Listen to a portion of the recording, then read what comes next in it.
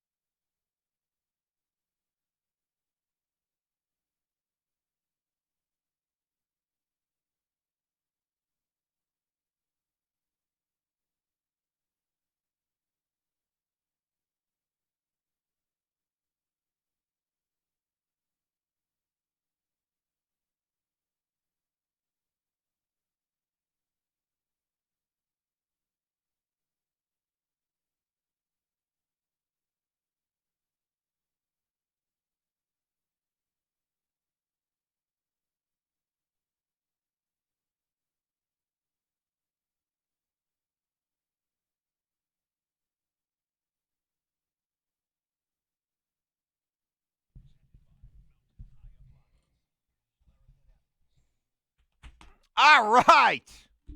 Hello. Monday. Yeah. Go get it. Go get this week. Own it. Make it yours. You're charging forward, are you? Charge forward. Grab it with gusto. Or just kind of stand around and watch. Or just kind of mope your way into the week like the Nuggets.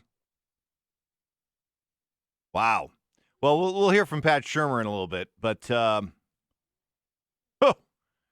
wow. What's that term you like to use? Softer than whale poop? Yeah. Yeah, softer than whale poop.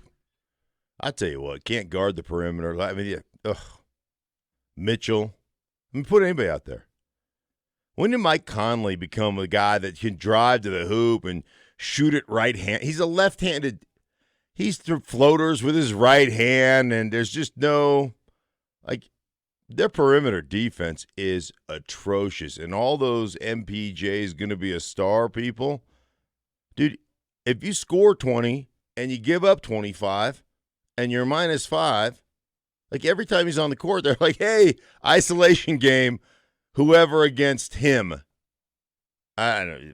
At some point, defense has got to be, important. In the 4 games in this series, they have given up 125, 124, 124, 129. Michael Malone at the end of the 8 games said our defense is a, quote, embarrassment. Well, what's worse than embarrassment? Because that's what this has been. What did the Utah Jazz shoot? They were shooting over 60. I think they were shooting over 60% from the field at halftime. I mean, the Nuggets were totally out rebounded them, offensive chances galore, and still it was a 1-point game. The Nuggets played as well as they could possibly play in the first half, and they were up by 1 going into halftime, and I was like, it's over. It's over. Utah shot 57.5% from the field, 48% from 3, 14 to 29, and 86% from the free throw line. And and by the way, they got to the charity stripe, which the Nuggets just 36 attempts for the Jazz, 13 for the Nuggets. Yeah. In fact, there was one point there where I think Jokic took a free throw midway through the 4th, and they flashed the graphic. First Nuggets free throw attempt since the second quarter. Yeah, it was. Well, that series is over. Thanks for participating. Hey, you know what? Karma. What do they say, karma? What do they say about karma? It's a witch, right? It's a witch. Careful what you wish for. We want to play Utah. We match up well with Utah. That's the ticket. Went 3-0 against them during the regular season. Mm-hmm. Hey, be careful. Kudos to Jamal Murray, who was just unbelievable. First time in NBA history, 2 opposing players in the same game went for 45+. And in this case, it was 50+. That's but that's the wild card, isn't it? Isn't that why we call him the wild card? 1 minute he's just going for 50. The next minute he had 14 and 12 in the last 2 games. Yeah. Completely disappeared. Yeah. And then 50. Yeah. He's had 2 unbelievable games sandwiched around 2 terrible games. Yeah. And that's Jamal Murray. And that's why, this team is where they're at. He was brilliant, but come on. Where was he in game 2, game 3? Jokic was great as usual, but that's it. That's it. Nobody else stepped up. And I mean, how bad do you look if you're Paul Millsap, right? Mm-hmm. Fourth quarter, a out of control, off balance Donovan Mitchell. You block his shot, and you stand over him and stare at him, and immediately 5 seconds later, Mitchell knocks down a 3 in your face. Really?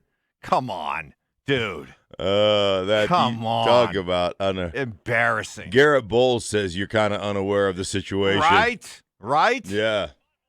You're not in the GB zone. Wow. Paul. I saw that. I went, are you kidding me? Are you kidding me? You guys haven't played defense not 1 second in this series, and you're gonna stand over Donovan Mitchell, who already hung 57 on you in game one, and what's he averaging during this series? He's got to be averaging close to 35, 40 points. Oh, you got to be averaging over 35. He's gone for 57, 30, 20, and 51. So that's what, 87, 107, 158. Hold on. 158, 4, 3, 12, 3, 8, 4. 39 and a half points. 39 points per game. And you're staring over him. 39.5 points per game, and you're standing on top of it. You're standing over him. What a toolbox. Really. Seriously. Come on. What? By the way, what happened to that guy in the second half? Did he score in the second half? He had like 14 in the first half. He is calcifying before our very eyes. He reminded me of me at the end of my career, where I was watching film and going, "Who is that guy? Sucks. He's terrible. Yeah. He's awful. He's awful. Guy can't move. Oh shoot, that's me." So that's the Nuggets' plight. 3-1 down. Avalanche. Whew. They didn't look much better. And two concerns I had going into these playoffs: goaltending and their ability to play defense. And they already have goaltending issues. Grubauer's hurt, likely to be out for this next game. So Pavel Francouz. Yeah, for all you Francouz people who are like, he's better than Grubauer. Well, you should put him in. You're going to get to see. Yeah, you get your chance. And the other thing, too, is that this Dallas team, there's a reason why Dallas went 4-0 against the Avs. And they're big. They wear on you. They're big and they're fast. And they're fast. They'll punish you. And that was evident. The Avalanche just cracked in the defensive neutral zone in their own end. It was just a poor game. Now, the Avalanche, unlike the Nuggets, I'm willing to give the Avalanche the benefit of the doubt that they'll be able to bounce back here, that they'll come with a little bit more grit. You mean they'll play with a little bit of heart? A little bit more heart. Yeah. A little bit more passion. I agree with you on that. So, in this case, I'm not concerned. I mean, I was concerning. That game was concerning because I just thought the Stars pinned them in their own end, pinned them up against the boards, kept the puck down there. I just thought it was shocking that they kind of, with their speed, their size, you talked about grit, they outgritted them down. And that's what I thought about that game. But I have no doubt they'll bounce back. I have no doubt they have some pride. I have no doubt about the way they're constructed. Yeah. The Nuggets don't have that about them. Yeah, I have to. When Charles Barkley is referring to Coach Mike Malone, saying he's coaching them on, hey guys, we got to play with more energy, we got to play with some more toughness. It's the playoffs. It's the team you wanted to play in the playoffs, and you got to be coached up on playing with more energy and more toughness and more physicality and more mental acuity. You're done. Stick a fork in them. But the Avs, something smells over there. Yeah, man. something smelly. But the Avs, I have to see this continue into game 2 before I start to get worried. So I'm going to give them the benefit of the doubt that they bounce back. But the Nuggets, you know who's not bouncing back? You know who else isn't bouncing back? The Rockies are done. The Rockies are done. The Rockies and the Nuggets could put tea times together. Rockies, hey. Yeah, all this talk about how we owe Jeff Bridich an apology letter. Yeah. Guess what? No, you owe us an apology letter. Get to work. Start crafting a letter. It could sound like this: Dear Stinkin' Evans, dear 104.3 The Fan. That's how you can start it, Dr. Bridich. That's right. Let's go. Get to work. Chop chop. We are waiting. Coming up, Jim Jackson of TNT, your buddy from Fox Sports. He's been calling the Nuggets series. He will join us live from the bubble coming up next.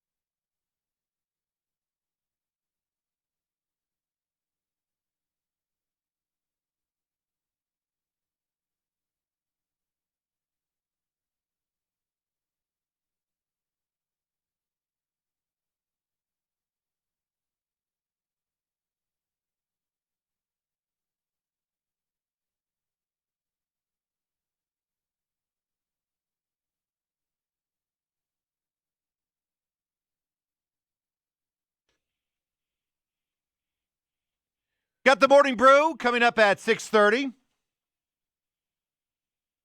We'll get to all the reaction on the RamosLaw.com text line to what went down this weekend with the Nuggets and Avalanche. The Broncos hard at work as we are closing in on the start of the season. Got a chance to hear from the coordinators and the guy who's certainly in the spotlight when it comes to the assistant coaches, Pat Shurmur, weighing in on what he's seen so far from Drew Lock.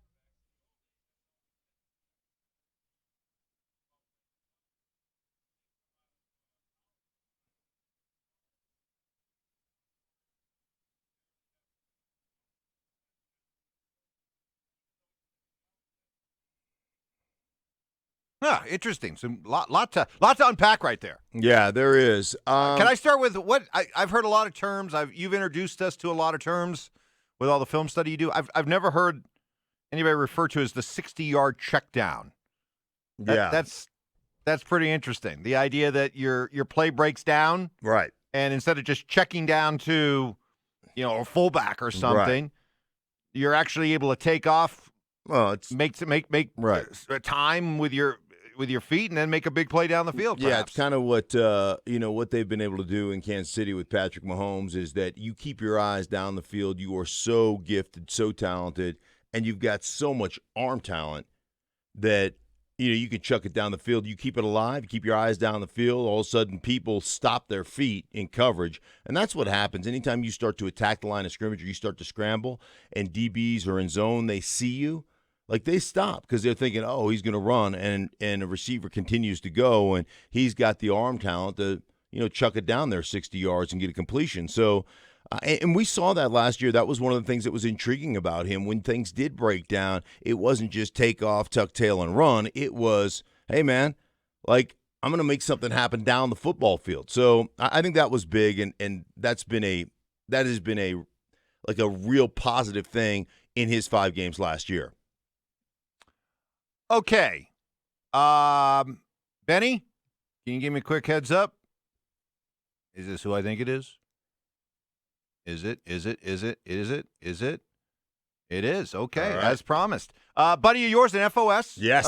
Friend of Stink from over at Fox Sports. He's been working the Nuggets series for TNT.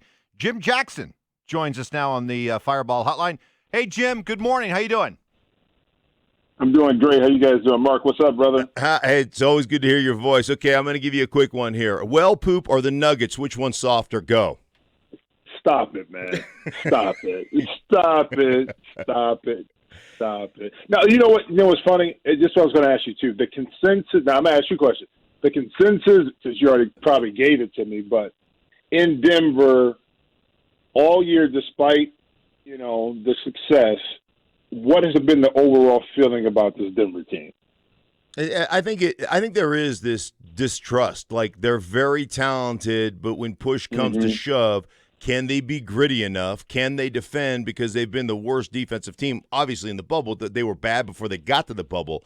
And I think that's what is frustrating for people is we know that there's a ton of talent, but just not enough grittiness. And last night, again, they cannot guard the perimeter. A guard, whether it's Mitchell or whether it's Conley or whether it's Clarkson, if they get the ball, man, they're around who's ever defending them, and they're attacking the paint, and then things are open. You're making Rudy Gobert look like a all-star on the offensive glass, not on the defensive side. Yeah, and that's been the issue because, Denver plays well. First quarter, jumps out to a little lead. Halftime has the lead. But then in the third quarter, and, coaches always talk about ending quarters well. You're up, you got some momentum, ending halftime. But then in that third quarter, it started to shift towards Utah, and they won that quarter by 9. But in late game situations in that fourth quarter, every time Denver tried to make a move to get in there, defensively, it was a straight line drive. It was a guy getting to the basket. They dump it off. Gobert has a dunk or his offensive rebound because the defense is broken down. When you shoot 57% from the field, 48 from 3, that is hard to beat. But then you couple that with the fact that you give Utah 36 free throw attempts compared to your 13, which means is that a lot of times you're a step behind, so you end up fouling. So not only are you giving up layups for getting to the basket, you're playing defense and committing fouls. So that's a formula, as we see right now, against a team that you thought maybe you had an advantage against coming into the bubble that you could exploit. But give Quinn Snyder a lot of credit. Within his sets, he's recognized that, their ability to put the ball on the deck and attack off the dribble to either score, or now when you collapse defensively, we're going to kick it out and make it 3 or lob it up to Rudy. They've kind of kept Denver off balance with all these little adjustments offensively. Jim Jackson, our guest from TNT, calling the Nuggets series. Jim, is there anything they can do? They're down 3-1. Is there anything they can do differently to somehow get back into this series? Well, the toughest part is this. You're scoring enough points. You scored 127 points last night. Throughout the series, you put up numbers. I don't know if within a series like this, down 3-1, you have to win the next 3 out of 4. Next 3 games. How do you adjust defensively when you haven't done it the whole time? That's the problem. It's different if, offensively you had some shots that you missed some things and free throws didn't drop in. You drop in. You're normally a good free throw shooting team. Those things can turn around. But defensively, that's a mindset. And you haven't had that mindset the entire time you've been in the bubble, in particular in this game, in this series against Utah. I don't know how you turn that around to make it plausible to say we can win 3 in a row. Hey, Jim, Jamal Murray, here's a guy that sandwiched, 37 and 50 around a 14 and a 12.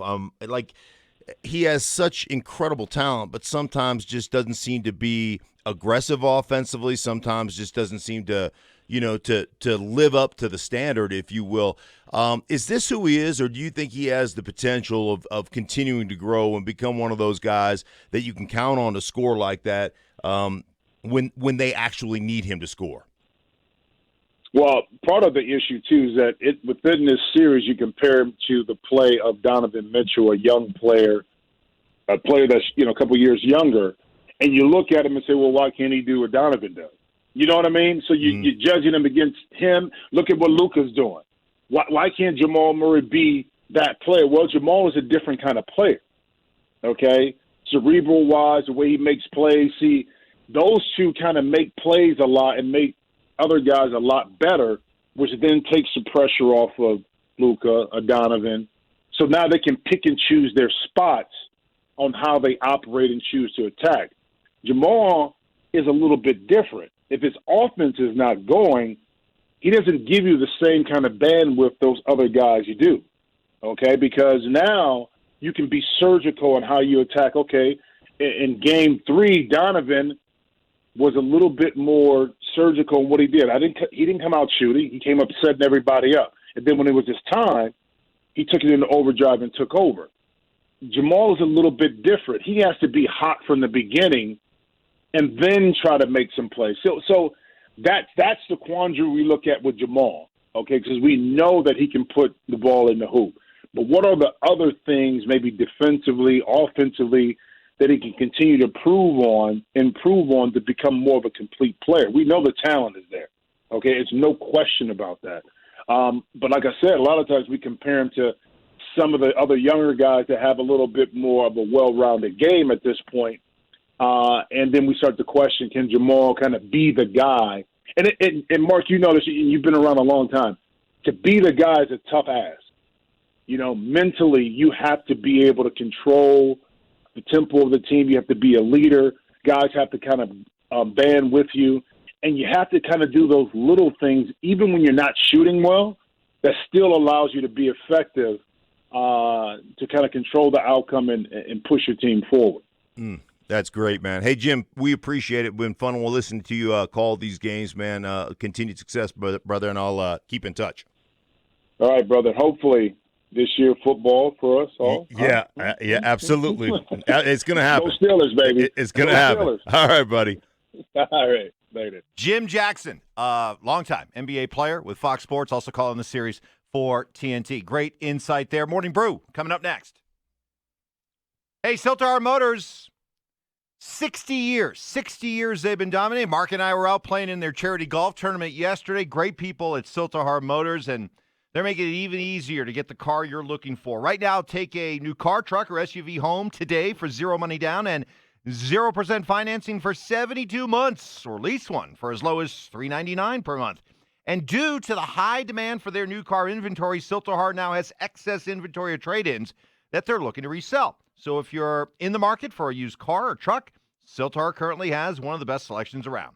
They have incredible inventory with over 1,800 cars and trucks, 5 dealerships in one, offering Ford, Lincoln, Mazda, Volvo, and Maserati. Silterhar, locally, family-owned, 6 decades and counting. They do things the right way. It's a big reason why they've won 19 President's Awards as a national top 4 dealership, puts them in the top 3% in the country. See what it's all about for yourself. Go to sthmotors.com, sthmotors.com, Silterhar Motors. Get everything you want out of a dealership.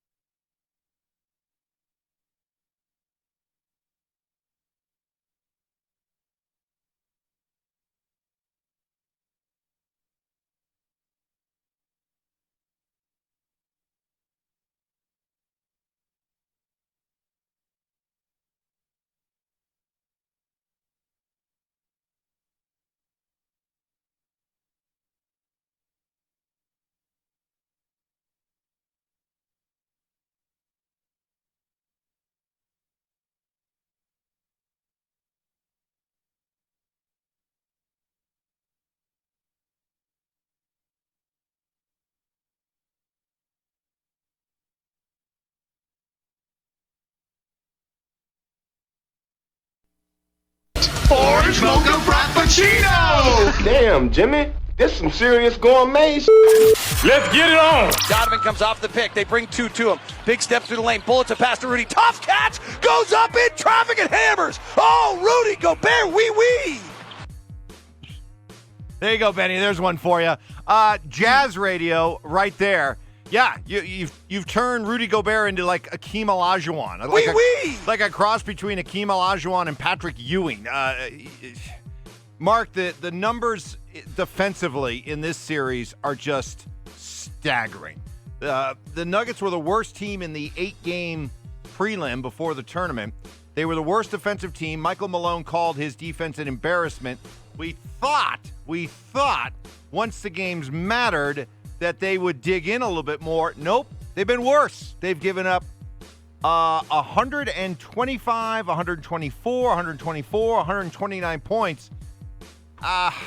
Do you give them any chance at all of somehow pulling this thing out? Down 3 games to 1. No, absolutely not. They're done. I mean, they're mentally they're spent. And, we talked about bulletin board material. We talked about, like, motivation and all those different things. When you actually don't play in the bubble because you want that matchup, when you sit guys in the fourth quarter and you don't have them come out because you want the matchup, careful what you wish for. I don't give them – I give them zero chance of coming back and winning this series. Next on the Morning Brew. Here come the Avalanche. Landeskog curls along the right wing boards. Hands over to Nathan McKinnon. McKinnon in the high slot. Shoots. He scores! The Avalanche come right back 1:04 after the Tyler Seguin goal. We are tied at 1. NBC Sports Network, that was just a sniper's goal right there by Nathan McKinnon. Unfortunately, a rough Game 1 for the Avalanche, as Dallas, which was 4-0 against the Avs during the regular season, they played that in-your-face, heavy, lean-on-you type game, and the Avalanche buckled defensively. They buckled under what Dallas threw at them, and now they also lost Philip Grubauer, which for some Avalanche fans is good news because there's a healthy amount of people out there that love Pavel Francouz to be the goalie. Well, we'll find out starting Game 2 tonight. Well, not only that, they lost Johnson, right? Wasn't he in and out? He was in and out of the lineup, too. But he wasn't the same after he took that puck off He's the listed, ankle. Both he and Matt Calvert are listed as questionable, but Bednar said he's not expecting Johnson to be able to play. Yeah, he did not look – that looked – like, I wouldn't be surprised if he came back out there. Hockey players are this way with a slightly fractured. Now, how do you have a slightly fractured? Only DeHuff has slightly fractured things. Right. Which, is another term for bruise. Fractured ankle, like a fractured ankle. So, I wouldn't be surprised if he's got a fracture in that ankle. He comes back out, skates. He's not the same, though, and he's been a big part of what they are defensively. So, yeah, they certainly have their work cut out for them because you're right. Dallas really leaned on them, really pinned them against the boards.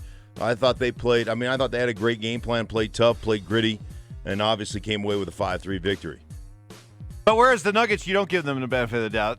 The Avs, I got to see a lot. Respond. Yeah, I got to see a lot more before I'm ready to be down on the Avs in this series. Let's see how it looks tonight. Next on the Morning Brew. Fastball, and this ball's well hit left center field. Hampson's going to watch it sail out. And the Dodgers take a 2-1 lead on home run number 10 for Mookie Betts. Mookie. That hurts me twice right there. Do you remember when the Rockies were 11-3? They were 11-3? They were 11-3. This team was once 11-3? We were crafting an apology letter to Dr. Bridich. They were 11-3. Yeah. And since starting 11-3, they've gone 2-12.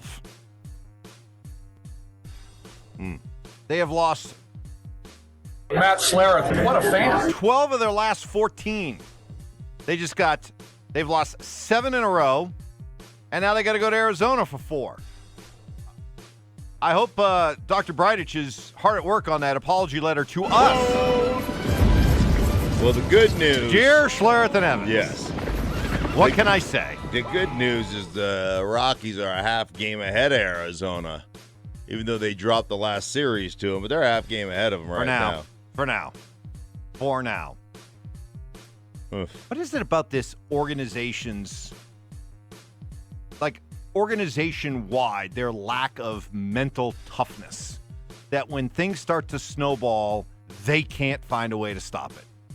It just snowballs. It's like a landslide. It is. It's like a tsunami. Like a tsunami. Not like an avalanche. Not like an avalanche. You can use your tsunami reference there. Okay. Good. I don't know what that is. I don't know why that is. I don't know what that is. They're just so mentally weak. Aren't they? It goes beyond just physical issues. When we can almost set our watch, those who still wear watches, to, the inevitable swoon for this Rockies team, whenever it happens, June or during a pandemic, August. Man, when we see all the signs of it, we know what it looks like, and these guys just seem powerless to stop it. There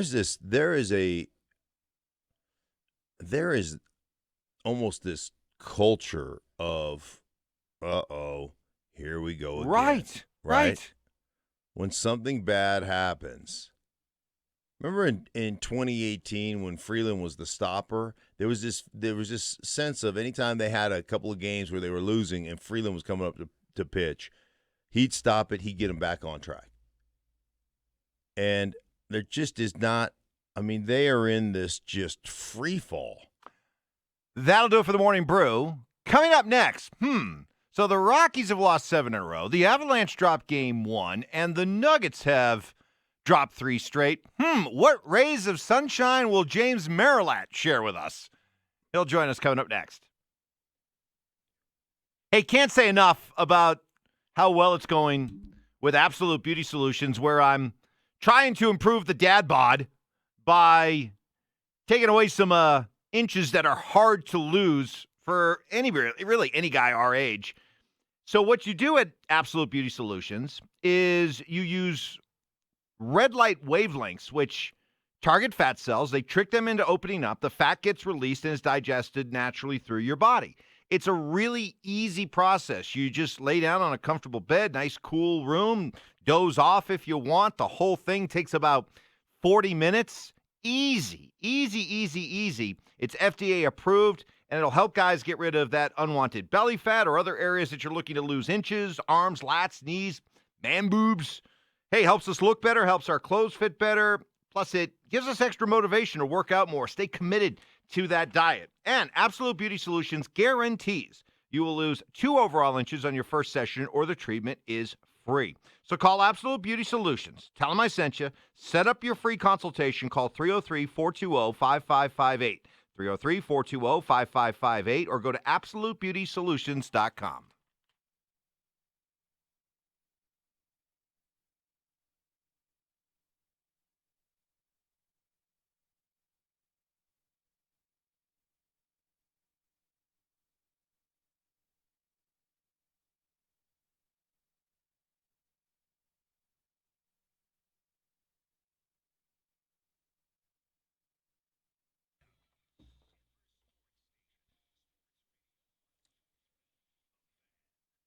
Hey guys, Mark Schlereth here from my friends at the Low T Center. I want to encourage you to take care of your health at the Low T Center. It's easier than you think. They've reinvented the doctor's visit, making it quick and easy to get all your levels checked, not just your testosterone levels. They offer a comprehensive health assessment, so you'll know all your numbers that are important to your health. If you've been feeling tired, grumpy, have a lack of motivation and drive, have noticed weight gain, loss of muscle mass, these could all be signs of low testosterone levels, low thyroid levels, even sleep apnea. Low T Center will help determine the cause of your symptoms and get you back to feeling your best, guys. And it all starts with a quick, easy health assessment, and it's covered by most health insurance, guys. Low T Centers is concierge medicine exclusively for guys, and now they're offering monitored self-injection at-home testosterone treatments, providing convenience and additional health monitoring measures for your safety, guys. They start at $135 a month for self-pay, but like I said, most is covered by insurance. To schedule a health assessment, go to lowtcenter.com or just give a call, 303-502-9874.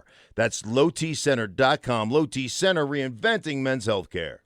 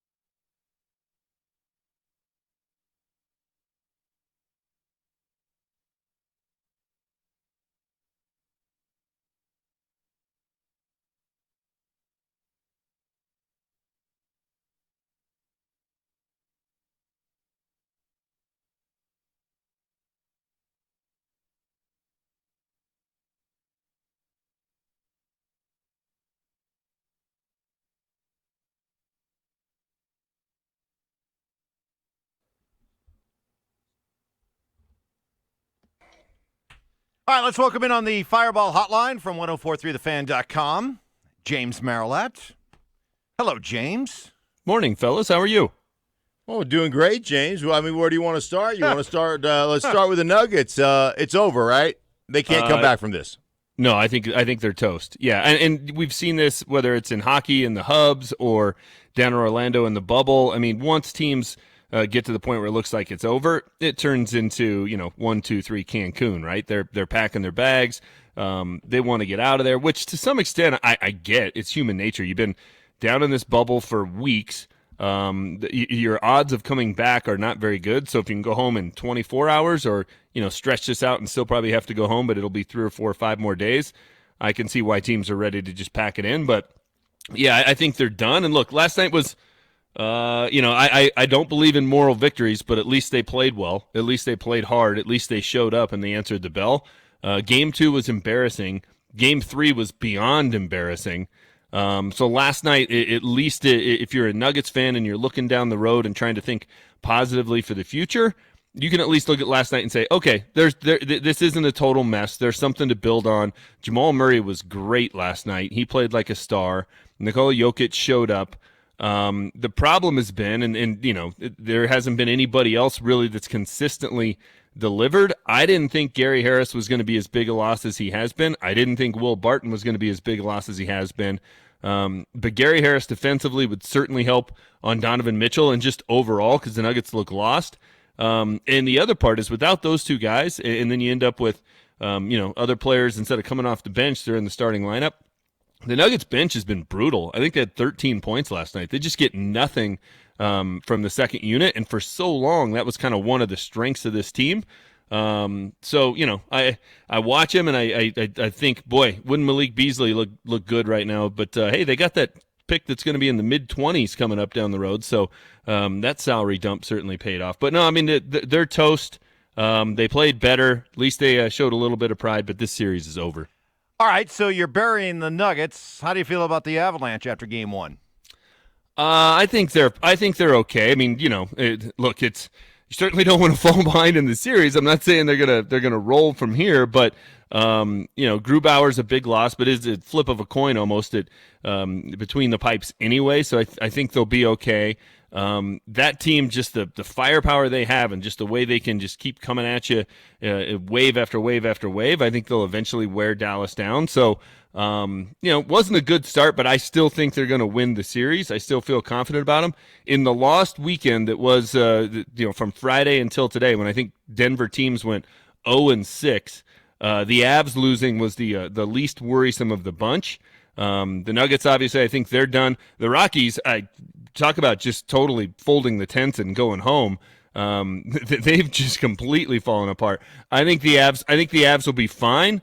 But Game 2 is crucial because, again, talking about going back to what I was talking about these teams that are in the hub, you fall down 0-2, you start looking at the hole you're in and thinking, man, we could be on the golf course in 48 hours. That becomes kind of human nature and very tempting. So Game 2, it's sort of cliche and it's sort of obvious, but it's enormous for the Avs. Wasn't it like, 8-9 days ago we were talking about the greatest sports city in the world? I mean, yeah. Rockies in first place, the Nugs are a 3 seed, the Avalanche are cruise. I mean, boy, what a difference a week makes, huh? It's just been awful.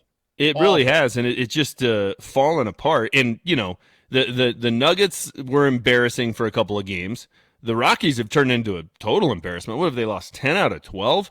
And they're that team, and this is, kind of how baseball goes, right? When you're playing bad, you turn into that team that when you pitch well, you can't hit and you lose 2-1. When you hit, you can't pitch and you lose 11-8. That's just what this team has turned into. It doesn't seem to matter what happens. They're going to find a way to lose. I can't believe a team that was 11-3 didn't even get to the 30-game mark still above 500. That's almost impossible to do. But here they are. I picked them to make the postseason. I thought this was a team that, especially with the expanded playoffs, would get a wild card and would finish, right around 500, a little bit better. They're a mess, and there's a lot of people you can blame. Their starting pitching, for the most part, has still been pretty good. They still lose games that they get, deep into the game and just can't get any run production. And I think the finger of blame, if you're going to point it at someone, it's got to go at the guy that's making the most amount of money, and he's been terrible all year. And he's had to been scratched from the starting lineup twice because he's just not producing, and that's Nolan Arenado. And nobody likes to get upset about the Rockies, right? It's that team that we're all excited when they're winning, and when they're losing, it's still fun to go to Coors Field and hang out and have a beer. But it's time to look at this team and be critical of the guy that is supposed to be producing, is supposed to carry the team, basically called out his teammates during the offseason and said, hey, you're not good enough to play with me. We got to go get some other pieces. He's killed him. I mean, what was it, Saturday night where he came up with a guy on third base and 1 out? You got to drive in and run there, and he doesn't do it, and that's happened time after time after time after time this year. Watching that moment, and I think I tweeted this, I don't think Nolan Arenado's had a clutch at bat all season. Not one. From a guy making, nearly $30 million? That's just, in a normal season, that just isn't going to fly. So if they're going to turn it around, he needs to start playing like an all-star. He needs to start playing like the guy that a lot of people think is the best player in all of baseball. he hasn't been anywhere close to that. He's been flat out awful. Yeah, he is currently hitting 218. Yeah. 218. Slugging 455.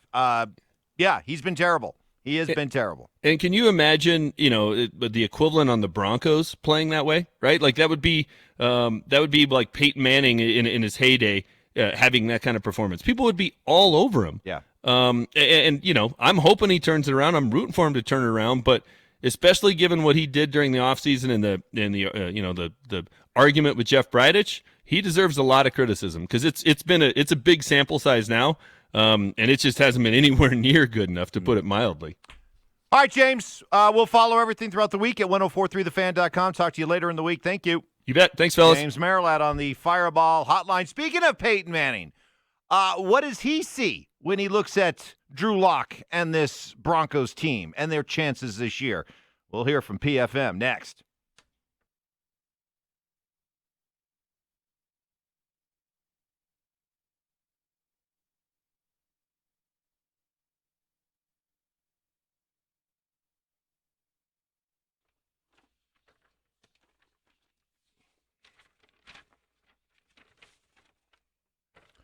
Hey guys, Mark Schlereth here from my friends at Ideal Home Loans, where first they listen, then they lend. I've been doing business with them over at Ideal Home Loans for well over a decade. They've been serving Colorado since 2001. Mortgage lending, still an essential business. They can do most everything digitally to make sure that you stay safe, their employees stay safe, and they're just here for you guys. I mean, think about this.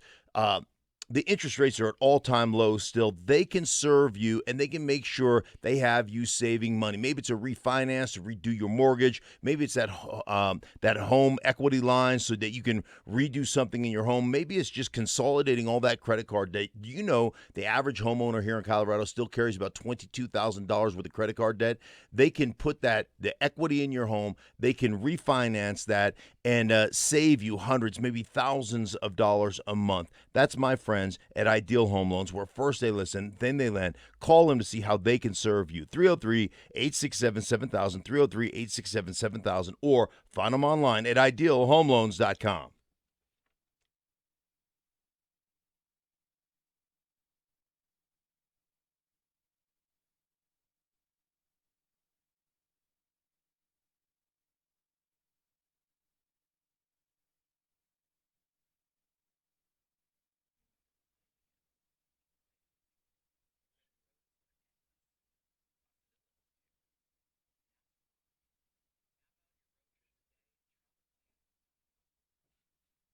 Hey guys, Mark Schlereth here from my friends at Apple Air, a proud member of Mark's All Pros Referral Network. Find out more at marksallpros.com. Let me tell you why you should use Apple Air like I do. Well, Apple Air, it's the Apple Air difference, guys. The Apple Air Test Drive Guarantee. Apple guarantees that the system will perform to your complete satisfaction. If for any reason the system doesn't perform to heat or cool your home within the first year of your test drive, after the installation, they will go out there, they will fix it, make sure it meets your complete satisfaction. Lifetime workmanship guarantee. Apple Air offers you total peace of mind by covering the installation of your system. This covers you from defects, improper installation can have. As long as you own the system, they've got you covered. Then get their lowest price guarantee. They'll match any apples to apples quote, even get you an extra $100 off the top of that, and that extends 90 days past your installation. Guys, that's my friends at Apple Air, a proud member of Mark's All Pros Refer Network at marksallpros.com. And the people that I trust, guys, make sure you give them a call. They're there 24/7 for you. 303-733-2813. That's 303-733-2813. Or find them online at appleairinc.com.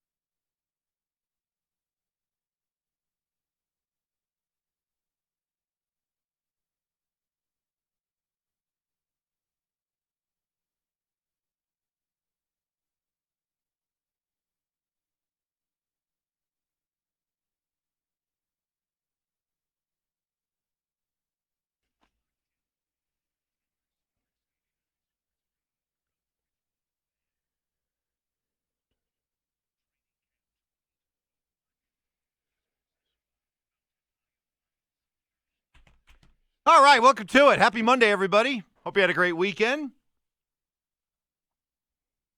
Busy hour ahead. We got 4 Down Territory coming up at 7:30. Troy Rink will join us at 7:45. Good to see Peyton Manning out and about at Broncos camp the other day.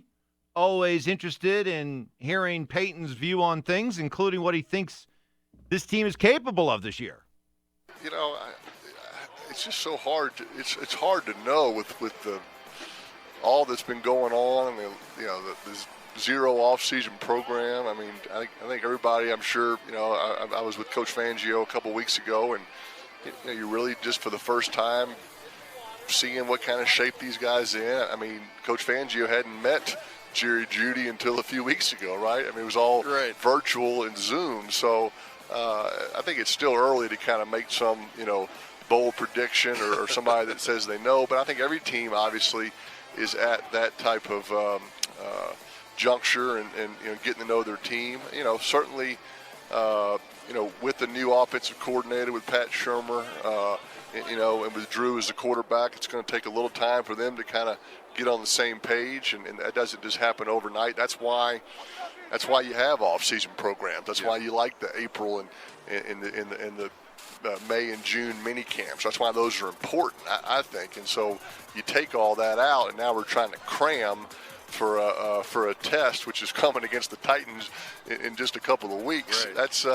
That's not easy. So yeah, I mean, look, I'm a quarterback defender, so I would say let's understand that it's not going to be perfect early on, but I think things will get better, as the season goes on, and count on our defense to keep us in it as our offense kind of finds their rhythm and understands all the nuances of this new offense. And I still think you can win games as you're still kind of finding your way and finding your rhythm.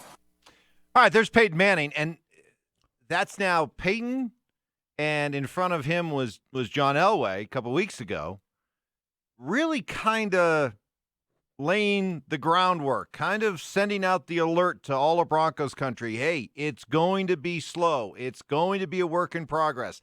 It may not look good at the beginning, but it has a lot of room and a lot of potential to get better. So if you're hearing it from John and you're hearing it from Peyton, 2 Hall of Fame quarterbacks who know a little something about what this is all about, I mean, just how much do we have to buckle up and expect what exactly?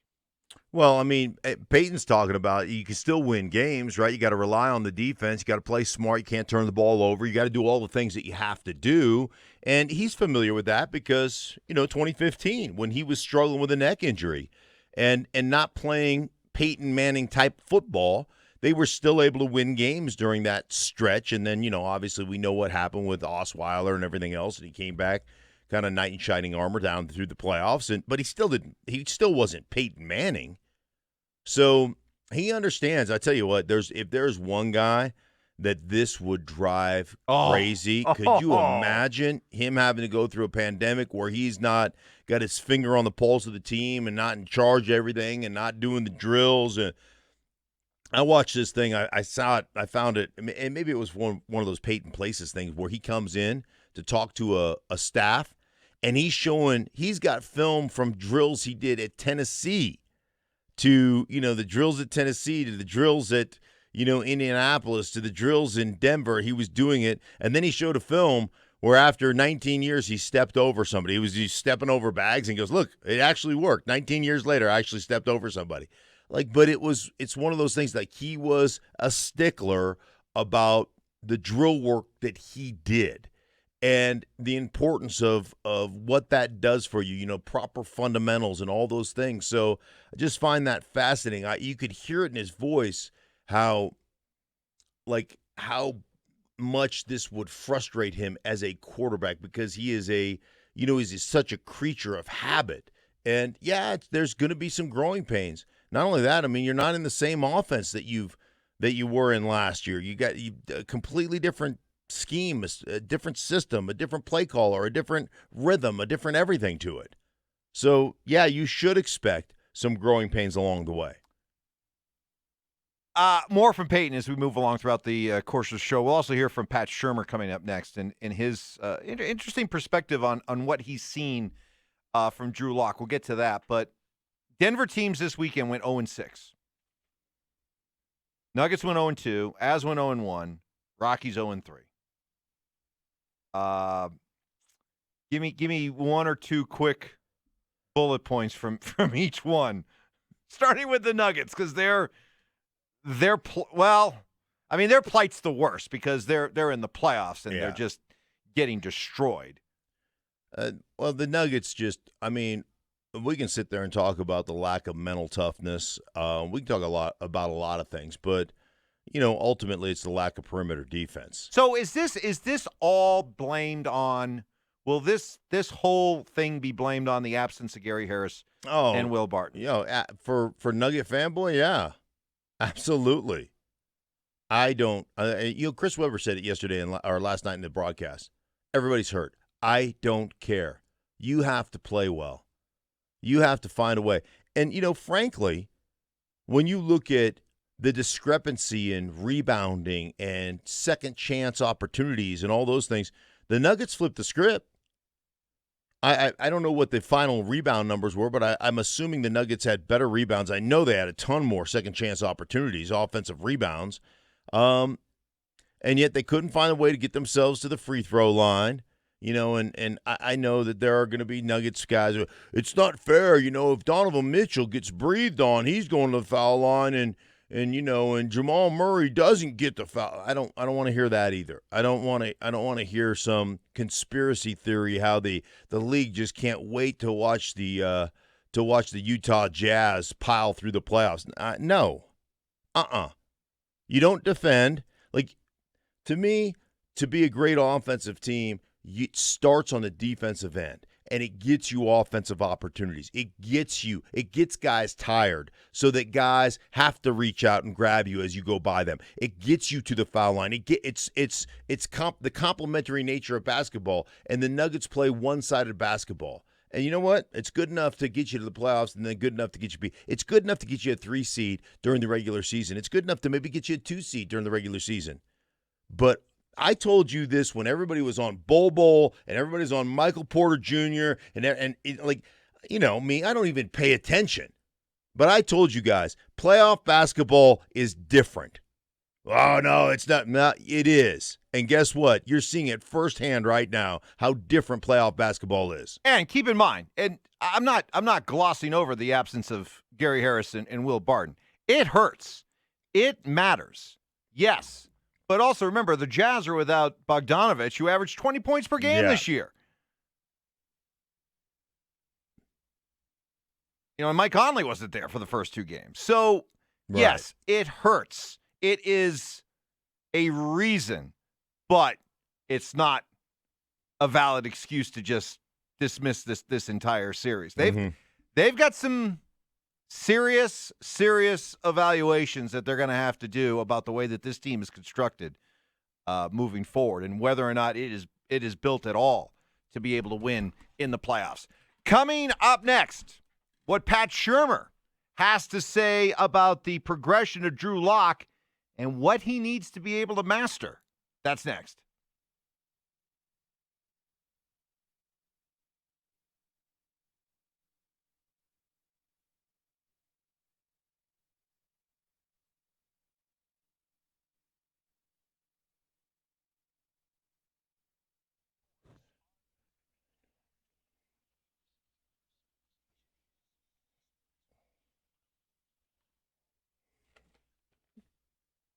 Hey guys, Mark Schlereth here. Let me ask you a question. You suffer with neck pain, with back pain. You're worried about needing surgery. I know how debilitating pain can be.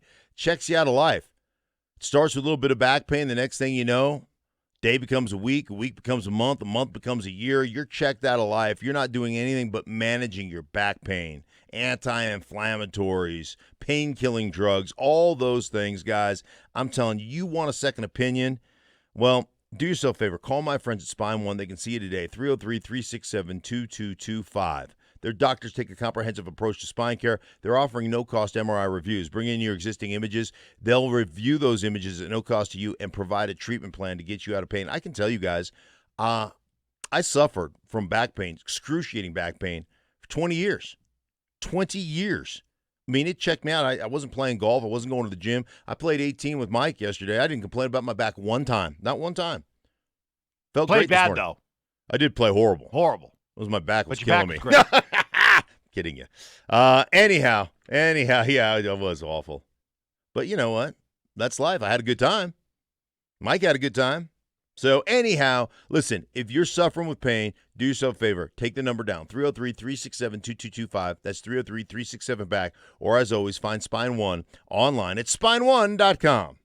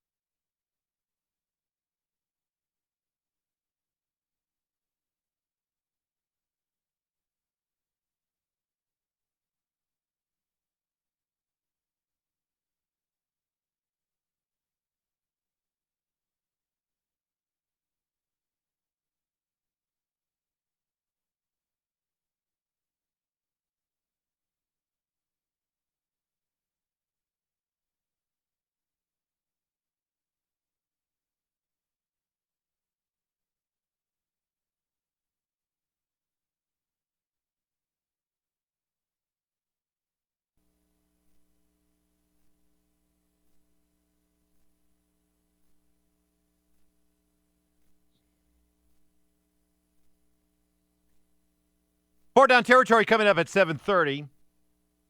Earl Thomas, what's next for him? Pat Shurmur really enjoyed his breakdown of where Drew Lock is and where Drew Lock needs to go. And I want you to listen because there are two themes that jumped out at me as to what Shurmur sees when he looks at Lock. Here's the new OC. I think he's done a good job. I think from an installation standpoint, he's doing a really good job with knowing what the concept is and going out there and executing. There are times, and this is part of his nature. I call them the 60-yard checkdowns, where he can break out of the pocket, keep his eyes down. He does a good job of keeping his eyes downfield, which I think is part of being youthful. I think it's part of him trying to, continue to make plays. Sometimes your biggest plays come on scrambles, because it's not always perfect. And so I think he's doing a good job there. The details and the tactics of things, I think he's getting better with all that. And quite frankly, for guys that come out of no-huddle operations, it's sad to say, but just working under center and being in the huddle calling a play, although that seems to be natural for quarterbacks. In the old days, that's all we did. We played under center, and you call plays in huddles. When they come out of college, sometimes they're looking at cards. They get one word. They barely have an alternate snap count. And so even though he's done a good job with that, those are things that he's constantly working on.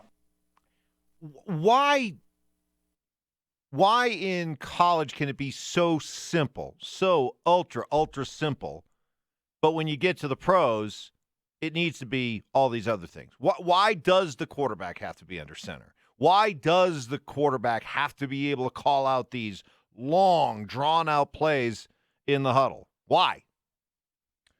Well, there are several elements, key elements, to why it works in college. Let me just give you kind of the Reader's Digest version. One, the hash marks. Hash marks on a college football field, you have essentially 11, almost 12 yards more real estate on the wide side of the field in the college game than you do in the pro game. So it makes a huge difference, short side of the field, wide side of the field, what you can run. So if you get on the short side of the field, you'll see a lot of teams want to operate from the short side, so they'll run into the short side of the field to keep the ball on that sideline. And then you cannot, as a college football team, you can call your play, you can talk to your coach right there on that short side of the field, and your defense can't rotate players. It's a really, the way they do it, it's a real advantage to the offensive team in that. So it's space. The other thing is the frequency or the speed with which they run plays at that level, because they're doing it on cards. You can't rotate players, defensive players. So they trap you in something, and you just get a ton of zone coverage. That's really what you get. So most of the play calling is essentially, it's not only do you not have alternate snap counts, but you're calling one play, and you're relying on them being in some type of zone. And so the routes aren't polished most of the time. That's why when Judy comes in and people just marvel at his route running, most college receivers aren't good route runners, because they're just running to space. They're settling down in the middle of a zone. They're like, hey, here I am. I'm wide open. And the quarterback is reading that one guy. So there's a big difference in that game versus the NFL game. If that makes sense. No, that makes a lot of sense. The second part, and I know this one irritates a lot of people. The idea, and Shurmur just talked about it, you got to have a quarterback can play under center. He has to be able to play under center. That was a source of irritation, supposedly, with Gary Kubiak and Peyton. Mm-hmm. Peyton wanted to be in the shotgun. Gary wanted him to play under center. Heck, go back to the whole Paxton debate. Well, the problem is you drafted Paxton out of college, and he was all of this at Memphis, and now you're trying to jam the square peg into a round hole that won't work. Why aren't you tailoring an offense to what he did rather than what he didn't do or can't do? We've heard it all the time. Right. truth be told, I mean, as we know, it wouldn't have mattered where you put him. Paxton Lynch couldn't play anywhere. It's good work. It's really, really a fine job. I mean, what I liked about that one, I didn't initially see it coming. That's the thing I liked about this one. Yeah. Because for the last several days of the smear campaign, it's been almost like, hey, let's just find a spot and, put it in there. Yeah. This one just kind of evolved organically. Yeah, it did. Organic is a good word for that. Yeah. Yeah. Anyway, that's day number 2040. No, I think it's 2045. 2045, yeah. 2045. But what about the idea? Because it is a source of frustration, I think, for a lot of fans and media types is, well, wait a minute. Why does he have to be under center? Yeah. Why? Interestingly enough, so I've been watching, this is going to shock you, I've been watching a lot of film lately. But I'm going to go back to a game I called toward the end of last season. And it was just something I noticed, so I went and had them run the numbers on. I noticed Christian McCaffrey when they operated from under center versus shotgun in his yards per carry, Mike.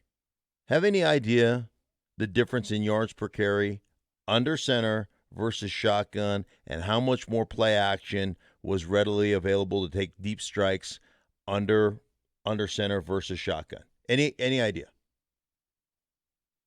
I think you're leading the witness here. I can tell it's probably a big difference. Christian McCaffrey averaged about 6 yards a carry when the ball was under center. He averaged a little over 3 yards a carry from shotgun. And it opens up the play action. You watch. I'm watching, I've got I can't reveal it yet because it hasn't come out, but I'm watching some film for my first game. And it's like I put a whole list of things together for our research team. Go look at this. Look at the difference in yards per carry rushing for this team under center versus shotgun. And it's in the number of big plays under center versus shotgun. It's dramatic. I mean, it is absolutely dramatic. And what it does to linebackers, what it does to safeties, it makes you play the entirety of the field. I mean, it is shocking. Now, I know quarterbacks like to be better vision and all that kind of stuff. But I'm telling you, the under center stuff, when it comes to physicality and being able to run the ball. Now, if you have a special quarterback, Mike, if you have a freak show at quarterback, yeah, you could play, the entirety of the game in shotgun and still be successful. But it makes a huge difference for offensive linemen. And I'll tell you one of the things, I just did my own little self-research study when I was doing that game with Christian McCaffrey. When you're under center because the back is coming toward you, one, you've got a two-way go. If the back is in I, you can go to the right or you can go to left. In shotgun, the back's on one side of you, you can only go the opposite way. So everybody knows where the ball is going. The other thing, when you go from under center, the quarterback grabs the ball off the snap, and he comes back to a running back. He meets that running back, and the running back's going forward. There's about a 0.2 of a second to a half a second you hit the line of scrimmage quicker from under center versus shotgun. And the difference is, if I'm an offensive lineman, I got to hold my block for 0.2 of a second to a half a second longer. It's hard to do.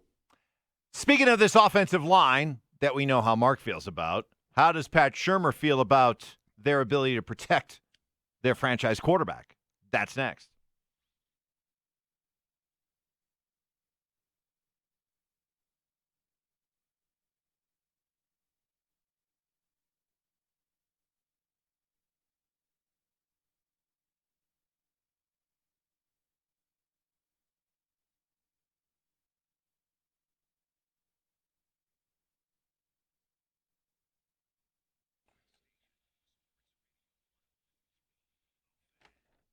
Hey, guys, you thinking about selling your house? Now might be the perfect time to sell your house. The market's in full swing. The interest rates are low, and every day you wait to list your house may be costing you valuable time and money. Troy Hansford of RE/MAX Professionals, he's the guy I recommend you give a call to. Troy's so committed to getting you the most money. He's the only agent that will guarantee to sell your house at your price, or he will pay you $5,000. Troy can make that guarantee because he has so many approved home buyers that want to close on a house this summer. He simply doesn't have enough houses to sell. And for any reason, guys, if you need to sell right away, Troy can buy your house for all cash and he can close in as little as 7 days. There's absolutely no reason you should wait. Call Troy now at 720-900-4433. No risk, no obligation. Call Troy Hansford. Get your house sold. 720-900-4433. That's Troy Hansford of RE/MAX Professionals, a Colorado licensed broker. Some restrictions do apply. Want to sell your house? Well, there's only one call you need to make. That's to Troy Hansford. Call him today. 720-900-4433.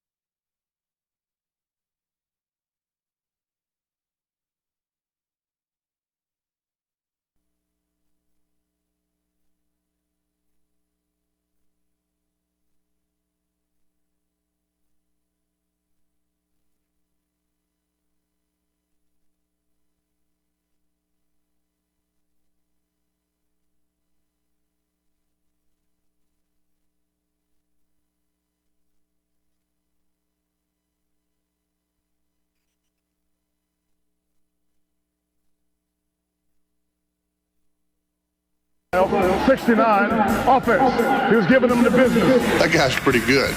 If you like 6'5", 230-pound quarterbacks, laser, rocket arms. It's my quarterback. And if you guys do that, man, it's unfair. On Sports Radio 104.3, The Fan. Chicken parm, you taste so good. Ready, bread. First down. Hamler's still a ways away. And Gordon is day-to-day. Could be out there tomorrow, could not be. It's a ribs, ribs are touchy. So he truly is day-to-day. We're all day-to-day, aren't we, Coach Fangio? But the Melvin Gordon injury, Mark, this is somebody who, has battled injuries in the past. How much of a red flag is this for you? This is a rib injury. I would just tell you that what are you counting on from Melvin Gordon? I'm counting on him to play tough. I'm counting on him to be good in the passing game, both blitz pickup and catch the ball out of the backfield. I'm counting on him to convert some third down and ones. That's kind of what he's getting paid for, and I'm counting on him to play 12 games. 12? Yeah, because that's what he does. That's kind of how I look at. Do you expect more than that? Yeah, in the last 2 years, he's played 12 games each season. Yeah, he's played a full season once in his 5-year career. Right. 14, 13, 16, 12, 12. Yeah, so that's kind of what I expect of him. He's going to play hard when he's out there, but he's going to get tweaked and damaged, and I expect 12 games out of him. Really? For what they paid him? And Mike, don't try to make sense of it. I am trying to make sense of it. Well, so you're paying him all that money. Mm-hmm. Moving aside a very productive back in Phillip Lindsay, reducing his role, right? All with the idea that you're going to get 12 games out of him. Well, I'm sure they think that they're going to get more than 12 games. Like they think that, that Dalton Reisner is going to 10 straight Pro Bowls, and they think you need to take your receiver in the first and second round. Just because my philosophy is different than theirs doesn't make me right and them wrong, or vice versa. It just is we look at the game differently. Next in 4-down territory. Second down. I have an appreciation from the defensive guys that it is very important to run the ball. That you need to be able to do that and do it well. You have to be able to protect the passer because people have done studies. If the guy's on his back, he can't complete passes. So you have to protect the passer. Well, I don't know if that really required a study, but that was funny. That was funny. That was what we call in the biz sarcasm right there. Mm-hmm. God, I already forgotten about that. Okay, so what I just heard there from Pat Shurmur is I've got a young quarterback.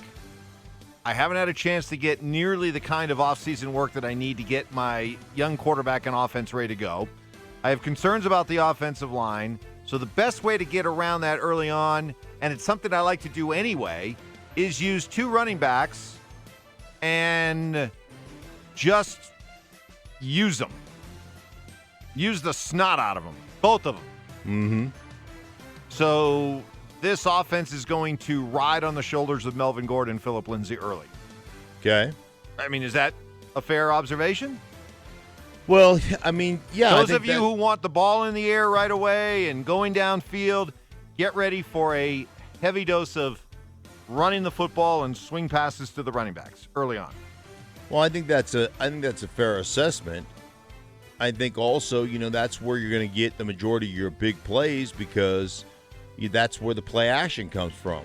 But the bottom line is this, Mike, is to have that an effective style for your offense, you know what you have to be? Effective. You got to be able to run it.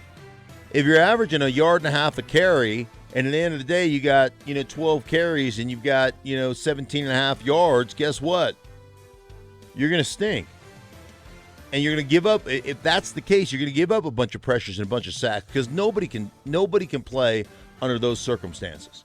So, yeah, you You have got to be able to run the ball to take the pressure off of Drew Lock and to create the big passes that you want to, the big plays that you want.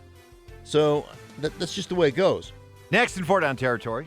Third down. I'm watching Drew Lock and Jerry Jeudy, kind of work on their timing, and that's what any young quarterback looks for, is to find a guy that you have a connection with, that you're both about the same age, right, and you can hopefully play a long time with. Well, Peyton Manning would know.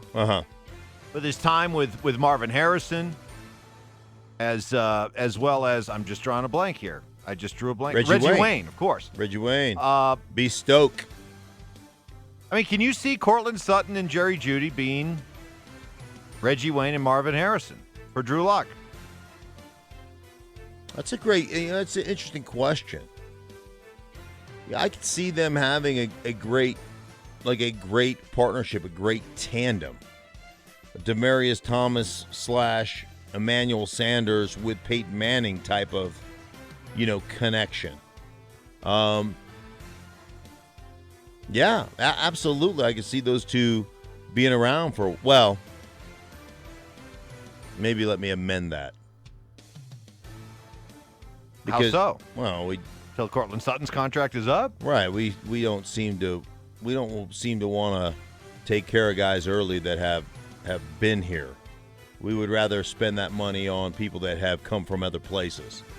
Isn't that kind of? I mean, I'm not trying to be a jerk. It's just kind of been their MO. Yeah, guys who are here and have been cultivated here. Right. They don't want to set the market with those guys for some reason. And I don't.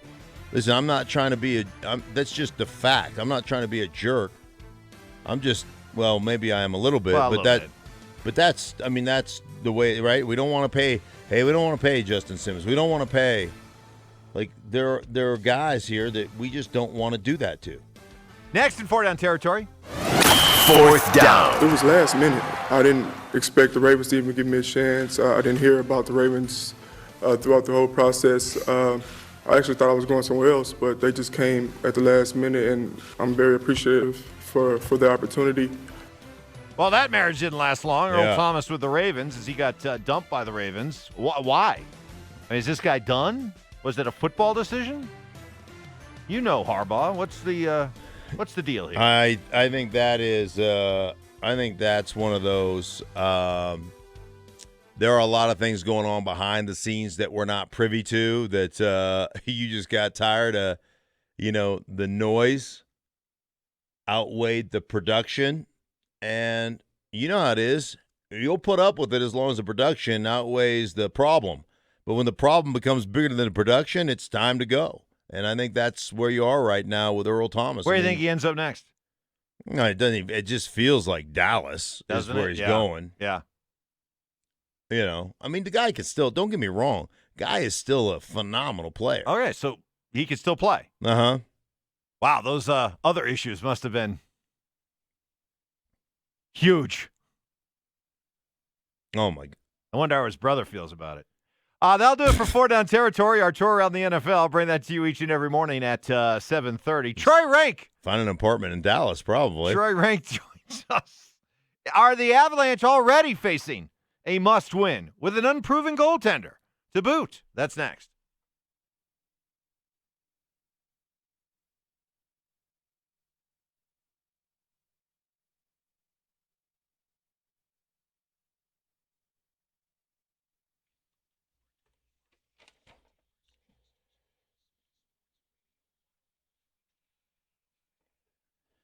Hey guys, Mark Schlereth here for my friends at Low T Center. They're reinventing the doctor's visit, making it quick and easy to get all your levels checked, guys, not just your T levels. They offer comprehensive health assessments so you'll know all your numbers, your cholesterol, your blood pressure, everything. And if you've been feeling tired, grumpy, have a lack of motivation and drive, have noticed the weight gain, loss of muscle mass, these could all be signs of low T levels, low thyroid levels, even sleep apnea, guys. Low T Center will help determine the cause of your symptoms and will even get you back to feeling your best. All starts with an easy health assessment.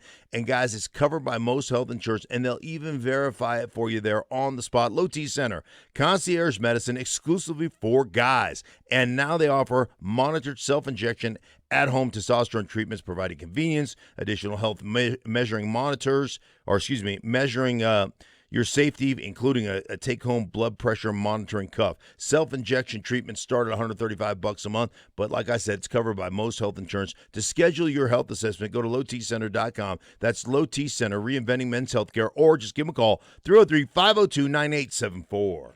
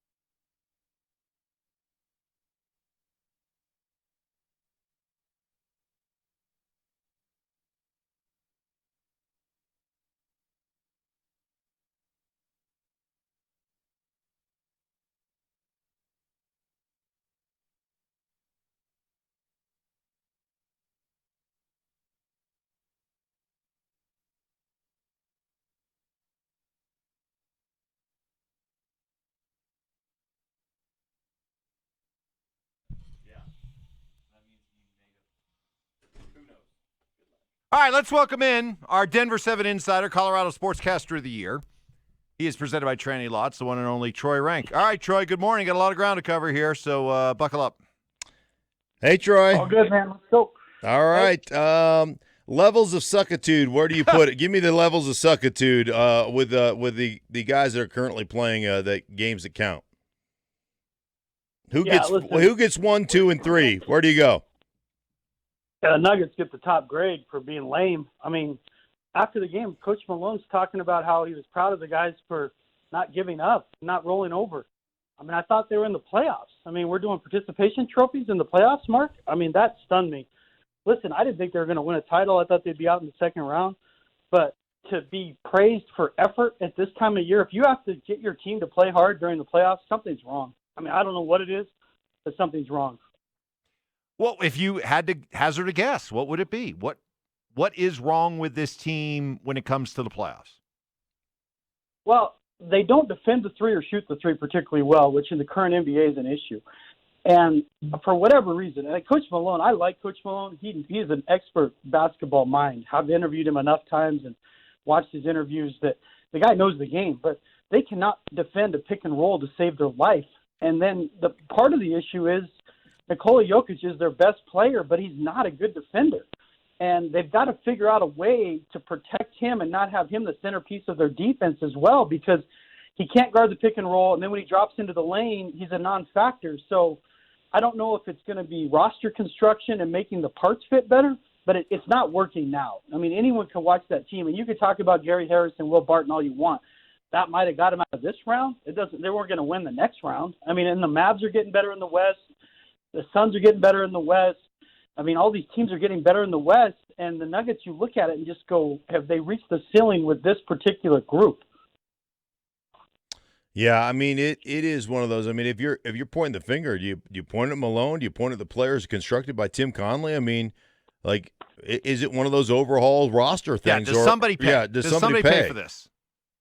Yeah, I don't know if they're going to allow the bubble and the unique circumstances of this season to create more loyalty. Normally in a season like this, if this were a normal season with a team that was going to be a 2 or 3 seed, and you go out in the first round in 5 games, somebody would pay the consequence. I'm not saying I love that in sports, but that's the reality. If you're talking titles and you get smoked in the first round, and 2 of those games are a couple of the worst losses in franchise history, someone would pay. I mean, I think Conley's been too loyal to certain guys, namely Millsap. I mean, I like Paul, but I don't know why he came back this year. It didn't make sense to me when they brought him back.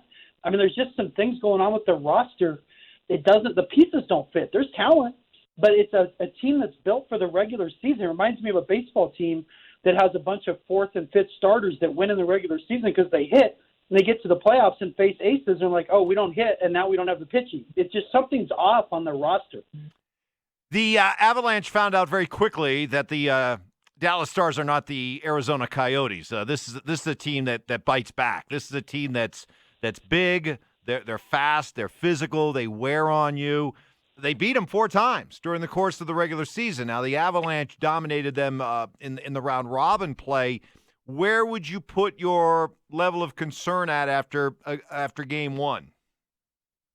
Well, from what I've seen of the Avs in the playoffs, you know, they deserve a mulligan because they played well other than about 3 periods. So my concern is you lose your goalie, you lose Eric Johnson, you start losing key pieces against the Dallas team that's smoking hot right now. But I think the Avs are going to be fine. You know, they might have to win games. They might have to outscore and win games 4-3, 5-4, but they have the firepower to do it, and they've shown the fight. Yeah. They've shown when they get punched in the mouth how to react. So until I see otherwise, I still have full confidence in the Avs. What about your confidence in the Rockies right now? It just seems like this is a foregone conclusion. Stick a fork in them, they're done. Yeah, they're bobsledding toward the bottom, man. Listen, they pitched well early to go 11-3, and now they're 2-12 in their last 14. So essentially, you lost a quarter of your games on your schedule. And we talked about this before the season. You can't have stretches where you go 0 for road trips and 0 for homestand. Like there's not enough games to survive that. And now at 2-12, you've pitched well at times and then you don't hit. But I would say the 2-12 is mainly related to hitting.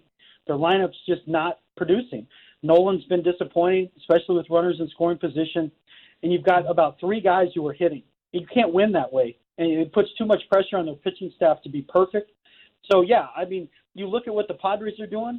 and you start looking for avenues for the Rockies to find a way to the playoffs. And I said it, they got to survive the games against the Astros and Dodgers, and then try to beat up Giants, Padres, Diamondbacks. So, I mean, they still have a chance, but they are put themselves right back to kind of where we expected them to be, a 26 to 29 win team over 60 games. Nolan Arenado struggles, and you know the way he grips during these situations when he's not playing well. Is this a guy who just beats himself up too much that you can't build a championship team around him? I mean, I think with the right pieces you can. I've watched great players struggle in the playoffs, from Barry Bonds to Alex Rodriguez. Some of the greatest players of all time to be terrible in the playoffs. They put so much pressure on themselves to be perfect, you just literally turn the bat to sawdust. And he looks like that to me. I'm not talking to Nolan on a daily basis right now. I'm not, because we're not allowed in the locker room and those things in the clubhouse, but he looks like a guy who's pressing. He looks like a guy who doesn't want to strike out, and he's not striking out, but that's not Nolan. He's making contact with pitches outside the strike zone that make no sense to swing at. I mean, it's a 2-0, 2-1, 2-2 count. The ball's a foot outside, and that butt out swing where you throw the bat at it, like, that's not him. I'd rather he just let it eat and strike out. I don't need him to make contact like that. So he's just been caught in between. And hitters will tell you that's the worst feeling, because every time you're looking for a slider, you get a fastball, and then vice versa, and your timing is just constantly off, and you feel like you're guessing. And he looks like that, and I've never seen him look like that for this long. But could I build around him? Yes, I could. I'm not going to allow 20 games in a weird season to change my opinion on one of the greatest players I've ever covered. But it is unfortunate because they can't win the way they're constructed without him playing at an all-star MVP level. And obviously right now he's not. Yeah, there's no question about it. Hey, Troy, we really appreciate you, buddy. Thanks, man. Got it, guys. See you. All right, Troy Rank, our Denver 7 insider. He is presented by Tranny Law. And Troy and all our guests appearing on the Fireball Hotline. We got Question Mark coming up here in about 6 minutes. So if you have a specific question for Mark, coffee slurp in the background, send that in on the RamosLaw.com text line, 303-713-1043. Put a little hashtag question mark. The Paxton Lynch smear campaign has been extended. By the way, we didn't get to it. We did not. Well, we'll fulfill our contractual obligation here in just a second, because we didn't do it earlier. We didn't? No. And I feel bad. I don't know that we We did. And we didn't. I said he's like, but I didn't go into in depth. You didn't go overboard, but still. No, I just said it was praise. It was praise for Drew Lock, because he's like that particular individual in that when he scrambles around, he's really dangerous, keeping his eyes downfield, and has enough arm talent, to chuck at 60.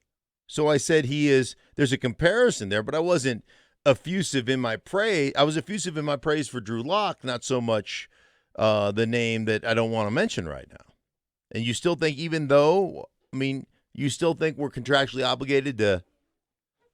No, maybe you're right, because you actually painted Lock in a very complimentary way. So I just mentioned. All right. I guess Benny's overruled us. Yeah, that's Benny's call. Yeah, it is Benny's call. Yeah. I was praising Drew Lock because of his makeup and that he has some skills that resemble this particular individual. But I get it. Little early question, Millennial Ben. Chris in Johnstown wants to know if Millennial Ben got special treatment over the weekend for changing his tire on Friday. I did not. Free food, discounts, things like that. Anything happen? Wherever you went this weekend, did you go, hi, I'm Millennial Ben? You probably... I changed my tire. Yeah. Some call me a hero. I'm not going to go there. But I'm a self-made man. Yeah. Yeah, I forgot about that Ben was going to get all kinds of. Did you? Are you still riding around on the donut? You changed it? Wow, that's very impressive. That is very, very responsible. Let's face it, most people, you change the tire, like, oh, I don't want to go deal with that right away. And you ride around on the donut more than you should. And Right. I just figured Ben would be, huddled around like some open air or open fire pit, roasting marshmallows with his millennial buddies, telling the story of Friday early morning tire change. Yeah. Just people just be like on pins and needles. Interesting. Boy, how do you feel about Michael Malone coming out and praising the effort? Boy, when that's all you're left with, yeah, that ship be sinking. Right. I've gotten a lot of people on our text line, Mike, that have talked about, well, Michael Malone has taken him as far as he can, and he's reached his ceiling, and it's time to change the coach. Really? Like, is it really the coach's fault that the players aren't playing defense? That they're either not interested or don't have the talent, or your two best won't players give the effort? cannot play defense. That's just a fact. The two guys that you're investing almost $250 million in, that doesn't feel can't play defense. That doesn't feel like a Michael Malone issue to me. Right? That feels like a construction of the team issue to me. $300 million. Excuse me. That feels like a Tim Conley issue to me. They're not built for the playoffs, and they're built. Hey, George Karl dealt with this all the time. He did. I mean, that was a Nuggets team that was built for the regular season. They picked up a lot of wins at home, playing the style they played, using altitude to their advantage, getting teams that would come in back-to-back nights, and didn't want to put out the full effort in Denver. And the Nuggets racked up a lot of wins. And this is a team right now that's a good regular season team, but they just don't have what it takes for the playoffs. They don't have. They're not good enough defensively. They don't have a reliable third scorer. Jamal Murray will take two just glittering games and sandwich him around two where the heck were you games. And that's something that continues to dog him until he doesn't need to go out and score 50 every night. But this is a guy that you watch him play. There's no reason why this guy can't be a night in, night out, 24-point-per-game scorer. Right. He's playing the wrong position. He's not a point guard. They need a pure point guard, and he needs to play off.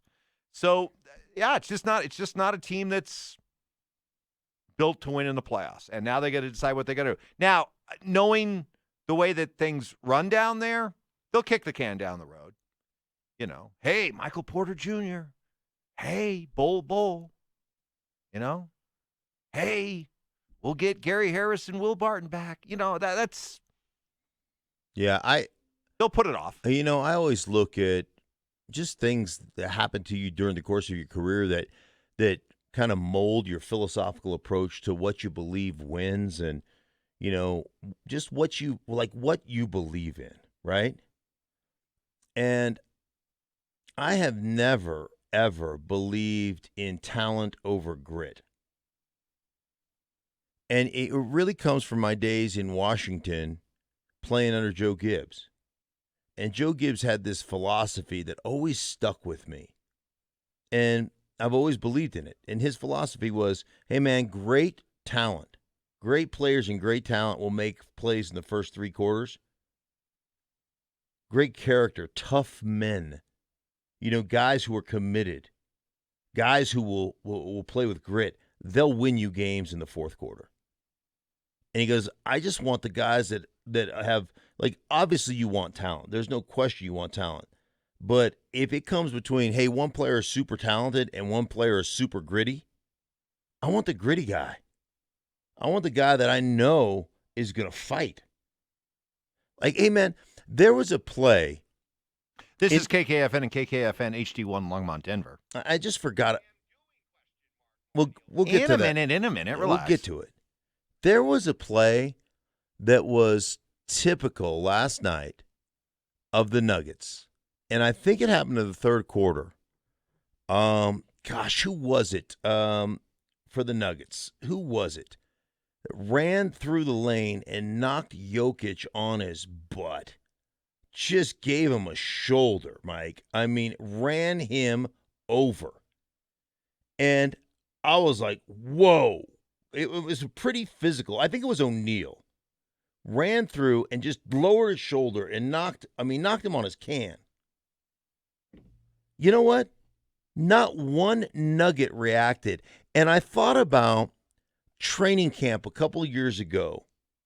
When was it TJ Ward just knocked the snot out of one of our receivers and nobody did anything on the offensive side? They just walked back to the huddle. And we're on air, and I'm like, oh, dude, that is not good. Like, that is not good. And I told you, I was like, I'm embarrassed for them. Like, nobody's going to stand up. And what happened? I said, tomorrow there will be a fight early, and it will be some innocuous play, and it'll be a fight early. But they had to go back into meetings and say, this is unacceptable, you guys. Like, you shouldn't have to be a coach and go, hey, guys, this is unacceptable. Like, Michael Malone should not have to show that replay to his team and go, dude, you're all-star center. Our best player just got knocked ass over tea kettle in the paint, and not one person stood up. Like, they didn't even react. They just jogged back down to the other end of the court. That's the Nuggets. Is that Michael Malone's fault? I would say no. That's not his fault. It's your players. It's funny, when this series began, I said, hey, they better get out of the first round. If they don't, Michael Malone could pay for it with his job. And Nugget fanboy went crazy. No, you're wrong. You know, he's fine. He's untouchable, blah, blah, blah, blah, blah. Now, you look at our RamosLaw.com text line, he's on the hot seat. Yeah. They're coming out of the woodwork because you know what happens. We've seen it for years around here with the Broncos. We don't want to blame the players. Don't want to blame the team that was constructed by John Elway. No, let's just target the coach. Right. And we recycle through coaches, and nothing changes. And now, 4 years later, it is clear to everybody it wasn't the coaching. It was the lack of personnel or the wrong mix. And is this the way it's going to be? Is Michael Malone going to be scapegoated? And the idea is going to be Tim Connelly sits pretty there as the GM, and the Cronkies who feel that they know more basketball than most GMs that run teams around the NBA. Are they just going to say, hey, nothing wrong with this team that we've put together, nothing wrong with the $300 million we've committed to Jokic and Murray. Let's just get a new coach. Okay, you want to start doing that? You want to go down that road? You want to start that vicious cycle? Yeah. I mean, you really think this is this team as it's currently put together has what it takes to win an NBA championship? The way that they've been exposed in this series, the way they were exposed at the end of the Portland series last year? No. But I mean, you got Nugget fans here who want to put it all on Malone. He's a defensive coach. It's up to him to fix this. Really, it's his fault when you do not have a single person who can guard Donovan Mitchell, Jordan Clarkson, or Mike Conley out on the perimeter without those guys easily able to make one or two moves and get around your guy. You have nobody who can lock down on the perimeter. These guys literally, it's like a turnstile. They go around whoever's checking them with like they're not even there. Plus, you have a center who isn't a rim protector. No. He's not a shot blocker. He's not an imposing defensive force. But it's the coach's fault. Okay. Well, but that's how we do it, right? Because we've already convinced ourselves. That's what we do around here. We just blame the coach, not the players. That Joker's a superstar and that Murray's a star and that we've convinced ourselves. That's been the narrative. That's what we paid them. They're stars. It's not their fault. Well, no, it kind of is their fault. And to the texter says, well, he didn't have a problem guarding them in the regular season. Stop it with the regular season, okay? NBA basketball in the regular season is a farce when it comes to real defense being played. Yeah. It is so easy to convince yourself that you're actually playing good defense in the regular season. It's a charade. It is a charade. I love it when you say charade. You love it when I say charade. All right, we'll hear from Jim Jackson a little bit. He calls these games on TNT. So we'll get his thoughts on where the Nuggets are and where they go from here. Let's get to question Mark here, presented by Breaks Plus. All right. This one comes in from Wade, who asks, Mark, with everything that has gone on to this point with the Broncos in training camp, do you still stand with your record prediction or has it changed? Let's see. Hold on a second. Your prediction going into camp was 6-10. Well, going into camp, it was 8-8. And then I lowered it to 6-10. Oof. Okay. Is it still at 6-10? Which is by far, by the way. Yeah, I'm looking at all of the big board. I think it's the worst. No, Nick Ferguson's 6-10 too, isn't he? No. He's 7-9. Oh, he moved it up. He might have moved up. He went to full Ferguson for one more win. He was like he went 12-4 last year, and then he went full Ferguson, went 4-12 or something. Now he's up to 7-9. Listen, there's a couple of things that have happened. He trimmed it a little bit. Yeah, he did trim it. A little manscape. Yeah. There's a few things that have happened, Mike. Obviously, no preseason games happened.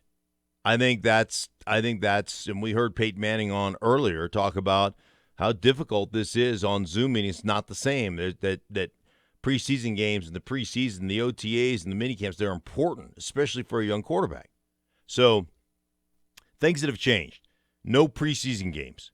No scrimmage during camp with another team.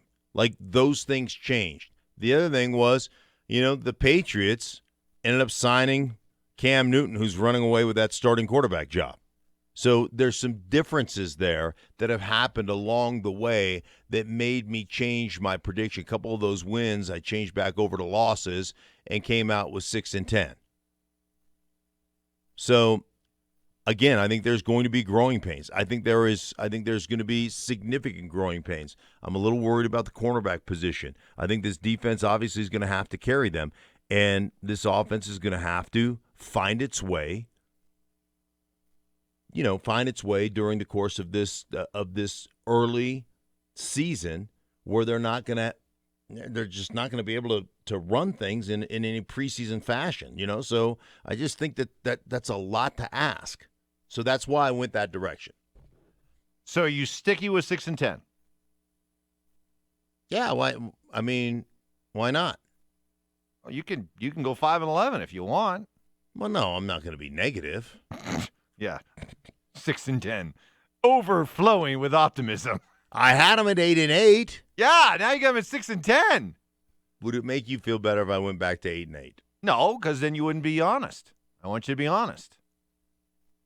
Then what are you at? You got them at 11-5 now? No, I had them at 9-7. Uh-huh. I can't go 9-7. Oh, you're going to drop them too? I'm going to drop them. Wow. You're so negative. 8-8. 8-8? 8-8.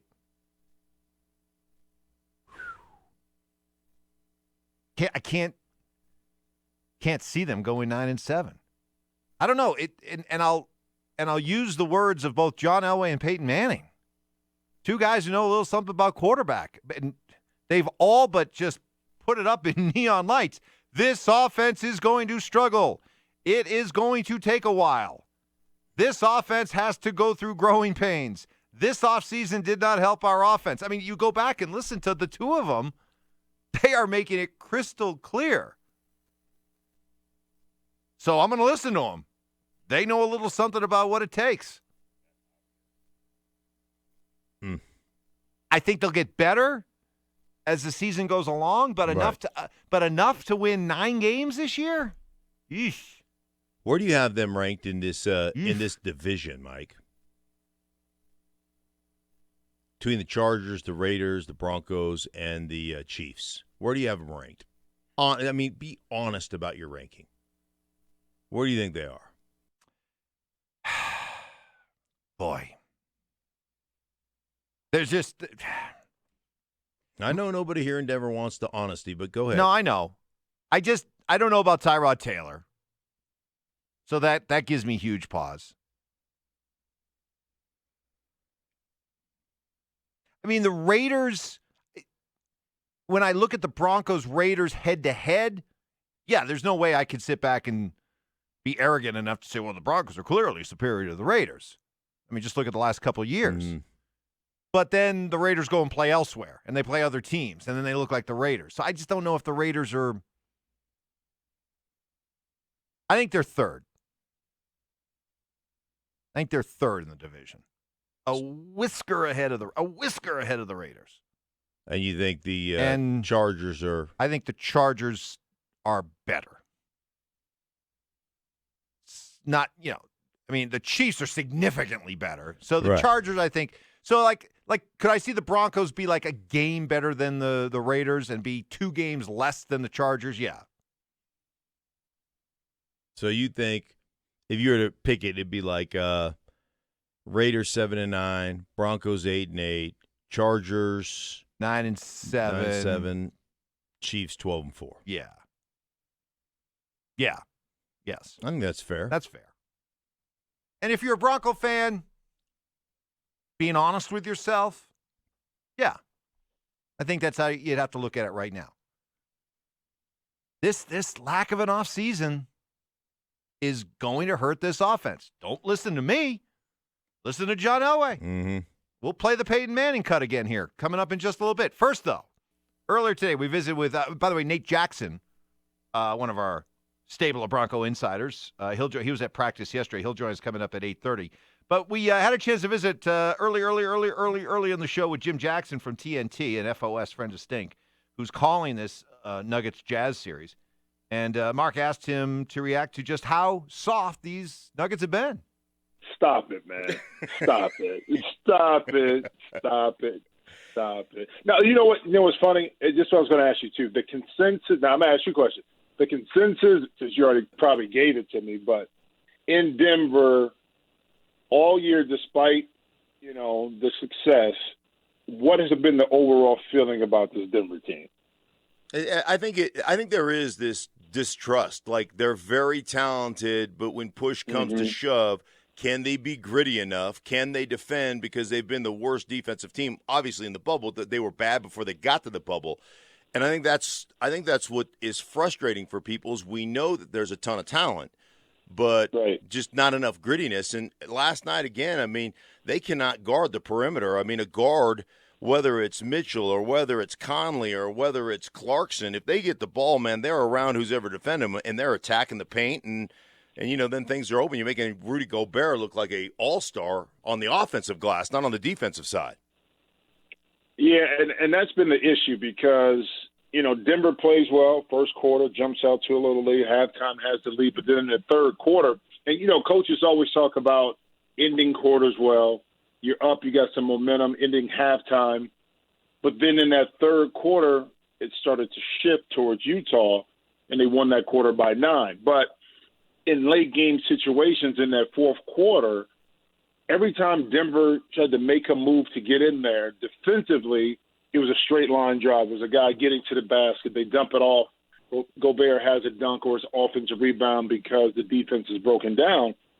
When you shoot 57% from the field, 48 from 3, that is hard to beat. But then you couple that with the fact that you give Utah 36 free throw attempts compared to your 13, which means is that a lot of times you're a step behind, so you end up fouling. So not only are you giving up layups or getting to the basket, you're playing defense and committing fouls.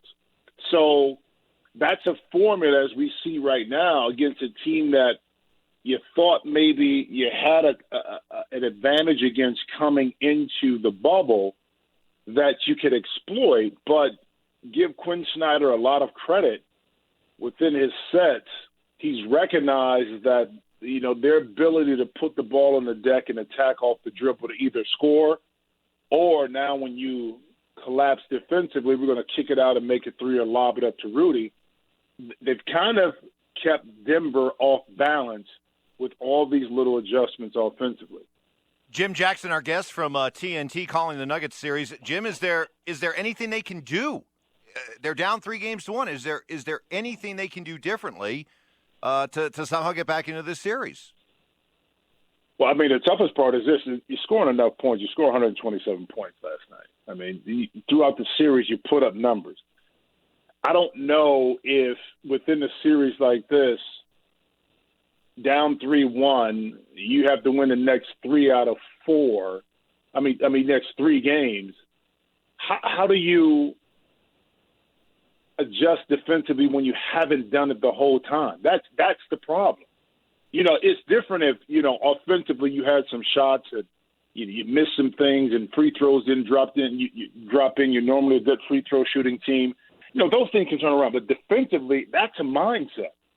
And you haven't had that mindset the entire time you've been in the bubble, in particular in this game. In this series against Utah. I don't know how you turn that around to make it plausible to say we can win 3 in a row.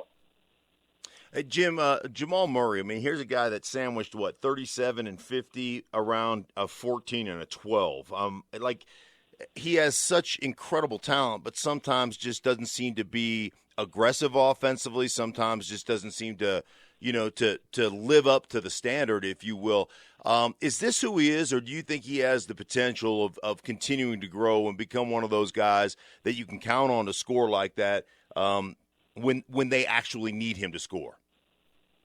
Well, part of the issue, too, is that within this series, you compare him to the play of Donovan Mitchell, a young player, a player that's, a couple years younger, and you look at him and say, well, why can't he do what Donovan does? You know what I mean? So you're judging him against him. Look at what Luka's doing. Why can't Jamal Murray be that player? Well, Jamal is a different kind of player, okay?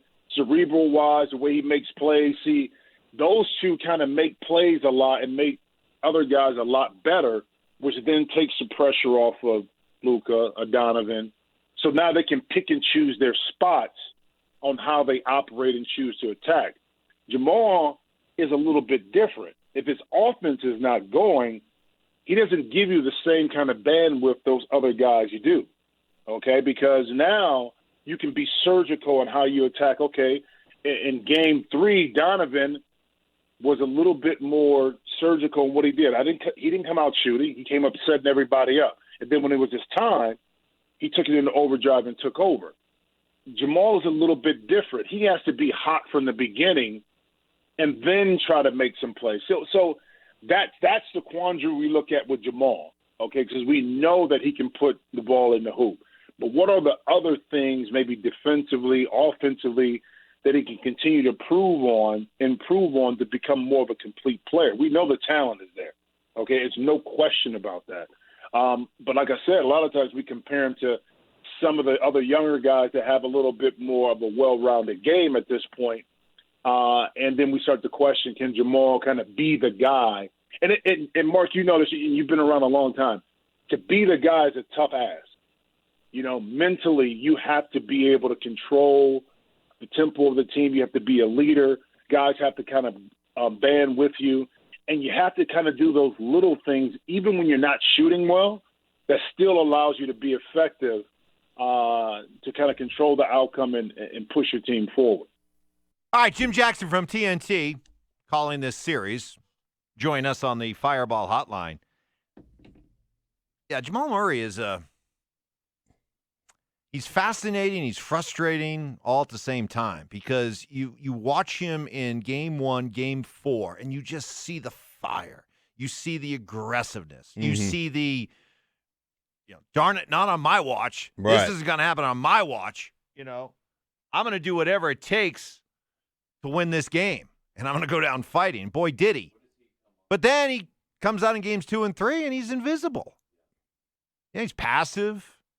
Doesn't have the same fire. It's just, how can a guy be like that one night and then be like that the other night? How does it go up and down so much like that? The best that's the challenge for Jamal Murray. You look at all the great guards in this league. You look at all the great guards in this league. They just find a way to bring it every single night. It is obviously it's become a guard-driven league. I just look at him. He's just built differently, right? He doesn't have the same explosive kind of get-around guys, and he certainly is not a good defender on the perimeter. Like he's not. No.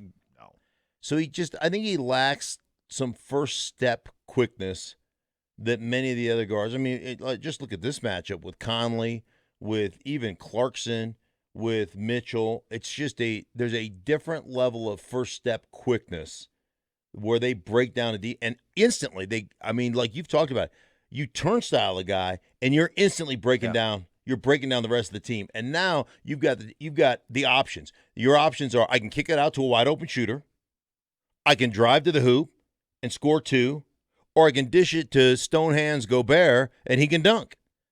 And you're just, you've got a 3-option breakdown, and they have done that. I mean, it's every.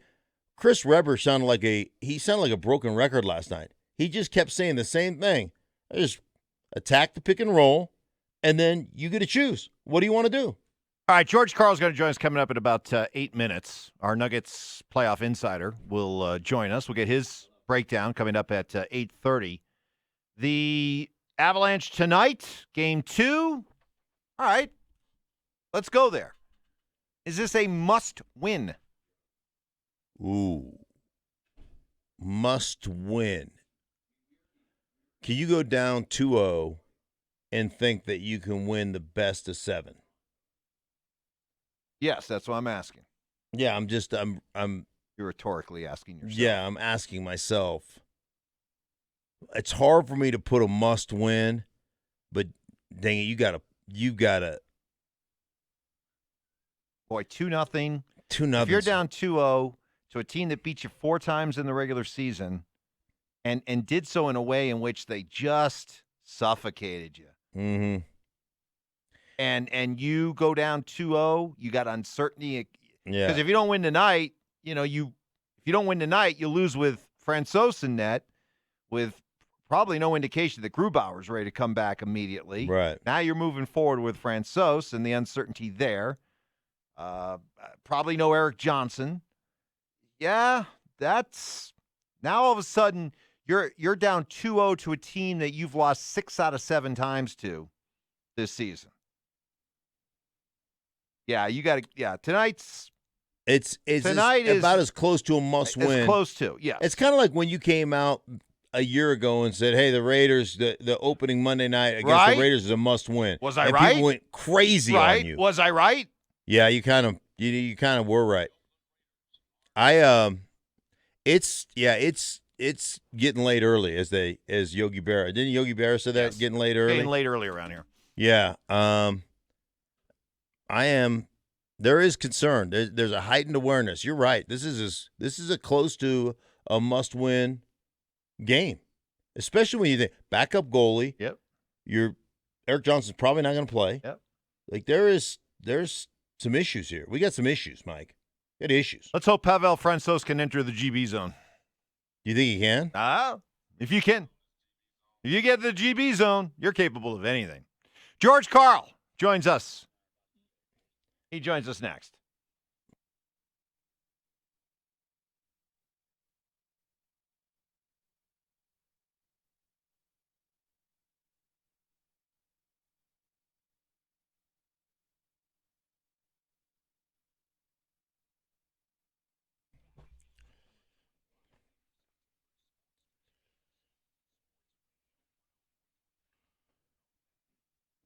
Hey guys, Mark Schlereth here from my friends at Schomp BMW, my championship dealership, reminding you the Summer on Sales event going on right now. You can receive up to $1,000 off BMW models or 0.9% APR available for well-qualified buyers. Guys, I've been doing business with Schomp for well over a decade, like 13 years now. Bought my first pre-owned vehicle for them for my new driver, my daughter, when she turned 16. And I'm telling you, what a difference. I mean, one price, one person, 1 hour philosophy. The price on the window is what you're going to pay. You deal with one person through the whole transaction. Once you're ready to sign that paperwork, it takes you about an hour to get it done. One of the reasons they were awarded the 2020 Center of Excellence once again for delivering quality experiences, guys. My friends at Schomp BMW make car buying even easier with Schomp at Home platform. You can shop the entire inventory, calculate payments, self-select incentives that you qualify for, and complete your paperwork at home, saving you time and money, guys. And the vehicle, well, they'll deliver it to your home or office. It's that easy. Schomp BMW, my championship dealership for a reason. One price, one person, 1 hour. You can buy online with their Schomp at Home. Check them out at SchompBMW.com.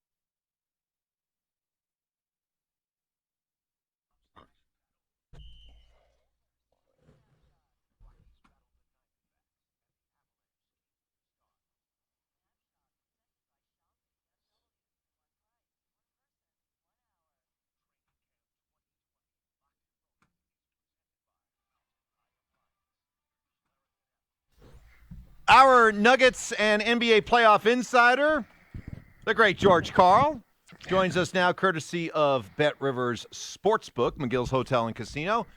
George, good morning.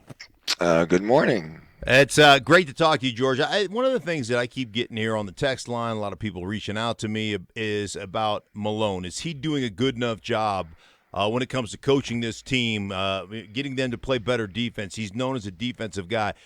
Like, what do you say when you look at the breakdowns on the defensive side of the ball and you start kind of assessing what the Nuggets and the way they have played here in this series?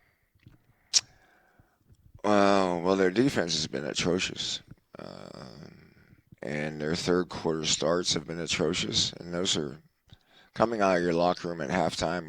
I've always wanted my team to be, hyped a little bit or corrected a little bit or directed better a little bit.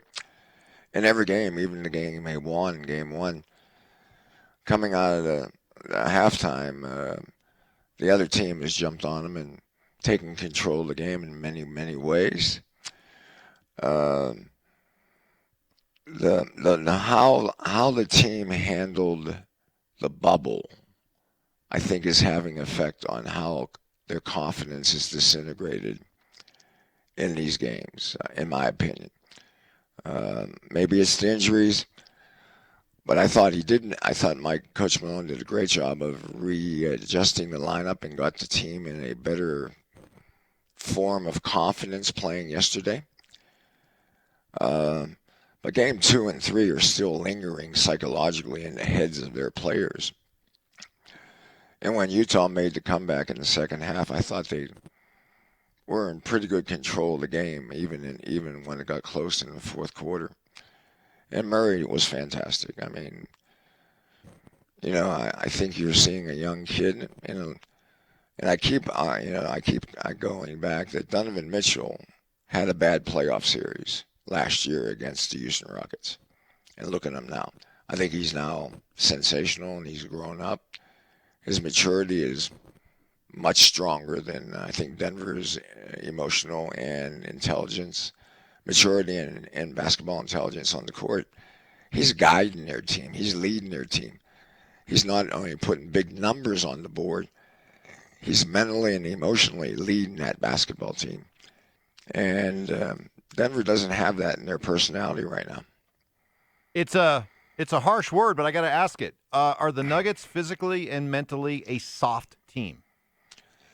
I don't know if I'd go soft. Soft is athletes don't like that term. I've used the word immature. I've used that they're a finesse-oriented basketball team. And unfortunately, they've lost their defense. I have no idea how they've lost their defense. And because of that, you're going to think they're soft. And they got a great player growing up on the big stage, playing at an unbelievable level. Mitchell is really, really good. He's the best player on the court by far. And, we can sit here for the next 2 hours and talk about how you stop the guy, but he has all the answers. You double team, he's going to find Gobert underneath the basket or the 3-ball on the perimeter. He attacks the rim, gets to the free throw line. He's physically strong and big and tough, not afraid of contact. And he's gotten a 3-ball that I did not see in his game this season. His step backs and slide threes. I mean, it's in the middle of the rim. It's going in on release. It's really powerful. And I know it's sad to say, but you're seeing a great player grow up right in front of us. I know Murray's still a young player, Coach, but how do you kind of break him down where he's got 37 one night, 50 sandwiched between a 14 and a 12, like the inconsistencies, if you will, with his game? How do you assess him? I'd like to see more balance in his game. I'd like to see him have many more games where he has 10 and 12 and 15 assists instead of getting 38 and 6. I'd like to see him have 15 and 15. I'd like to see him lead his team more. I like to see him when he's on the court. There is a intelligence to the game. And most of all, I think the one thing the Denver Nuggets are going to have to be really concerned about is they got two great players, I'm not sure they're great players, but all-star players in Murray and Jokic. And I love Jokic. I mean, I love him. But neither one of them right now give me a feel that they're ever going to be good defensive players. And you're going to have to work around that. You're going to have to figure out how your roster is built, how you bring, instead of going out and bringing Michael Porter, who's another offensive player that can't play defense right now, or you teach him to play defense, one or the other. And I think the coaching staff will get him better defensively. But right now, I think the NBA is going to balance players that can make the three and play both ends of the court, and hopefully they're big and athletic. Visiting with George Karl, our Nuggets and NBA playoff insider. All right, George, then the series isn't over yet, but let's say it is. Is this a roster that faces a major offseason reconstruction, or just a tweak here and there? Well, for the last 3 years, I think they haven't made the big move. Maybe even 3 or 4 years. I mean, I thought 3 years ago when Jokic was blossoming into this great player and Murray looked good and they had all these potential. I think your roster has got to fit better. I think they've always had confusion on rules on their team over the last couple of years. And what you see in Utah is everybody in Utah knows who they are. They know what their jobs are.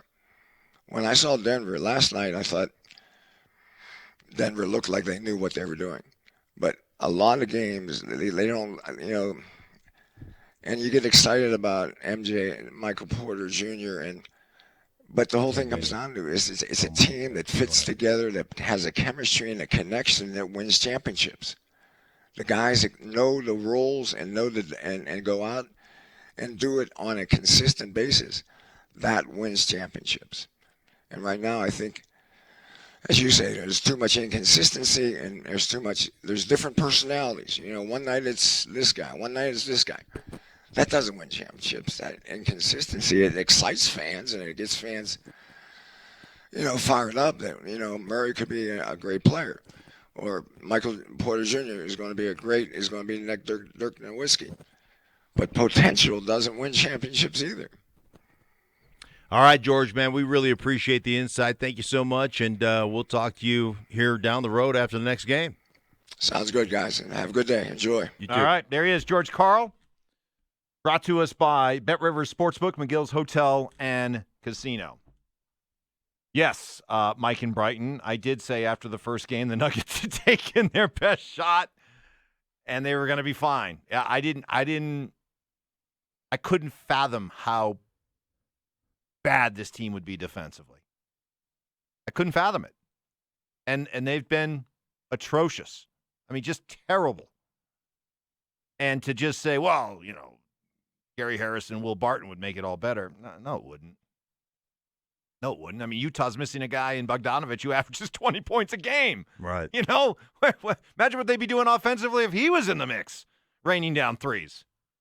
Yeah, even if you had Gary Harris to take, let's say he slowed down Donovan Mitchell, you still have Conley that gets by, a perimeter defender with ease. Yeah, you Clarkson, still have Jordan Clarkson has looked like Allen Iverson at times in this series. So, no, he made a great point, and it's what the Nuggets are going to have to move forward with. Your three best players right now don't play a lick of D. In Nikola Jokic, Jamal Murray, and Michael Porter Jr. None of them. Yeah. Like the Nuggets can blow past their guy, and guess who's waiting? Rudy Gobert. The Jazz blow by their guy, who's waiting? Nikola Jokic and Mason Plumlee? Yeah, come on. Come on. All right, our thanks to George Karl. We keep the great insiders coming as Nate Jackson will join us. He was out at Broncos camp yesterday. He gives us all his observations, including how much he's loving Jerry Jeudy. Why? That's next.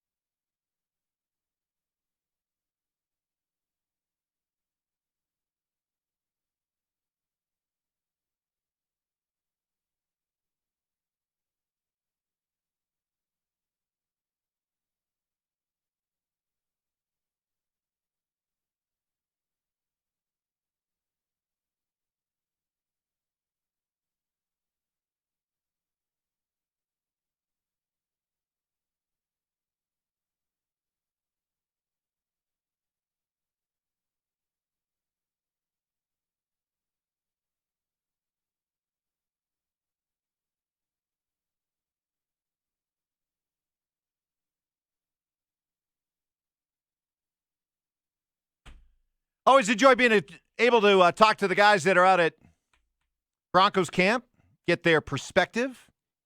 Yesterday, it was Nate Jackson, who now is part of the Fan. Love him as part of our stable of Bronco insiders. He joins us on the Fireball Hotline. Nate, good morning. Good morning, guys. You guys are sounding great.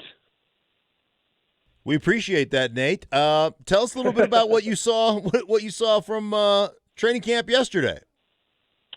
Well, I haven't been out to a training camp in a while, actually, since I played, and so the first thing that struck me was it was a little quiet. It seemed a little sluggish, especially on the offensive side of the ball. The defense was chirping a little bit, but the offense, they seemed like they had a hard time getting going, and I don't know why that was. It was a little concerning to me, but it was good to be out there watching, and they're in full pads and they're 3 weeks away from a game, and so they got to get going. Nate, is that as simple maybe as these guys are so much in their head right now on the offensive side? There's so much to process. There's so much to learn that they probably don't have time to do the chirping and the talking that maybe the defense can enjoy.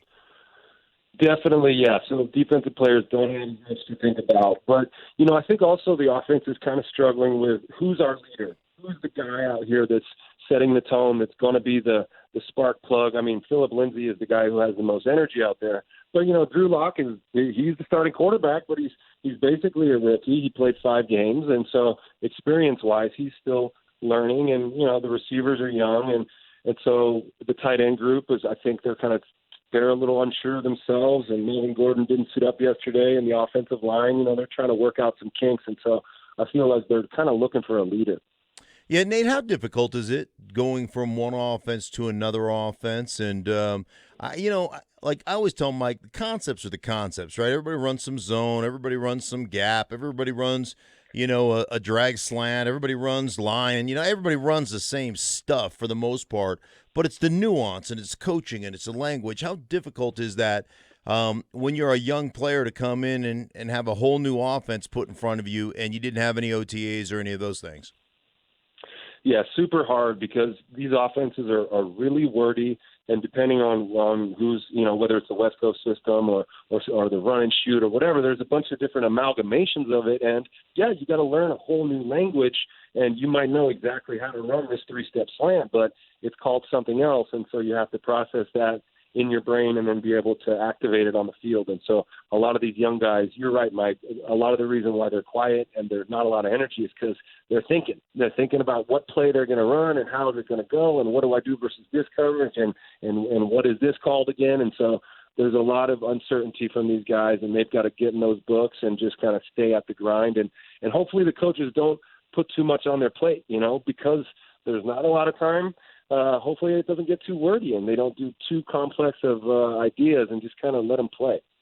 Busy with Nate Jackson, and you were out of practice yesterday. I saw you tweeting favorable impressions of Jerry Jeudy. Little wide receiver on wide receiver here. What exactly do you see?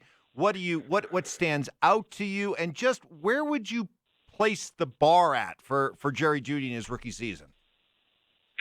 So the receivers, it's kind of like yesterday, for example, it was really hard to evaluate the receivers because they don't do one-on-ones at practice for some reason. And one-on-ones is when a receiver is lined up against a corner and it's just a quarterback throwing him the ball. And you can really get an idea of every single receiver and every single corner and see what their strengths are and see what their weaknesses are. They don't do that at Broncos practice. And so you really got to hope that the ball comes to you. For example, Cortland Sutton did not catch one ball yesterday, to my recollection. It just didn't come his way. And so you got to hope that it does. But Jerry Jeudy had probably 4 or 5 catches. But to me, what stood out, everyone knows he's a good route runner. Everyone knows he's got good feet and he's fast. But to me, he has really good ball skills. He has really good instincts when the ball is in the air. He can feel the defenders around him. A lot of guys, they make a catch and they don't know where the defenders are behind them, so they turn and get blasted. Well, Jerry Jeudy has a feel for everyone around him, and so he'll catch the ball really effortlessly and be able to slip upfield in a way that shows you he knows where people are without having to see them. And so I think that, the bar's high for him. I think he's going to step in right away and be productive for the offense and be a reliable player for the offense from day one. Nate, I'm big on, guys that have duality, especially the tight end position, guys who will block, guys who you just can't peg them and go, hey, that guy out there is nothing but a receiver, so we don't have to worry about that. How difficult is that aspect? Because we've talked about Noah Fant. He's got to become a better blocker. Alberto has got to become – he was never asked to block at Missouri, so he's got to be a guy. And I know they have that in Van Nett, but how difficult is that transition at the tight end position to go from a guy who primarily just catches the ball to a guy who is a more complete player? It's a really tough one, and they just have to stay at it. And it's really an attitude thing. These guys have to come out every day and be willing to get dirty and put in that work and be willing to get thrown on their butts and really put their head in there. And I'm not really seeing that, or I didn't see that yesterday from either Alberto or Noah Fant. Those guys seem to be a little timid in the run game and in pass blocking, and you can't do that. You got to just make the mistake, but you got to go 100%. And for me, Noah Fant especially kind of is just tiptoeing around out there and is a little unsure of himself. And I feel like, he's got to discover the dog inside of him, because he can't be the type of player where, and for the Broncos offense, they can't have the type of offense where, Noah Fant's in the game, they're going to throw it, and they can't rely on him to be a run blocker. He has to be a complete player if the Broncos offense is going to thrive. All right, Nate, man, we appreciate you, buddy. Thanks so much for jumping on. All right, dudes. Have a good one. All right, Nate Jackson, Bronco Insider, join us on the Fireball Hotline. Yeah, I don't read too much into the lack of energy on the offensive side. First of all, defensive players, they always talk more. But they're out there. They're in a system that they're comfortable with year two. Yeah, they know what they're doing. They got continuity. This offense, these guys got to be swimming right now, just swimming. Yeah, there's a lot when you're putting in a new and Nate said it, like, you're running a lot of the same stuff, and I've told you this many, many times, but when it's called different, you have to go back into your kind of memory banks and go, okay, this is what we used to call that. Now it's called this, and this is, here's a coaching point I remember from when we put it in last year, and it was called something different. So you're walking up to the huddle trying to process, or you're walking up to the line of scrimmage trying to process all that stuff from the huddle. It takes a little bit. It takes a little bit of, okay, I understand what we're doing there, and I'll give you a couple for instances. The inside zone run play when I was in Washington was called 40-50 gut. When I came here, it was 14-15 handoff. Okay? Same play, but it's called something different. And there's a few nuanced coaching points that are a little bit different. A short play action pass in Washington was Charlie 10 hitch. Here it was 200. It was 200 jet. Same kind of, it was Fox 200. Charlie 10 hitch was Fox 200. So same concept, different terminology. So when I'd hear Fox 200, I go, okay, that's like Charlie 10 hitch. And you got to be alert for if the mic walks up on the backside, that could be a potential gap call. So I got to call my back over to help me out with that. A gap call here was called a hard call in Washington. Like you're thinking all this stuff. Yeah, but at least you had kind of a pro reference, apples to apples. Right. These guys are hearing, Charlie go hitch, and they're like, at Missouri, that was orange. Yeah, that was barn. Barn. Red barn. Yeah. Yeah, so there's, right? It's a lot. Different frame of reference here. Yeah. So it'll come. It'll come. But I think it takes time. But the preaching patience and understanding that this is going to be a struggle, likely. And when I hear Peyton Manning talking about the other day, on the heels of John Elway talking about it, they're greasing the skids here. They're going out of their way to say this is reality. This is what these guys are dealing with. It's going to take a while. John added to it, hey, the defense is going to have to be really good right from the start. So, right. I don't know, just me, but when John Elway and Peyton Manning come on and say, yeah, based on our experience as quarterbacks, this is a tough road to hoe here for this offense at the start of the season. Yeah, I'm prepared for it. I'm prepared for it to look ugly. Which means that defense better be lights out. Better be really good. Really, really good. Okay, we're done. Really good show. Thank you for everybody listening. All the contributions on the RamosLaw.com text line. We hand things off to Sandy and the Big O coming up next.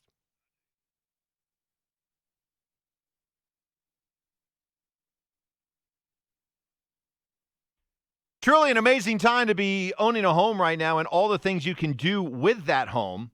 But the first thing you have to do is contact Brent Ivinson at Ideal Home Loans, where first they listen, then they lend. They'll sit down with you, free consultation, go over what your goals are. They're not here to force you into something that they want. They want to know what you want to do. And then they go and they make it happen. And you want to take advantage of these historic low mortgage rates, low threes, high twos.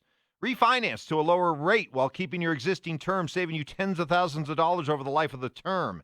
Use the equity in your home to do that special project you've been putting off. Refinance so you can get rid of that pesky credit card debt.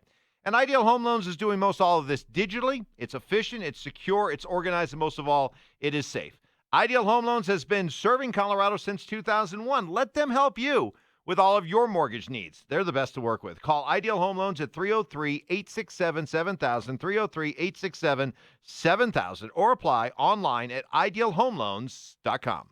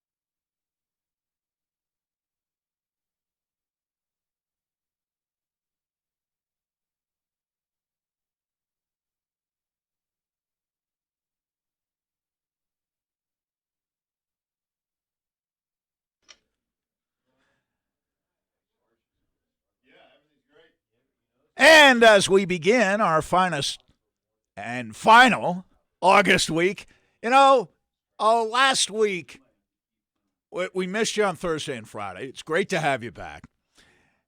But it was, I believe, a year ago this week that we began our little relationship here. I think it was August 26th. Yeah. So it'll be 1 year to the day on Wednesday that we began this sojourn together. Yeah, I mean, time flies, Sandy. I remember that our first show together, like actual show that we've ever done together, was a show that I went into that thing and I was like, man, how is this thing going to go? Like, I've always been used to doing shows with you as a player. Right. But that was once a week, every Tuesday. And I was only on for, I think it was like 20 or 30 minutes. And I remember when we did that first show, I was like, how is this going to go? But then I remember that we were getting Coach Shanahan. Mike Shanahan was on with us our Remember first that? show. And that was even before we got this show. That was just, Right. hey, we need you guys to fill It was in kind of during our training camp. audition. Yeah. Audition So of sorts. it worked out really well. And, you fast forward a year later, and it's like, man, time goes by fast. It's been a great year. I mean, we've discussed so many different topics. And I'm looking forward to the next couple years. Hopefully we could keep this thing going. Absolutely. As long as you keep letting me talk. Unless you get a head coaching job. A head coaching job of what? A little league football team? Nobody's gonna hire Well, you got to me start as a head somewhere. coach. You got to start somewhere. No. I mean, your couldn't do father-in-law's that in his as head coach. 70s. He's still going strong. Yeah, that's the You're thing 32. too.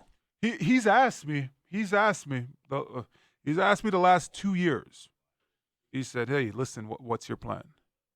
Do you want to do this? Like, if you want to do this, I'm getting ready to get to the end. I don't know exactly when it's going to be, but obviously I have less days ahead of me now than what are behind me. And if you want to do this, let me know, and we'll get you out here. We'll get you out here for an internship, and you can see if you like it. But the problem with that is it's San Francisco.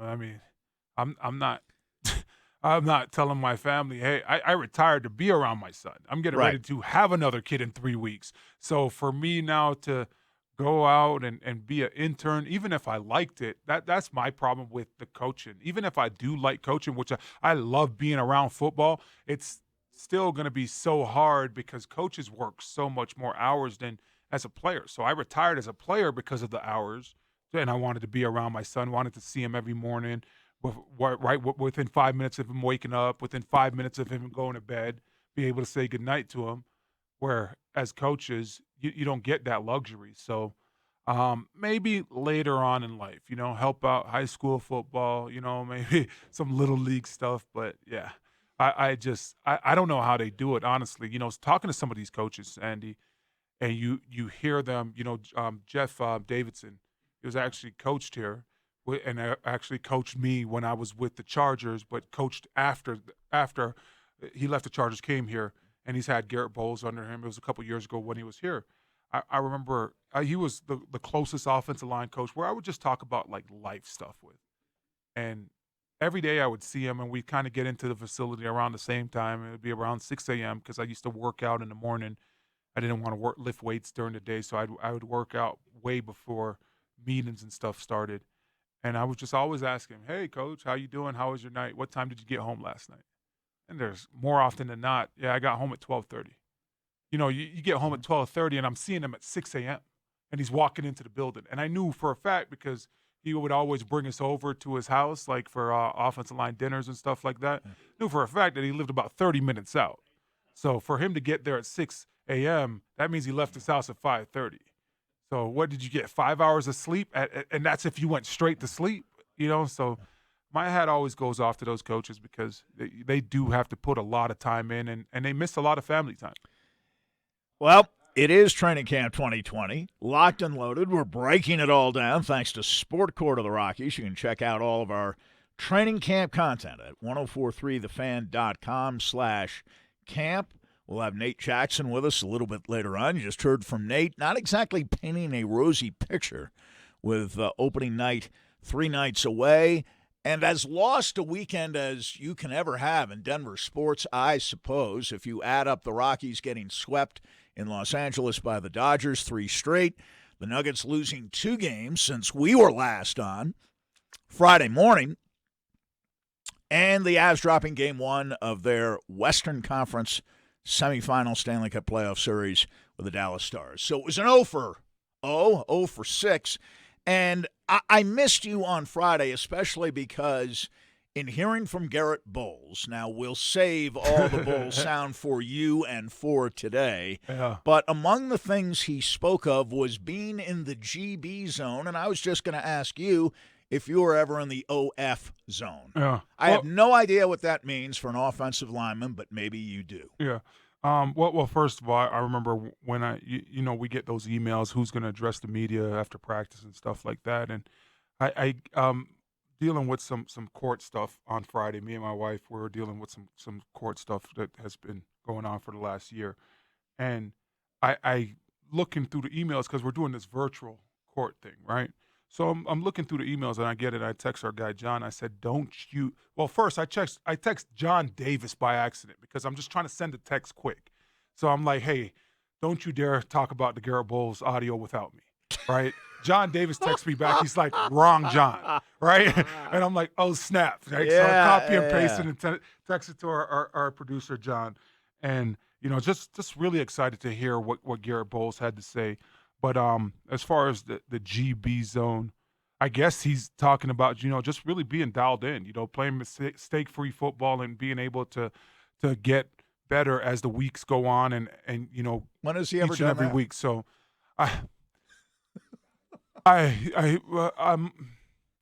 I've had a couple conversations with a couple guys that are on the team right now. Yeah. And, I will tell you this, Sandy. There was a problem with the room last year. There was a guy that was here that is not here no more that would get into Garrett Bowles' head and really get him flustered. And hearing from these guys, it sounds like Garrett Bowles is in a lot better of a place now. So I'm going to take the side of the athlete more than I'm going to take the side of personal opinion because I know when you are playing, whether this is high school football, college football, even in the NFL, if guys are rattling you that are in your room or on your football team and constantly having meltdowns towards you because of things that you do, that could play a role in what you do and how you get things accomplished. So I'm hoping that it's a different Garrett Bowles. I'm hoping that mostly the stability of having Mike Munchak for another year, something that he's never had in his career. I'm hoping that he goes out there and puts it together and plays better football. But you say, when has he ever done that, right? Well, it did look better towards the end of last year, and I'm banking on that being a springboard. Now, he needs to go out there. But wasn't that guy still around at that point? But at that point, they kind of knew that it was a wrap. That guy was going to be out the building very soon. Could you at least tell us if that guy plays Garrett Bowles' position or generally is part of the position group? No, that's too much information. No, it's not. No, it's too much information. I'll tell you. But, yeah, I'm not going to say that. I think I know who it is, but who do you think it is? I could agree with you. Who do you think it playing is? with the Jets now. Yes. Okay. Yes. Okay. It was. It just. I mean, it's it kind just of wasn't 50-50. a good working relationship. There are only two. Yeah. Who have left who were starters, right? Yeah. It wasn't a good relationship. And I knew it wasn't Ronald Leary because Bowles would chirp Ronald Leary more than Leary would chirp Garrett Bowles. Yeah. So. And Larry was a good advocate for Bowles too, and really believed him in him and tried to bring him along. But yeah, for what I've heard, the relationship with him and Connor McGovern, it just was not good. And Connor McGovern, being the center of a team, a lot of people look up to you. You're the guy that gets everybody on the same page.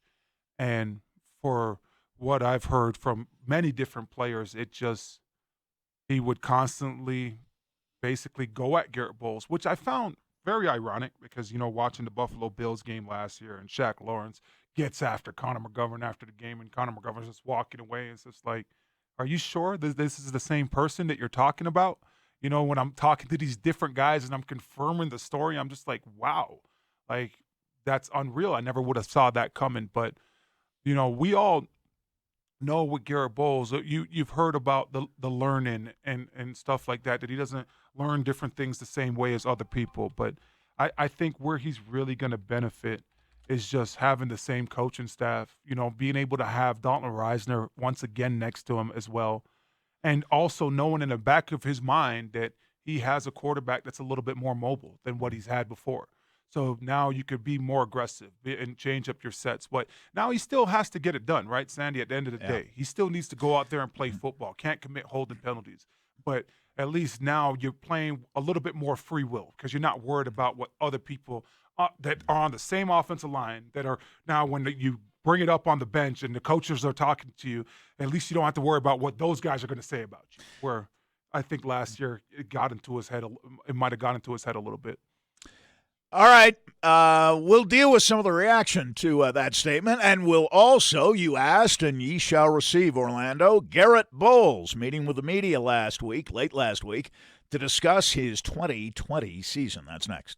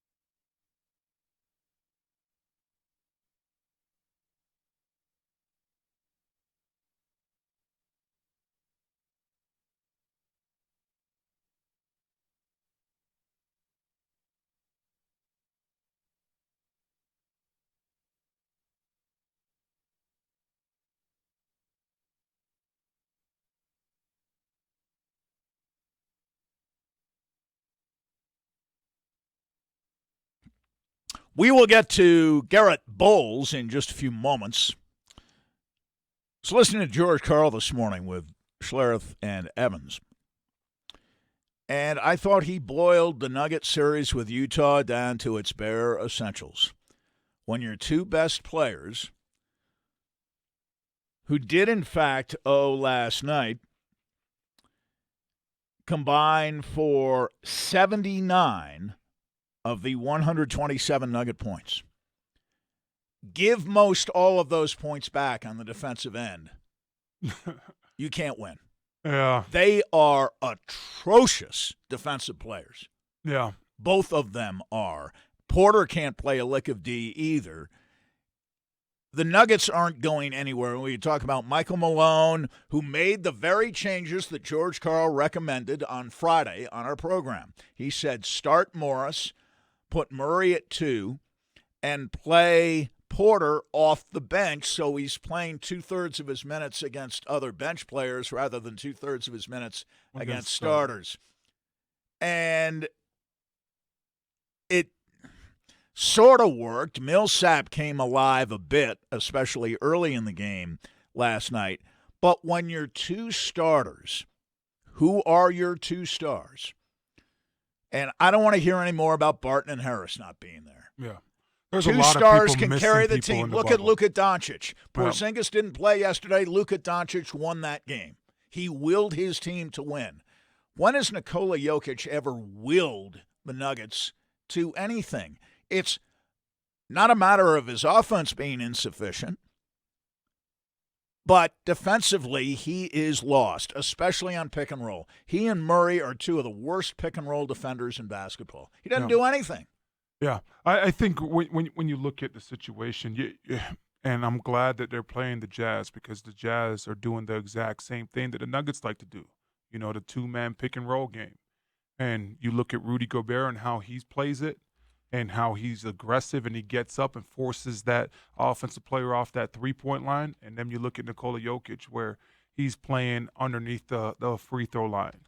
We're on those high pick and rolls situations where now Donovan Mitchell could either stop and pop it right at the top of the free throw line. He could drive if Jokic is playing one way or the other, or now he could also drive and suck that defense in and kick out for a spot-up three-pointer. So you look at just yesterday and how both teams look. I see a team that is just very in tune with the game plan. That's very evident when you look at how many free throws the Nuggets shot. When you're getting ready, there's like 5 minutes left, and that's the first time you got to the free throw line since the second quarter as far as the Nuggets. But it seems like every other possession, the Jazz are on the free throw line, right? So, they're not panicking. The Jazz have their foot on the gas pedal, but they're not panicking. But you're absolutely right, Sandy. When you have two players that are two of your best players on a roster and they don't play a lick of defense, which we know that's what Coach Malone preaches, and he wants people to be able to play two ways, be a valuable scorer on offense and be an unselfish teammate on offense. But then you look at the defensive side, and he wants them to be able to stop and trap and really play aggressive on defense, but it's not happening. And when your two best players are not doing it and they fall into the worst category, now other guys on the team are going to look at themselves and be like, well, they're not doing it, so why do we have to do it? And that's what you're seeing, unfortunately. With the Nuggets, you're seeing a lot of guys not try hard on defense, and there's no trust. That's the big thing, Sandy. There's no trust in this team. I agree. They trust each other on offense. On offense, sort of. Defensively, there is no trust. You're seeing Michael Porter Jr. get up there. Well, first of all, the Jazz are doing exactly what they're supposed to do. They're trying to pick on the weak link and saying, "Oh, Michael Porter Jr." That's Michael Porter. Whenever he's on the floor, they're going. We're going to create picks. We're going to create screens. Where now you're going to end up on Donovan Mitchell because he dropped the 57 points in the first game. So we're going to continue to work on that game plan. And Michael Porter Jr. does not trust his teammates at all to call out the screen, call it out where it's coming from. There was so many times last night where I'm seeing him at the top of that key, and he's looking around, looking behind him, looking for a guy to come set the screen, but nobody's coming. And right there, that tells me you don't trust your teammates to call the screen out when a guy's coming to go do that. And now when he's doing that, Donovan Mitchell's just blowing right past him, exposing him. making him look like he's slow, making him look like he doesn't have any lateral movement. So, and I don't think that that's something that you could work on right now. So, unfortunately for the Nuggets, I don't think this thing ends well. I think one, maybe 2 games left before Utah closes out, but this was a team that we were all saying, man, they got an opportunity to get to the conference finals this year. But I think that the lack of preparation also really hurt them too, because the way that they approached this thing when they came back, when they started playing against teams, the 8 games before to finish the season off, I don't think it was approached the right way as well. Well, my problem is not so much Mitchell scoring the 51. Had the ball a lot. Had 7 assists. That was as impressive as the 51 points, that he had 7 assists. And I think he only turned the ball, 4 turnovers, 38 minutes. So, 51 points in 38 minutes, not 48 minutes, not 46, 44, 42 minutes, or even 40 minutes. 38 minutes, scored 51 points. You know what my problem is? Jordan Clarkson gets 24, and Michael Conley gets 26. Conley and Clarkson get 50 points between them. Clarkson That's looks like the difference in the all-star game. out there. Clarkson looks like he's literally, he looks like he could go to any team and go start now. This is a guy that was on the streets hanging out at home in early December this year. And the Nuggets, the way that the Nuggets are not feared by anybody. And not anymore. I thought the not sports. Anymore. I forgot who said it yesterday, but I thought they hit it right on the head. Where teams were looking at the Nuggets at the start and saying, yeah, Chris they could Webber. be a good team. But, after you watch them play and see, when they go through the ups and downs, you're saying, yeah, they're deep, but we could beat these guys. They can't go out there and play for the whole duration of a game. And that's another thing, too. You go in at the first half. I thought the first half, the Nuggets came out and they were swinging. But how do you now go make the adjustments and you come out with the same way? And they're really struggling on doing that, going in at halftime, making adjustments and continuing being aggressive. You saw Utah come out at halftime and just absolutely foot on the gas pedal and was able to expose the Nuggets in that situation. Well, I want to go back to your theory, and then we'll get to Garrett Bowles. Remember when you said, when the Nuggets struggled in the bubble early on, you said, hey, I'm not surprised. It's not as if they were setting the world on fire before the shutdown. Coming out of the All-Star break, they weren't playing that well. Last year, the Nuggets started 37-15. Pretty great, right? Battling Golden State for first place in the West. Yep. Right there with them. Finished 24-20, playoffs included. Quite a come down from 37-15 to 24-20, right? Yep. This year, first half of what was supposed to have been an 82-game regular season. 29-12, 58-win pace. Happy days are here again, right? Yep. Winningest team in Nugget NBA history. 58 wins, 29-12. They played 36 games since. They're a 500 team, 18-18. Yep.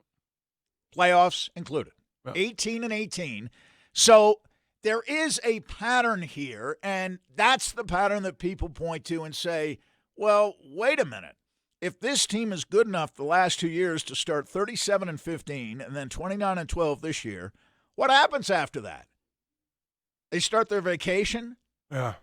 They're not able. 3 months early? Yeah. And this is my thing. A lot of people keep on talking about, Will Barton. Well, if he's getting if he's getting a second opinion,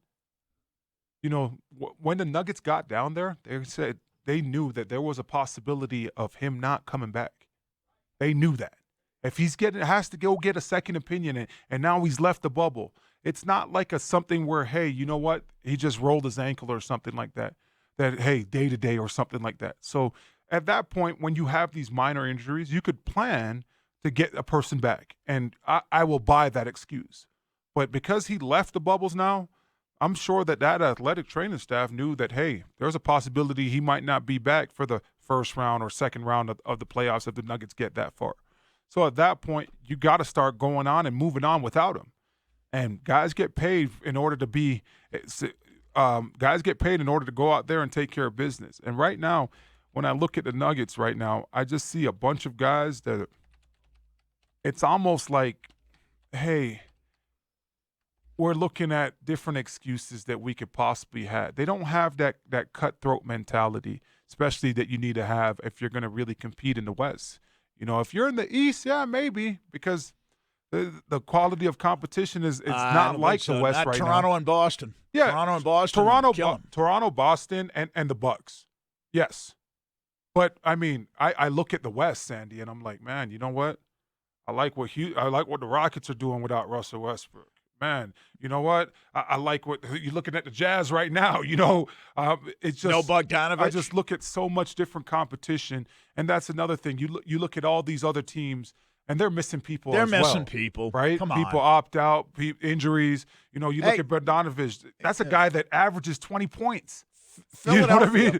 Philadelphia gets swept out of the playoffs, right? Without Ben Simmons, they're probably going to fire Brown, the coach. They're not saying, well, we didn't have Ben Simmons, so it doesn't count. Well, Embiid is talking about, it's not a rivalry. I'm going to leave. Do you see that? Do you see what he said? Well, this is not a rivalry. Boston kicks our butts all the time. Yes. That's true. Well, he's right about that. Yeah. It can't be a rivalry if one side is winning all the time and killing the other team. But the point there, to me, is there is, to my way of thinking, and I noticed Barkley and Weber last night speaking to this. Everybody makes fun of Philadelphia, right? Underachieving. What's wrong with the 76ers? All this talent. They don't do anything. Why aren't the Nuggets viewed the same way? They underachieved to the same degree that Philadelphia does. Because but everybody the was Nuggets talking are a about nice how deep they team. were. Right. And when young. Last year, the Nuggets put everybody on notice last year for how they came out and finishing and finishing with that high seed. You put everybody on notice. Now everybody's going to look at you under a microscope, and they're not performing up to their ability or what people thought that they were going to. You listen to some of these sportscast reporters, and they're like, man, it's basically like these guys are saying, shame on the Nuggets. They not only did they fool everybody, but they fooled me too. It's when like I Troy played Aikman basketball. on the Broncos like last they're so year. Mad. Did you hear Barkley last night on the postgame? He said the Nuggets are the worst defensive team I've ever seen at the present time. Now, he was exaggerating for effect, but now people are beginning to say, oh, wait a minute. Michael Malone has to beg these guys to play hard, not ask them to play hard, beg them to play hard. Yeah. Who you played for a bunch of coaches through your career. How many times did a coach come to you and say, Orlando, you got to try harder? Yeah. I mean, you can't coach effort. Larry Brown used to say that all the time. And a this, number of other coaches say you can't coach effort. You shouldn't be expected to have to coach effort. Yeah. This text, I think this is a great text because it comes in from the 303. It says, they say, yet the Nuggets could beat all those teams during the regular season with all their guys. So what is it really? You cannot say that the entire team is mentally weak when most of the time they are winning and executing. That's not true, though. It wasn't true after the All-Star break. Yeah, this is what I would say to that, though. It's not even true. Even after all the All-Star break, the Nuggets don't do a good job of being able to adapt, adjust, and now go out there and perform. With the playoffs, guys sit down and you're scouting your teammates. You're understanding what they really like. And Utah is doing a better job of taking away what the Nuggets did during the regular season than what the Nuggets are doing for Utah. Utah is just saying, hey, Donovan Mitchell, we're going to give you the green light. Go ahead and do what you're doing. They're green lighting all their players, but now the energy is also there on the defensive side of the ball. You look at Rudy Gobert. He's not a guy that's going out there and dropping 25 or 30 points a game, but he's rebounding tough and he's forcing guys off the three-point line, and he's not going to give up those easy shots and just bringing the energy. Yeah. When he you look at the Nuggets, Jokic in Game 3, it's just not happening for the Nuggets as far as guys bringing that energy. So I think that Utah's doing a way better job of being able to, break down their opponent and go out there and take care of business, where the Nuggets are doing a horrible job in the aspect of just being able to play and give effort on defense. The Avalanche played badly the other night. Ooh. But how many people are coming out and saying, well, they didn't have Calvert. Yeah. And Eric Johnson got hurt during the game. And then Grubauer. And Grubauer went down during the game. Nobody is saying that because the Avalanche don't say it. Yep. The Nuggets have people on their behalf. If they don't do it themselves, people on their behalf do it all the time. Injuries. Barton and Harris. What can you expect? As if Barton and Harris are all NBA. Yeah. You know, and they're not. And they're not. They're good defensive players. They're better than the defensive players the Nuggets have replacing them. But every team's got it. And I've never seen in my life, especially in a playoff game, someone with all due respect down in Dallas, nothing around him once Porzingis is out of the game, right? Which he was yesterday. I have never seen, and this is against a good Clippers team that plays defense. Yeah. They score 135 off the Clippers yesterday, and Doncic goes nuts. 40-plus points, double figures assists, double figures rebounds, and wills his team to that game. Yeah. And, you know, he's been a target of some abuse in that series. But I think all that shows Doncic is in the head of the Clippers a little bit. Yeah. Well, you saw it last game, right? I mean, him and Carroll, they get after it a little bit, you know, and he's saying stop flopping, big man. And then when he gets hurt, he rolls that ankle, he tries to come back out and he tries to give it a go, but he's not at 100%, and you could tell. And at that point, it's like, hey, you know what? We got to pull him. You know, we don't want this guy to get hurt. There's still some basketball. Maybe we might be able to get him back at some point if we could hold on without him. And that team rallies around him. You know, is not able to finish, game 3, and then comes back in game 4, and that whole team rallies around him. And they know that they're down without Porzingis. Yep. And Luka Doncic comes out, and he's playing tough. He's playing both ways. You know, he's a valuable scorer on offense, but finding the guys with the open shot. But he's knocking down some big shots where now that momentum is slowly creeping towards Dallas, especially when they were down so much at one point of that game. But they were able to, you know, keep on going, chipping away at that lead. And at the end of that game, you could see the confidence in Dallas. And, you know, confidence is a huge thing when it comes to professional sports, especially when you look at basketball players, you look at anything, football players, all these guys.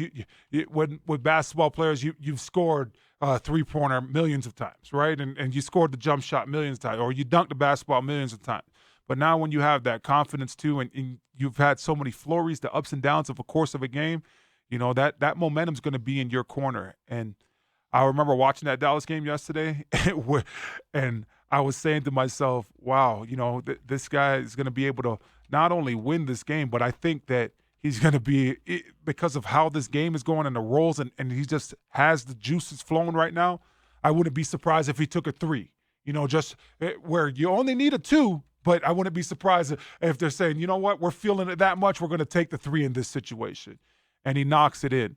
And, you know, that's another thing with the Nuggets, where I think because of the flurries, especially with like a Jamal Murray that could score 30-plus in game 1, but then goes and basically disappears scores game 26 2 the and next game 2. 3, you know, like where the confidence is just not going to be there. The momentum is not going to be there in those big games where you're trying to close it out, you know.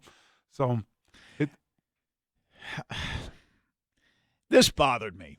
And we'll break. We'll ponder this. We'll break. We'll come back. Mike Kliss will join us, our Broncos insider, with a lot of information. Apparently, for the Broncos today, Sternad is not practicing. Patrick is not practicing. Bosby is not practicing today. And we'll talk to Nate Jackson. We'll ask Mike about it, too. Apparently, the Broncos maybe starting to feel the effects of some of these injuries. Did not have great practices over the weekend, but we'll talk more about that. But this quote bothered me.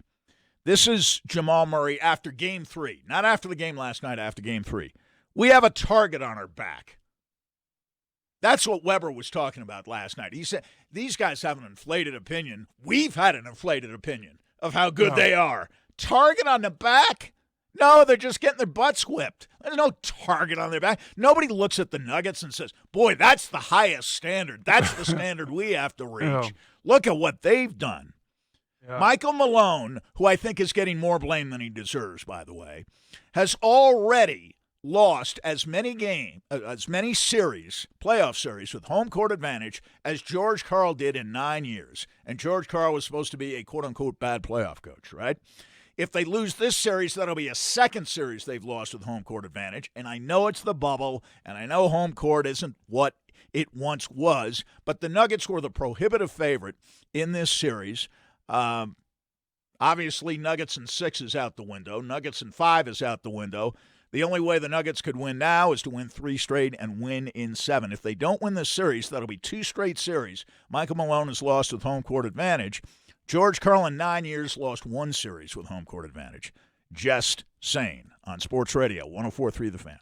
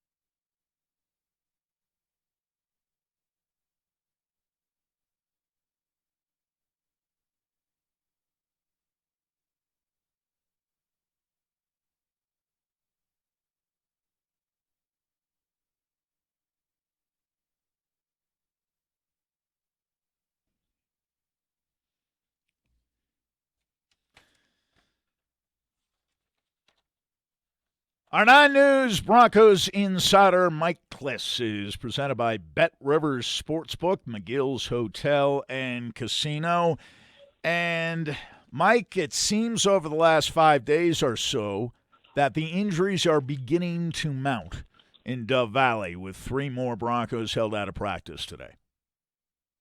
Yeah, for some of them are those soft tissue injuries, the hamstring, the groin, which I guess in light of no football all summer, and not only no football, guys, but no gyms. You had to figure out how to work at home. Not quite the same, so you're getting some of that. And then you like Todd Davis popped his left calf pretty good. We'll see how he comes back. They're optimistic he can come back in another week or two. Justin Sternad hurt his wrist. It was kind of a football deal. They were in pads. I'm not sure there, but anytime a guy leaves the field with a wrist injury, and it should be a while for him too. So yeah, some of this is they're taking precautions, because they gotta somehow gear up for 16 games, even though they haven't had much training camp. And some of it, you're right, they're just they really in a relatively short time put on the pads. Mike, when you look at the offense specifically, because a lot of reports have been that the offense starting slow, and you look at that, and you got a couple weeks left until you got to play, and now these games actually matter. What could they be doing, and how do they now change that? How do you get these guys going? Because that's the big thing here in Bronco country. The offense has to look different, right? And you go and you use all these draft picks on the wide receivers and all these explosive weapons, but yet each and every day we're hearing reports that it's starting slow. Is there anything that they need to be doing different, or what's your take on that? Just reps, and is the only thing I can think of. They keep grinding away here. Actually, Drew Lock looked pretty good early, and he was, Judy, popped out at everybody. He was working with Driscoll in the number 2. Now he's working with Locke in the number 1s. Cortland Sutton's had a real good camp. Locke had a real good camp till 2 practices ago. The last 2, he has not been as sharp. He's been missing, not missing by much, but he's been missing. And but it's starting to get to 2.5 weeks now, 2 weeks into this thing, and they're feeling what does Fangio call it? The calluses, the body calluses. They're starting to build them up. I think they're sore. I think they're stiff. I think they have to work through that, and they will. They always do. That adrenaline on Monday night will take care of all aches and pains. And but even when Peyton was out here at Big O the other day, he said, pretty much echoed what we've been saying. Early on, because this is a young offense, the defense is going to have to win a game or 2 until the offense finds the rhythm. And so I think that is pretty much playing out in practice. But they're back out there today, not in pads, in cells and shorts. And they're taking reps again today. It's going to be a full practice. And we'll see how they come along. I actually thought the first week they were better than I thought they would be. The last couple of days, they'll look like the type of offense that I thought we'd see right out of the gate in training camp. Hey, my last one, Mike, before we let you go. The NFL has apparently cleared all individuals who tested positive over the weekend for the coronavirus following what its testing partner called an isolated contamination during test preparation. Seems like a lot of gobbledygook to me, but all the original test results have been classified as false positives. I can't believe that this will make teams, players, organizations, coaches feel especially comfortable as we're less than 3 weeks away now from opening night? Yeah, I'm the one concern. I test all the time out here, and I've been concerned about false positives. It hadn't happened with the Broncos yet, and hopefully never will. But there are cases of that. You know, I was looking at that Worldometer, guys, and they have all the cases in for each country, and I'm no scientist, and I'm no data gatherer, but Andorra, tiny Andorra, has 77,000 people. That's their population in Andorra, and they have like 130,000 cases. And I was like, well, how can everyone in Andorra had the virus twice? That doesn't seem possible. So I think everyone's doing the best they can. That's the way I look at it. Mistakes happen as you go along. The key is that New Jersey lab makes sure it never happens again. And hopefully that's the case. Hey, Mike, real quick before you go, you touched a little bit about Justin Sternad and him pulling up with the wrist injury and coming off the field, and Todd Davis with the calf.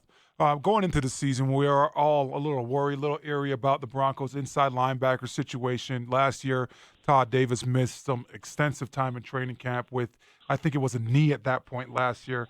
Do you anticipate the Broncos trying to get somebody else in here, maybe trying to trade for somebody? Or do you think that they're just going to say, you know what, the guys that we have are all we need, and, now maybe going to a little bit more dime, playing a little bit more nickel defense this year? Yeah, I think they need to probably go out and get another inside linebacker, preferably one that, if you remember last year, they brought back Corey Nelson, who's right at opening day pretty much. They brought him back because he's got some speed at inside linebacker. And I think after a couple of days of practice, he started for him. In fact, game one against the Raiders. Josie Jewell and Alexander Johnson are both kind of the same guy. They're tacklers. Those straight ahead guys are not good in space. So, and Todd Davis really is kind of that way too. Sternad was the guy. He was a taller guy and had some speed to him. And it looked to me like he was going to be the nickel linebacker. So I don't know exactly the extent of his injury, but if it's serious, yes, I think they're going to have to go out and get a linebacker that can cover a little bit. Micah, thanks. As always, we appreciate it.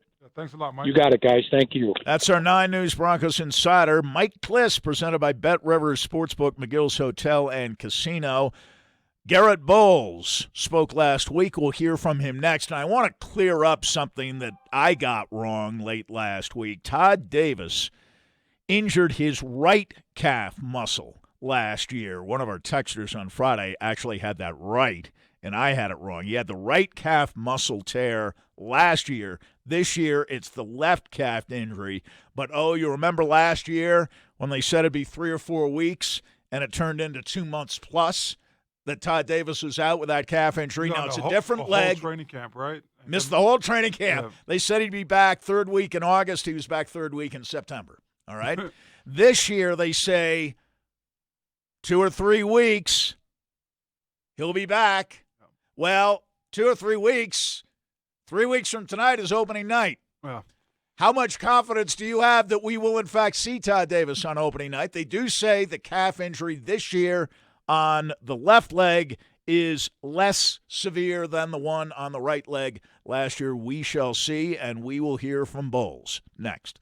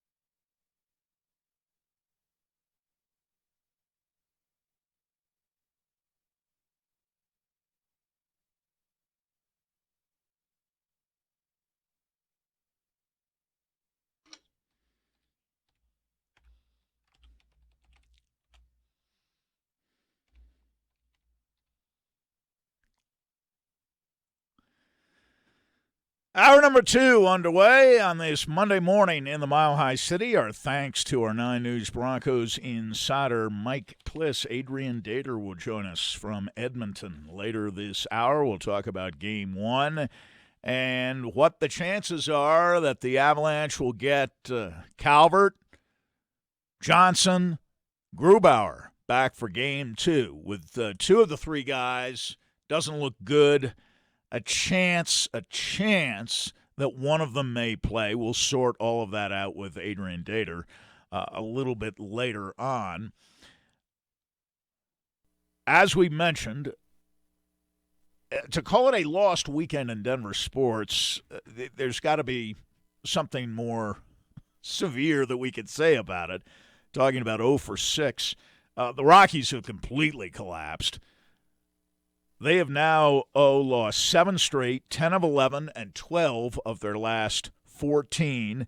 It is not the June swoon this year. They weren't playing baseball in June. It is instead the August swoon, at least the last 2 weeks, in which time they've lost 12 out of 14 games.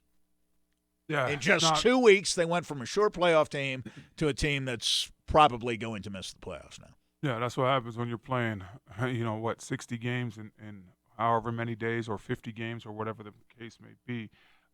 Rockies started off hot, but they haven't been able to sustain that. And what's so frustrating about the Rockies, and I'm not going to pretend like I'm a baseball guru, very much learning the sport, but everything that I read, everything that people were talking about before the season was what are the pitchers going to do? What's the bullpen going to do? What's the starting pitchers going to do? Are they going to be? Is Freeland going to be able to get out of that slump that he was in last year? Things like that. Where, I as I watch these games and watch what they're losing by, it's not necessarily the pitching. It's what happened to getting those bats cracking. Having those hot bats, and I don't know how they could get out of that slump. Because the hitting has not been well. You look at a guy like Nolan Arenado that starts off very slow, and that's typically been the case, but you've had 162 games typically.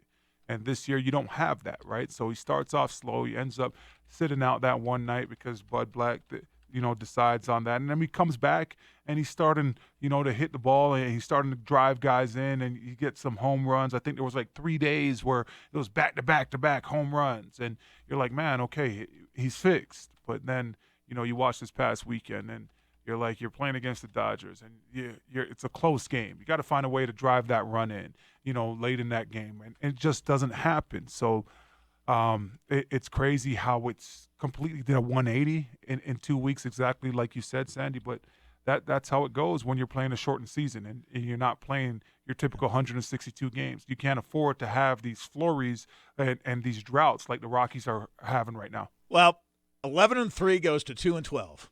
Go figure. Even for the Rockies, that's, the old saying, you're never as good as you look when you're winning. You're never as bad as you look when you're losing.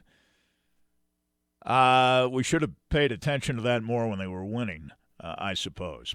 And we talked about the Nuggets. The Avs we'll get into more deeply with Adrian at the bottom of the hour. Let's listen to Garrett Bowles. You've been chomping at the bit, to hear from Bowles. And he talks about, in all fairness, having something that he has not often had in years past, and that's the same offensive line coach for a second straight year. That's huge for me. Me and Coach Munchak have a really great relationship. We talk regularly during practice, before the game, after the game, just trying to get me better.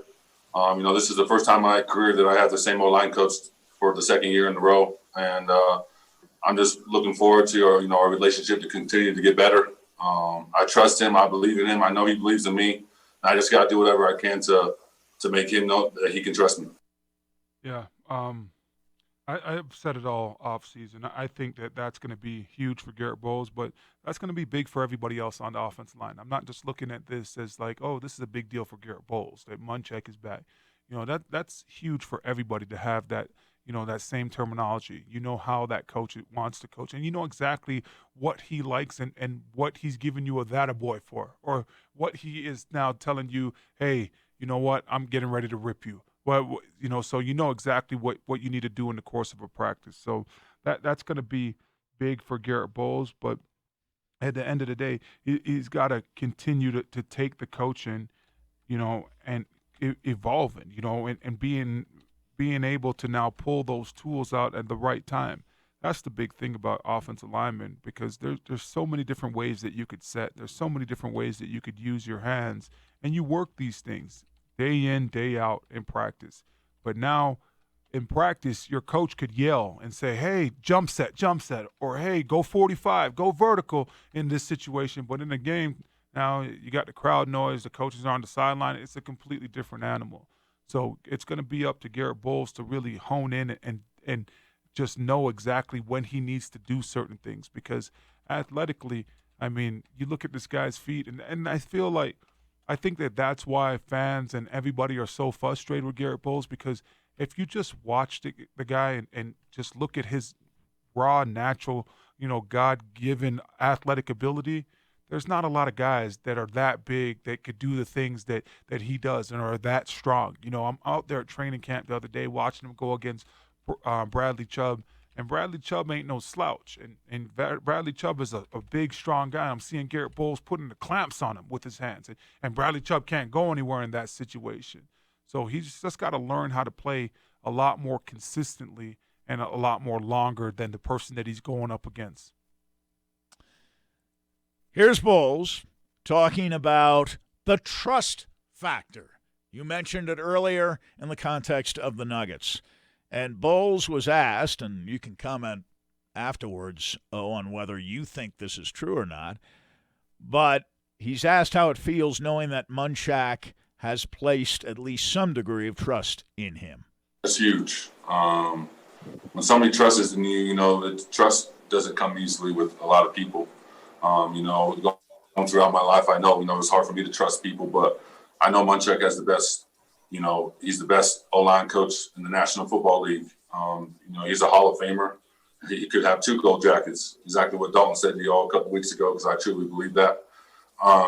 He's just a phenomenal coach. He really, truly cares about us. He loves us unconditionally. He wants us to be the best version of ourselves, because he knows what we go through on a regular basis, with media, with, eating and, everyone coming after us with, from all different directions. But that's big. I love him. I'm extremely grateful for him. It's not easy for a coach to come in here and, hear a lot of negative about a player, and just love me from the minute I met him.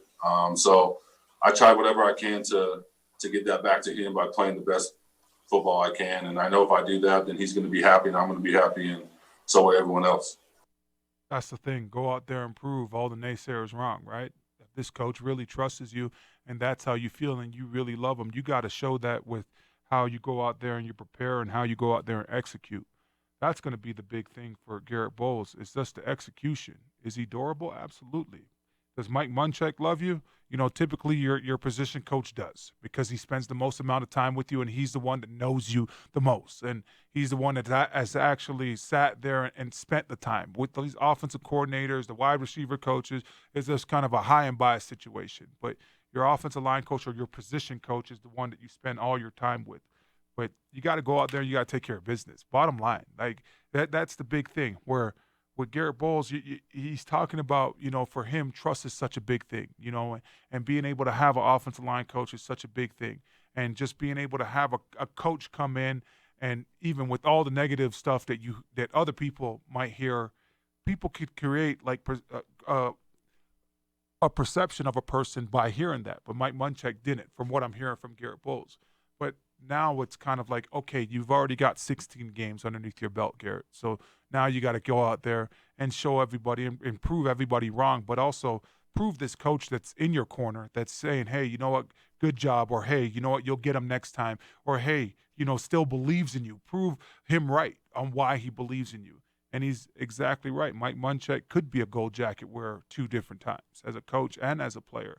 But he hasn't been there as a coach. But Garrett Bowles, you could affect that as a coach. So now if you really feel that way about him, you'll go out there and get your job done and make sure that you're not a liability like you've been the last couple of years. There's a lot with Bowles, who remains shockingly unopposed. I was talking to Cecil about this on Friday. I remember when Dan Reeves came in, and he took a look at the Broncos left tackle at the time, Dave Studdard. And he took a look at their guard. I believe he's the right guard, if I'm not mistaken, Paul Howard.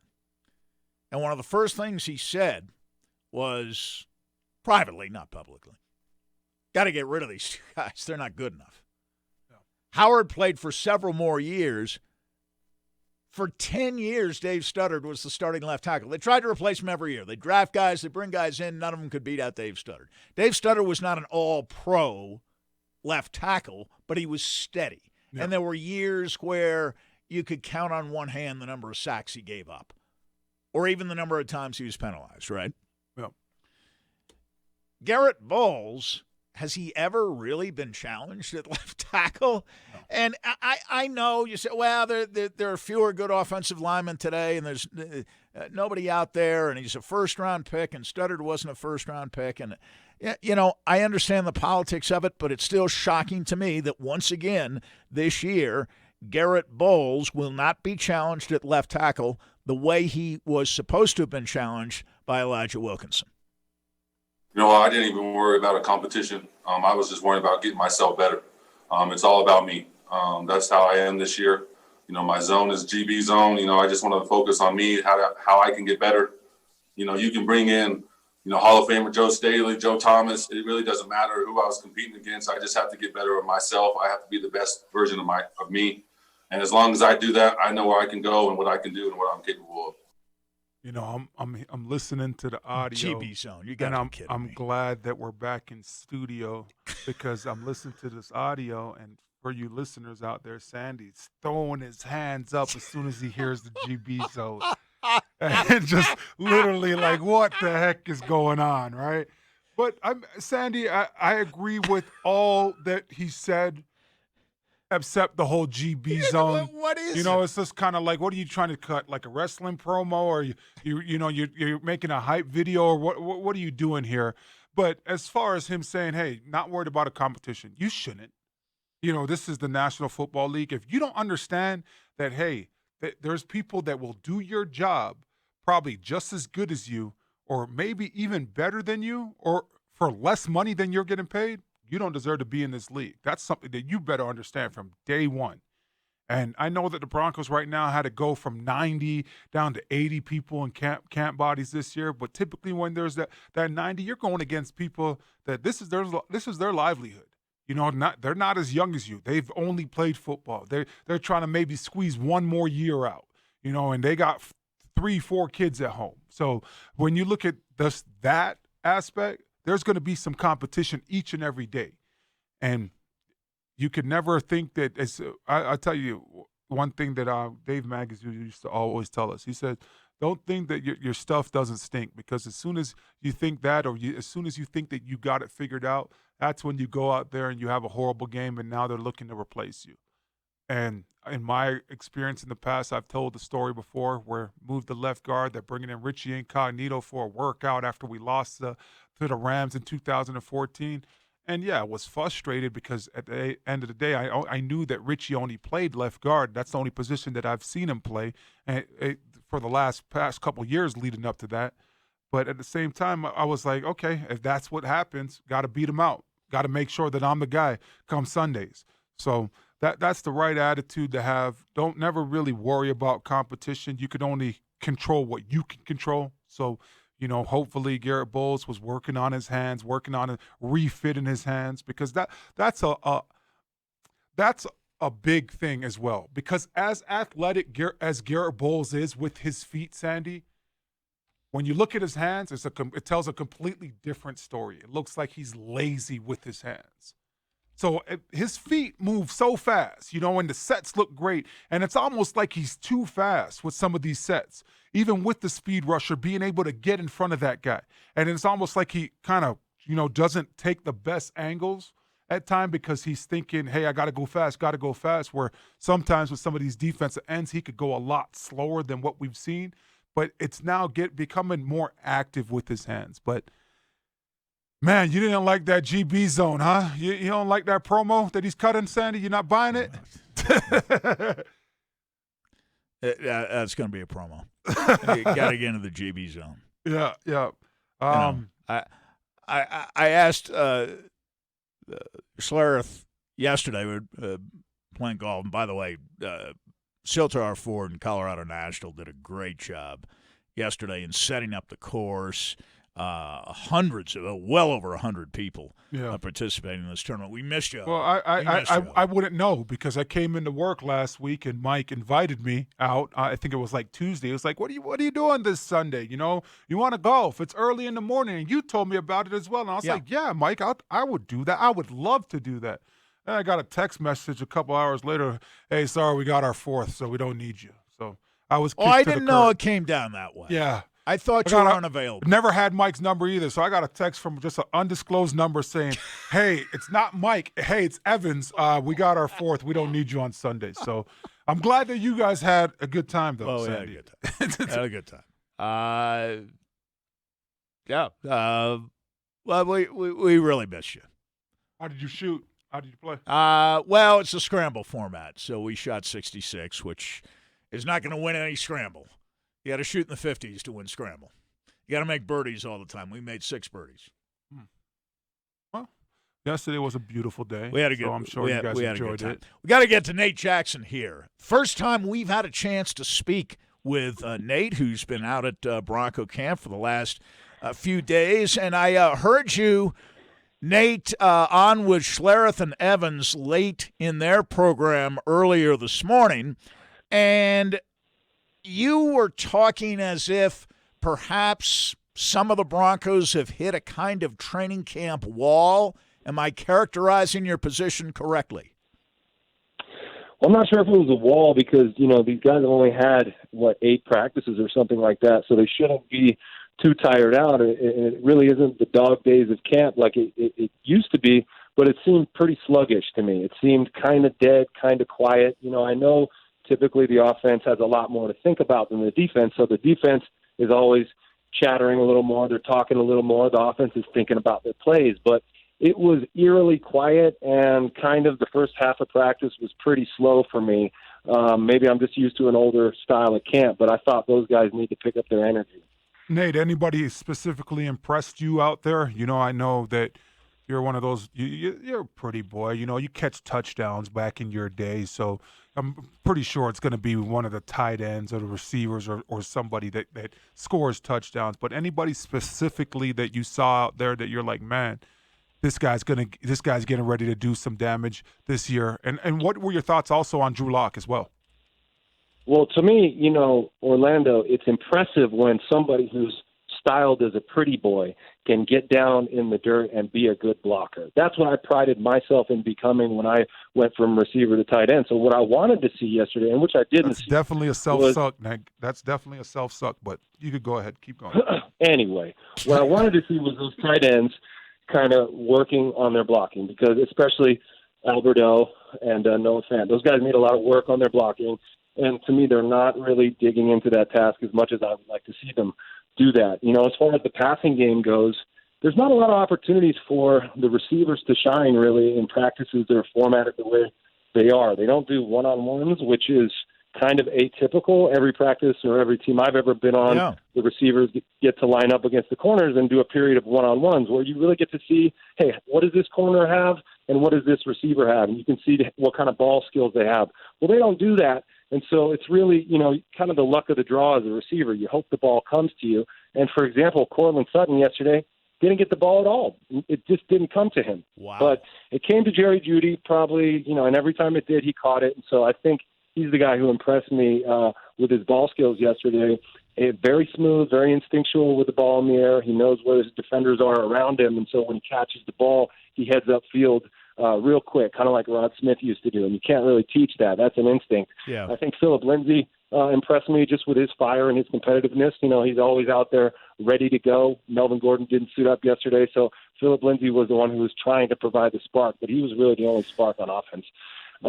As far as Drew Lock goes, yeah, I think he did good. I mean, he's kind of a quiet guy out there. I think for the most part, the offense is looking for some leaders to kind of be the vocal leaders and get people excited out there. I mean, He made all the throws. He missed a couple, but he had a couple go through his receivers' hands. I think he executed the offense well.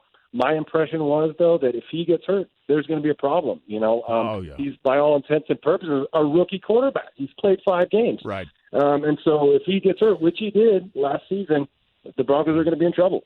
Hey, we'll let you run on this, but do the Broncos, as you've seen them over the last couple of days, do they strike you as a team that will be ready to play a football game that counts 3 weeks from tonight?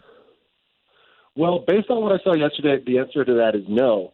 But I've got to think that every single team in the NFL is going through something similar right now. They weren't around in OTAs. They haven't had those reps. They haven't been able to throw the ball to one another. But I think the Broncos, as a young offense and as a young team, may be a little bit more behind. And I'm a little concerned about that as far as week 1 against the Titans. I mean, the lack of preseason games means you're not going to have any live special teams plays, for example. There's no way to simulate that at practice unless Vic Fangio creates that opportunity for him one day, and I don't think he's going to do that. So these guys, the first time they ever cover a kickoff is going to be the opening kickoff against the Titans. So I think they got to pick up the intensity, maybe dial back the complexity of the offense, keep it simple for these guys, and so they can go out and come. Nate, it's great to have you on the team. I haven't had a chance to see you yet, but welcome, and we look forward to hearing from you throughout the course of the year. Yeah, thanks a lot, Nate. Thanks, Sandy. All right, guys. Have a good one. There he goes, Nate Jackson, author, commentator, kind of cuts against the grain a little bit, which I happen to like. I think you and Nate will have an interesting relationship here. I can already see the on-air chemistry bubbling. Yeah, I get chances to hang out with Nate all the time. Nate's really good friends with Charlie Adams, and Charlie is actually one of my wife's best friends. So when he came out here last year to actually interview, I know he interviewed for this position with The Drive, hung out with him a ton that time. So super excited that he's back here in Denver. And he has a little boy. He has a little boy right around he's going to be in between my 2 sons as far as age-wise. So excited for our kids to grow up together as well. Well, we're excited to talk to Adrian Dater from Edmonton, and that is coming next as the Avalanche, for the first time in the playoffs, find themselves behind in the Stanley Cup. This is Sports Radio 104.3 The Fan.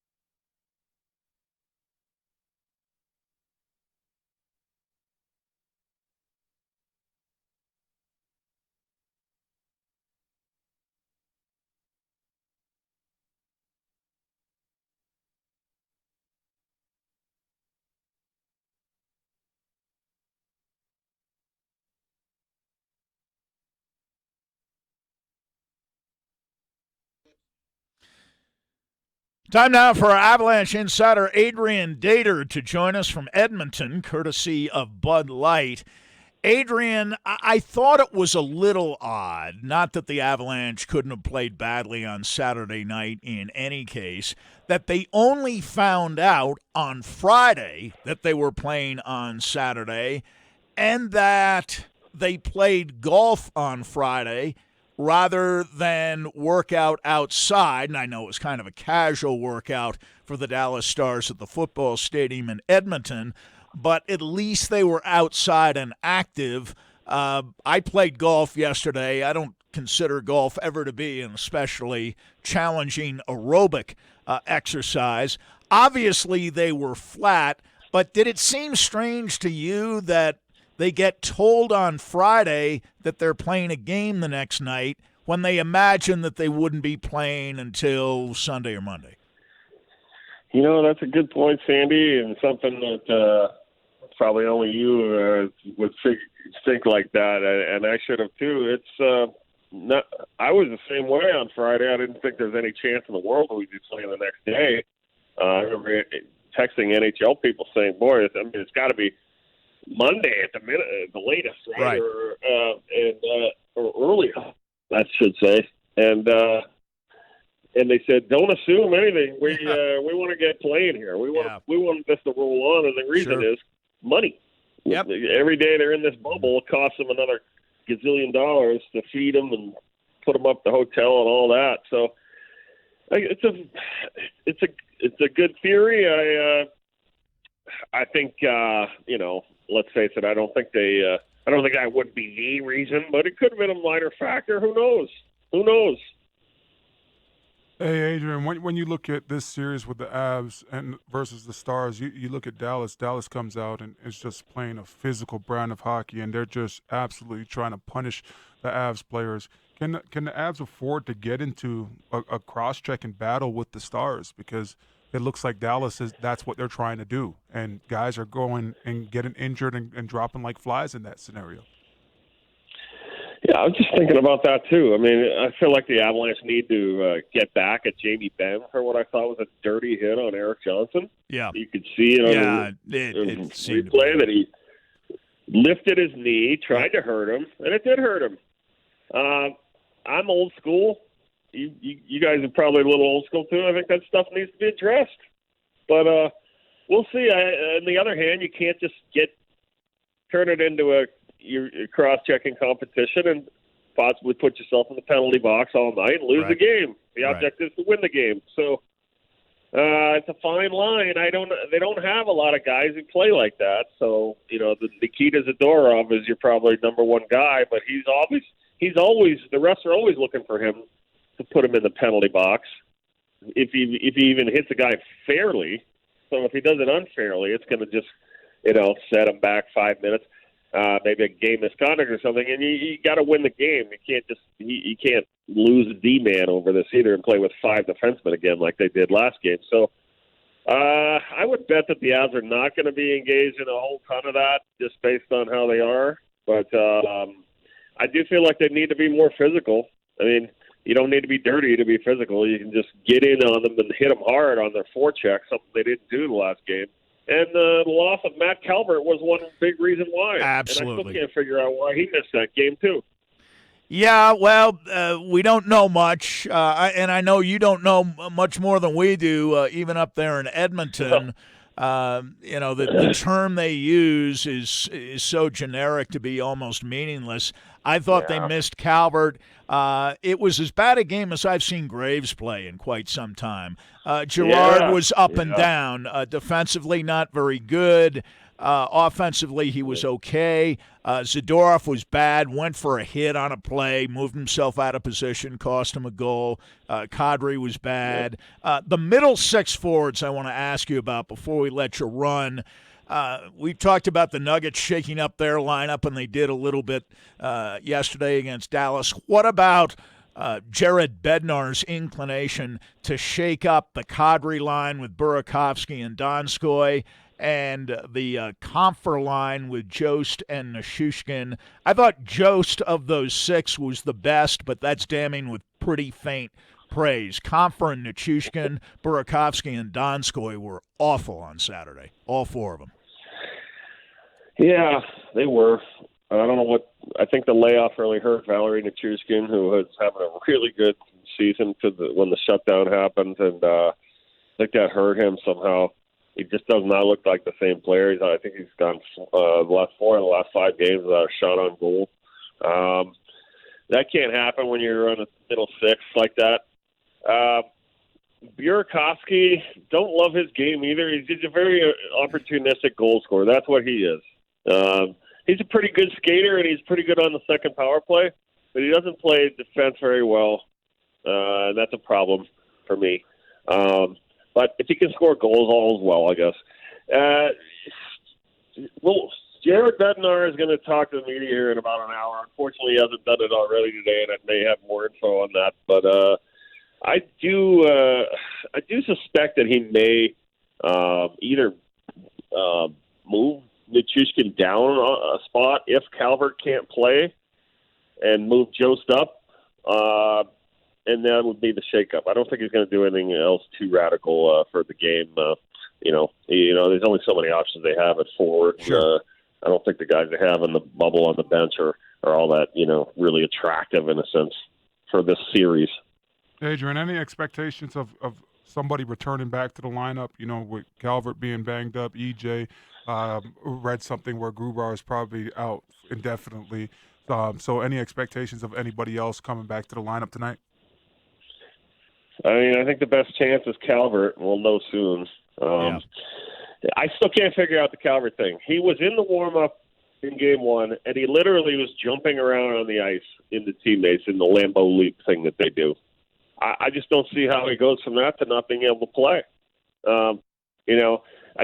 You got to sort of take the L as a reporter now in the COVID times and not push it with stuff about what, health-wise, because then you risk looking like a jerk. But I'll be a jerk at times if I have to find out the truth on things. I just don't know what happened still. And it's a really weird thing that happened. I don't see how that happens. Did he hurt himself on the leap? I don't know. I don't see how you go from doing that 15 minutes before a game to not being able to play. Yeah. So that that's my own little thing. It seems strange, yes, and obviously on the telecast you're not finding out anything either. They don't have anything. Yeah, bad. no. I think there's a chance he'll play it, and that would be good news for the Avs if he is. I thought they really missed him. They missed him last year. Yep. They missed him last year. Really missed they him. played without him in Game 7 against San Jose, and they had no sort of utility guy who could have made a difference in certain situations last year, and they missed him. So he's got to find a way to get healthy and get in the lineup, I think. Well, the saving grace was I thought Dallas played great. The Avs now know Dallas ain't Arizona. They're bigger, they're faster, obviously much more physical. Their goaltending might not be quite as good, but it's plenty good. And now the Avalanche are going with their backup goaltender. But still, in spite of all that, it was 4-3 in the third period. They did have a shot at Game 1 as badly as they played and as well as Dallas played in Game 1. Game 2 tonight, 7:45 puck drop from Edmonton. Adrian Dater will be reporting, as always, ColoradoHockeyNow.com, and, of course, our Avalanche Insider, thanks to Bud Light, official beer sponsor of the Colorado Avalanche. Thanks, Adrian. Appreciate it. Okay, guys. Take care. Thanks.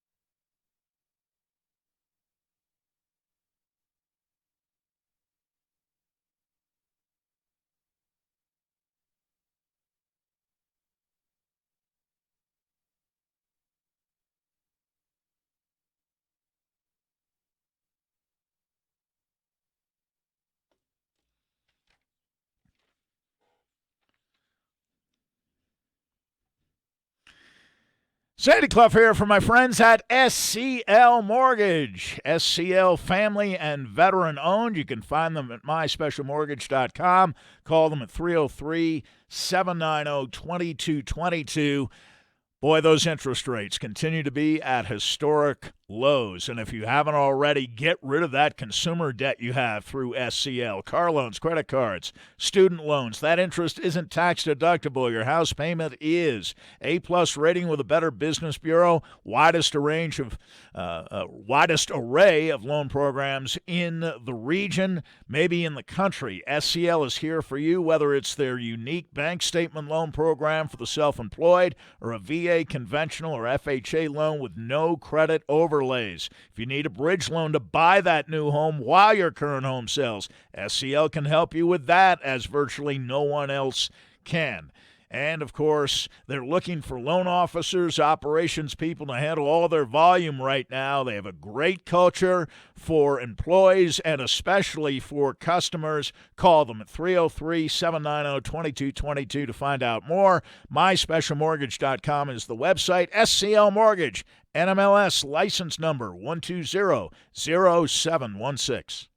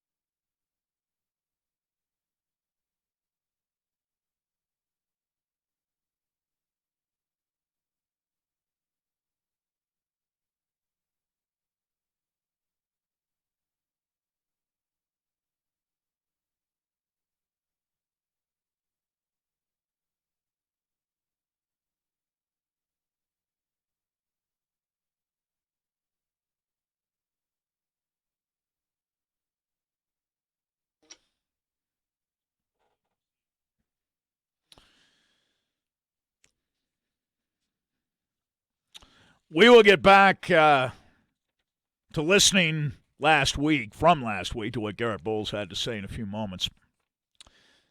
Orlando, some of your thoughts, your takeaways from Game 1. We talked about the injuries. I thought the top line was terrific, and I thought Cale Makar played well. Everybody else was more of a passenger than a driver in this game. But the good news was the top line kept them in the game. Yeah. Yeah, no, the top line played well. I thought that Dallas came in with a great game plan, and they just said, hey, listen, we're going to play physical. You know, this team has had a bunch of injuries this year. If we hit them and continue to hit them, you know, maybe we could get lucky, and a couple players are now going to not play in some of these games in this series. And if the Avs are not at full strength during the playoffs, especially against a good Dallas team, I think Dallas has the upper hand. You know, so that was the game plan. That's what they've been doing, and they've been doing a good job at it. But if Dallas doesn't do that, and they're not physical and they're not cross-checking, now the Avs are going to be able to beat them like they beat 99% of the teams in the NHL right now, and that's with speed. So the Avs now made the game slow down the pace for them. But other than that, you know, the top line has to continue to produce, but that second and third line, you can't disappear now. Can't disappear in the playoffs, you know. That was the big thing in what they did this offseason, and bringing Kadri in and kind of shoring up that second line, you know. And Kadri had an amazing first series, you know, against the Coyotes. But these guys have to continue to produce because in order to get to a Stanley Cup championship or even win one, definitely to win one, actually, you're going to have to get production out of all your lines. And when we saw this past weekend with the Avs was that first line, it held tough, but, you know, guys got banged up, and the second line not as productive as we know them to be. The third line not as productive, and the fourth line looked like they were non-existent for majority of that game. So they got to find a they got to find a way. Fourth line missed Calvert. You know, there's no doubt of that. Ian Cole has had better games, although he had to cover for Girard and maybe Zadorov, who made some mistakes the other night. There was the one goal early on, and I believe it was the one that either put him ahead 2-1 or 3-1, where Girard at the end of a shift gets caught deep in the attacking zone, right? Yeah. And Kadri has got to read that, first of all, understand that Girard is deep, and two, it's the end of a shift for Girard. So when Kadri pinches in along the boards, and he not only misses the puck, but he misses the man too. He goes 0 for 2. If you get the puck, that's great. If you get the man, that's great. But I think it turned out to be Ben was the guy he was trying to hit, and he didn't get the puck, and he didn't get Ben, and Ben made the headman pass ahead that led to the 2-on-1 and the goal that was scored. And you could see Girard desperately trying to go 200 feet and dive at him. And I was reminded yesterday by my friend Mike Evans on the golf course, the Dallas game plan, make the Avalanche play a 200-foot game. What did our old friend Jim Montgomery, formerly the coach of the Stars, and for years, and one special season, the coach of DU hockey, and a national championship coach at that, what did he always talk about? Make the opponent play 200 feet. Make the opponent play 200 feet. And you know that Rick Bowness, Montgomery's close friend, his successor's head coach down in Dallas, is operating the same system and saying the same thing, especially with respect to the Avalanche. Make them play behind their own goal line a lot, which they did in Game 1. Make them go 200 feet both ways. Yeah. Both ways. That's when their you, defensemen pinch in. Yeah.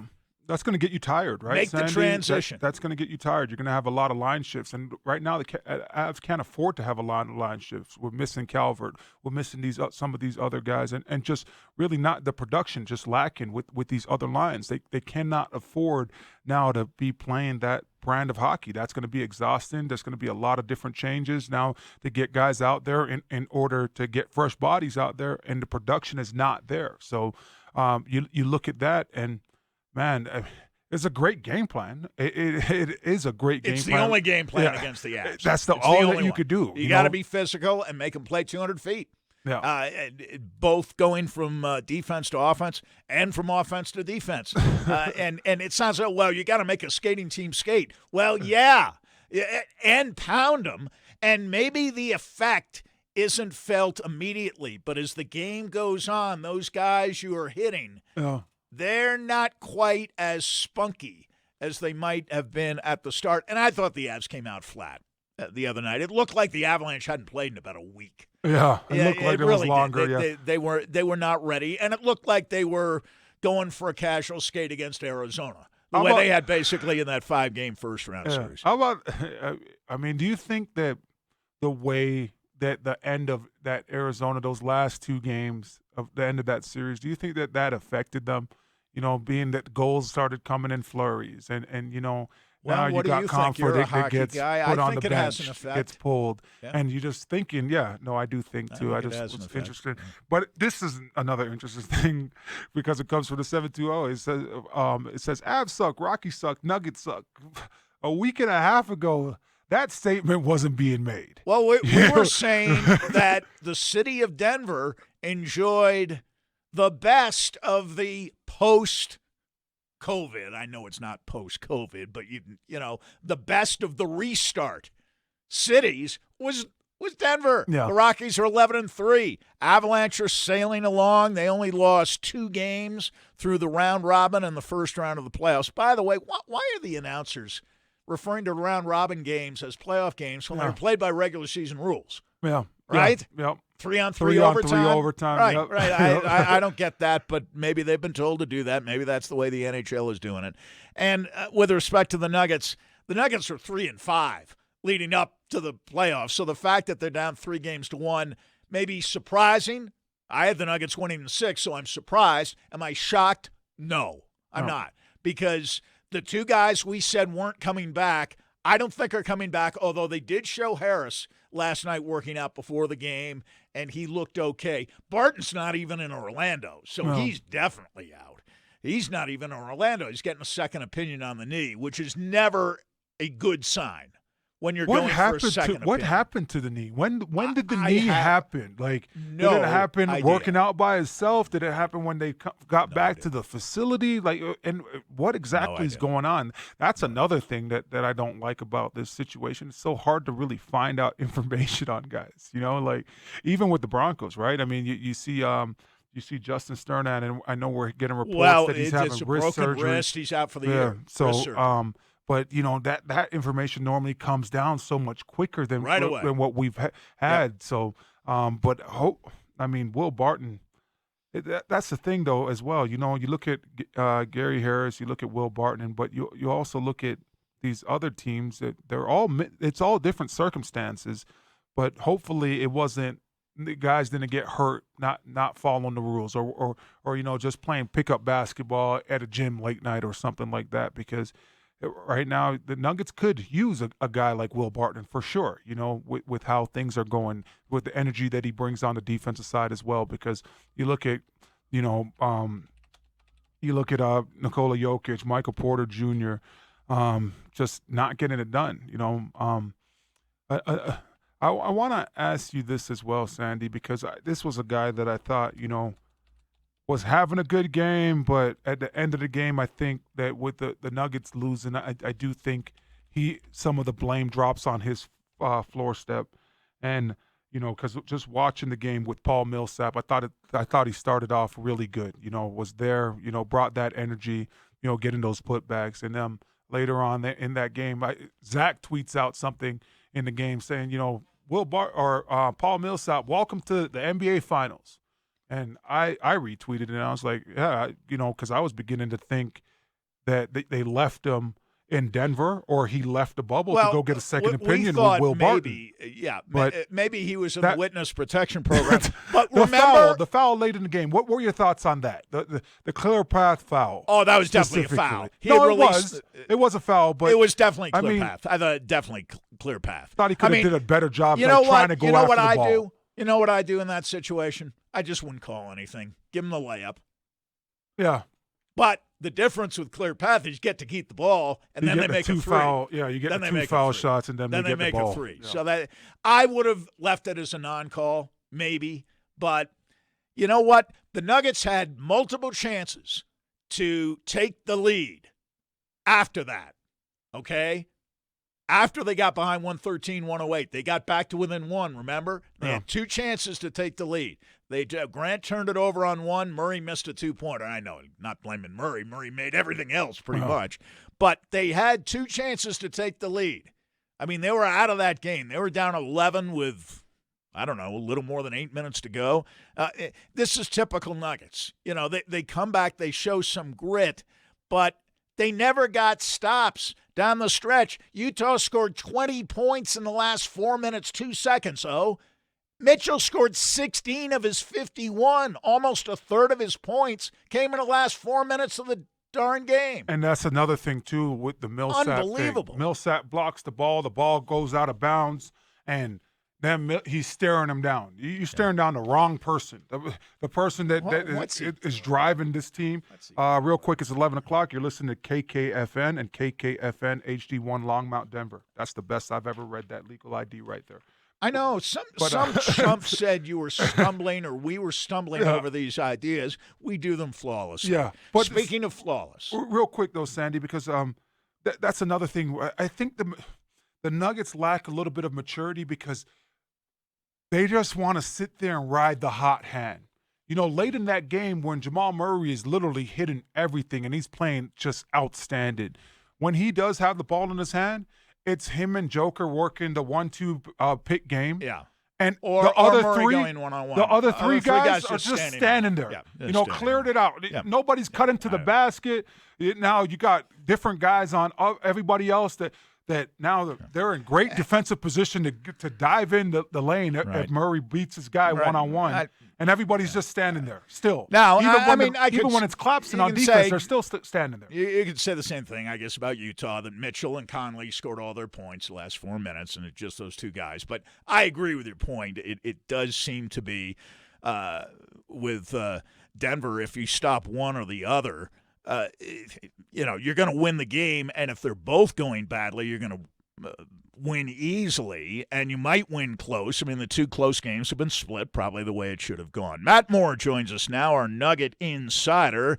And, Matt, the effort was better last night, but I agreed with a lot of what the national commentators are now coming around to, people like Charles Barkley and on the game last night, Chris Webber, saying maybe we all got fooled, that our national love affair with the Nuggets got a little carried away because, as George Karl said this morning, how many championship contending teams do you know of where not only your best player, not only your top two players, but really your top three players don't play any defense? They really don't. I mean, look, all year long, the Nuggets had a great defensive start to the season, and all year long after that, they would show it in spurts and say, we know we can do it when we have to. Right. We know we can. Right. And I kept saying, we're going to find out. Either you've developed enough bad habits and you're wrong, or you can show us that you're right. Well, turns out if you have bad habits, you have bad habits. I also think, quite honestly, this is just as great as Nikola Jokic was last year. I had so many questions last season about how he was going to be in the playoffs. Is he going to be mentally tough? Is he going to be ready? Can he handle the defensive stuff? All of these things. And he did. And now we come into this series with a different set of matchups, with a rolling big that can put pressure the way the Blazers could not and the way the Spurs could not. And it completely looks the other way. Last night's game, they gave better effort. Okay, golf clap. Congrats on trying in a playoff game. Congratulations to you. But I go back to, this is why Game 3 matters. You lost the coin flip game last night. And every series, there's a number of games that could go either way. Last night could have gone either way. It especially could have gone the Nuggets' way if they'd gotten one stop in the last 3 minutes. Yeah, that would have been nice. Mitchell's on fire, fine. You can lose that game if you had given better effort in 2 or 3 and taken one of those. Then the entire series looks different. It's 2-2. Okay, we got to get past those defensive issues again. There's only so much that they can do because Jokic is being targeted, and there's not much that he can do. There's not enough rim protection behind him, but I don't know how you build enough considering how bad they are. Murray's effort in the series has been phenomenal. Like, Murray has given so much effort. He's still getting torched defensively because Jamal physically cannot do it. It is not an effort thing with Jamal. He physically can't get over the screen. Like, that's where you miss Barton, and that's where you miss Harris. And there's going to be a fight all season long among Nuggets fans in the offseason, which is coming very quickly, between those that say, like, well, Barton and Harris were out, and those that say, yeah, but you can't be this bad when Barton and Harris are out. Matt, when you look at yesterday and the Nuggets' efforts, they switch up their lineup, they switch up their philosophy. Jamal Murray goes off for 50 points, and they still lose. It looked a lot better than Game 2, a lot better than Game 3, but how disheartening is it that their adjustments and efforts still weren't good enough for them to win the basketball game? The biggest thing to me is that, look, I can come on and I can talk stats and adjustments and tactics and pick and roll coverage. Right. The Jazz know they're better, and they know that they have the edge. Yeah. And you see the confidence they play with. Mitchell in particular is like, you can't do anything to me. Right. I'm not scared of you at all. I'm not worried. I know I'm in control of the series, and the whole Jazz team knows it, and that's why they're shooting the lights out, because they're shooting with so much confidence because they have zero fear or concern about what the Nuggets bring to the table. And, like, that's what you gave them in games 2 and 3. That's what you provided them in 2 and 3, is that level of confidence. The big question is going to be, this next game coming up, because we've seen a lot in some of these games in the bubble right now. You lose, you don't have to be in the bubble anymore. You get to go home. Yeah. It's all over. Yeah. No more COVID tests. Right. You get to get out of. You're not forced to stay in an Orlando resort anymore. Poor guys. So you get to go home, and, like, it's just over. And I think that in a normal circumstance, it's like backs against the wall. Home crowds got you. We got to fight back. We got to make sure that we don't go out like this on our home court. That's not there anymore. No. And so again, this is another test of where they're at mentally, and you can't have any faith in that right now with how they play.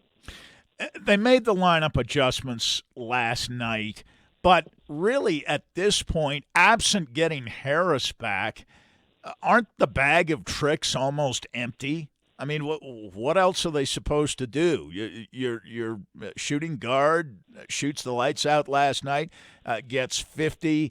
Jokic, had 29, and I understand it was in some ways a kind of empty 29 points, but what else is there left in the Michael Malone bag of tricks that hasn't been tried already in this series?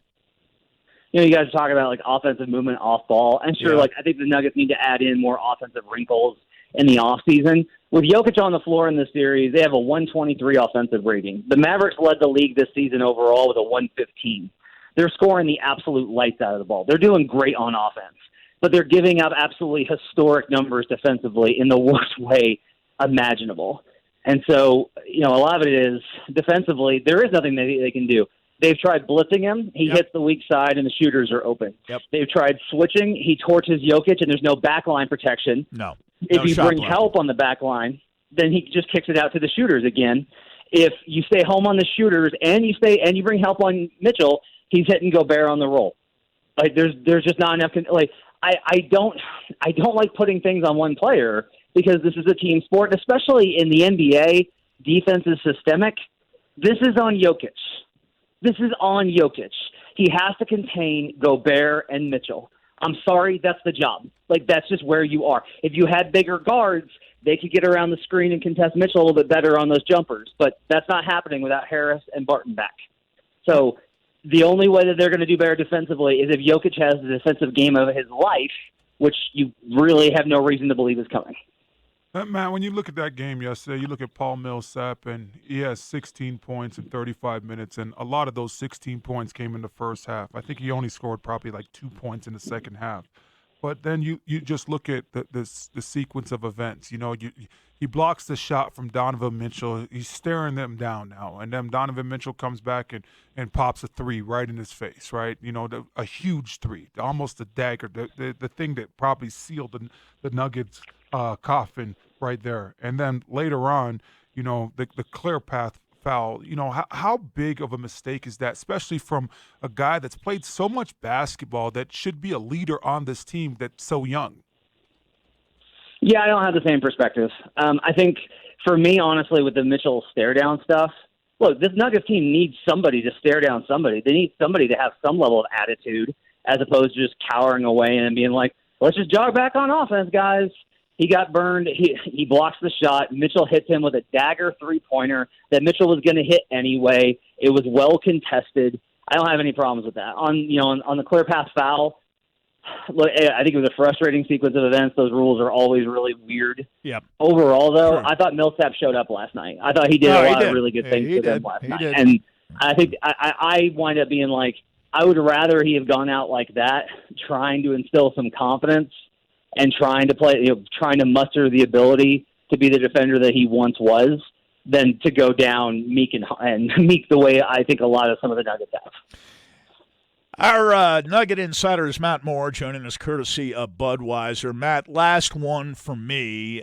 You kind of said what all of us are basically feeling a minute ago when you said the offseason is close at hand. This is going to represent the first time in the Michael Malone era, and this is his 5th year, where we see some signs of regression. Even given COVID and the injuries to Barton and Harris, they seem to be on the verge of officially regressing from last year to this year. What is the likely management response, or in your opinion, what should the management response be if the Nuggets, in fact, in the next few days do go down and are sent home out of the bubble in Orlando? Game 3 to me was such a debacle and a franchise-defining moment that I don't really think that any changes are completely out of the ordinary or beyond question. I don't think. I think it was that bad, and I think that oftentimes, look, I do tend to think that there will be some leeway given because of the circumstances. The whole team, half the team was not there to start the bubble. They overworked guys and they got injured. Jokic had several positive tests in Serbia. Like, nothing went right for Denver throughout this entire thing. Nothing went right for them. And that doesn't excuse Game 3 at all. But it's just a reality, and I think that will probably lead to a very considerate response. I've always thought changes were coming to the roster, and I think that will be the focus first and foremost. I don't have any sort of sense right now that there would be any reason to think that Malone's job would be in danger. That would be mostly based off of precedent, given if you lose a game like Game 3 like that and you have a regression like that, sometimes there are those responses, but Malone and Tim Connelly have always been close. They've always maintained a good relationship. There will be changes probably to the roster over the offseason. That was always coming. Those are probably more certain now. A lot of it will depend on what the cap situation looks like in an uncertain market. But I do think that there has to be changes because you can't have Game 3 happen that way. Because essentially, my biggest question now is I do not know if you can count on Nikola Jokic as your franchise player. I do not know if you can count on him after what happened in this series. And he's a fantastic player. He has been absolutely legendary. This is his first real letdown, but it was so bad that I think you have to have some question as to where does the franchise need to go from here in terms of its identity. I agree. Matt, last one for me. If there is an early exit, how do you fix it? Do you just continue to wait for these players to develop? Hope. You're just hoping that Nikola Jokic turns into a better defender. I know you talked about Jamal Murray not just physically can't get over screens and stuff like that. Or do you address it in free agency, or do you look to the draft? What do you think is the best way for the Nuggets to get over the hump? Because you're looking at this series right now, and it's looking like they're going to be done. And the last time they were in the playoffs, Portland got them up out of there as well. So what can be done? What's the solution? I think a lot of it starts with you got to add guys that are extremely tough defenders around these guys as much as you can. You got to hope that Porter takes his defense seriously. A lot of this is Porter in terms of if Porter gets to a point where he takes this responsibility seriously and he decides, I want to not be good. I don't want to just get max money. I want to be one of the best players in this league. And he commits himself to defense, which, to be honest, a lot of the scouts I've talked to question that he will. But if you were to decide that, that changes things. Because you can put 3 good defenders around Jamal and Jokic and be fine. Carl's right. George is right in that you can't have 3 subpar defenders on the floor. You can have 2, can't have 3. And so I think that's going to have to be the key. I think trades will be a big target in the offseason. I think they'll look to add guys that can shoot, that can also defend, that play next to Jokic, and that's going to be the priority. Yeah, because you're right. Jokic and Murray aren't going to fundamentally change as players, but starting next year, the $300 million starts to kick in that they're paying Jokic and Murray combined. Matt, as always, you're terrific. We appreciate it. Thanks, guys. Take care. That was our Nuggets insider, Matt Moore. Thanks to Budweiser, official beer sponsor of the Denver Nuggets. Wow, those last 2 answers, though. You've built this team, right? No. And it's a team capable of playing beautiful basketball. But sometimes, and I'm a basketball purist, I grew up on the New York Knicks of the late 60s, early 70s, and to an extent the Boston Celtics, who won 11 championships in 13 years under Red Auerbach and Bill Russell, who were, in Auerbach's case, just a coach, but also the general manager. And in Russell's case, eventually not just a player, but a player coach, right? They won 11 titles in 13 years. So I grew up on the kind of basketball they played, in which all 5 guys on the court were a threat. A threat to score, a threat to pass, a threat to rebound, a threat to defend, multiple positions. And the Celtics had a great 6th man in John Havlicek for many years. Havlicek was one of the top 5 players of his generation, in my opinion, and one of the top 10 basketball players who ever lived. For much of his career, he came off the bench with the Boston Celtics. They kind of invented the 6th man concept. And I know the Nuggets, at least on offense, can play beautiful basketball. But I think the national media especially got carried away with the beauty with which they play and the unique skill set of Jokic. Yep. And forgot that, especially in the playoffs, you got to guard somebody. Yeah, you got to be able to play and defense. They don't do that. And their playoff record is now 8-10 in the last 2 years. That's .444.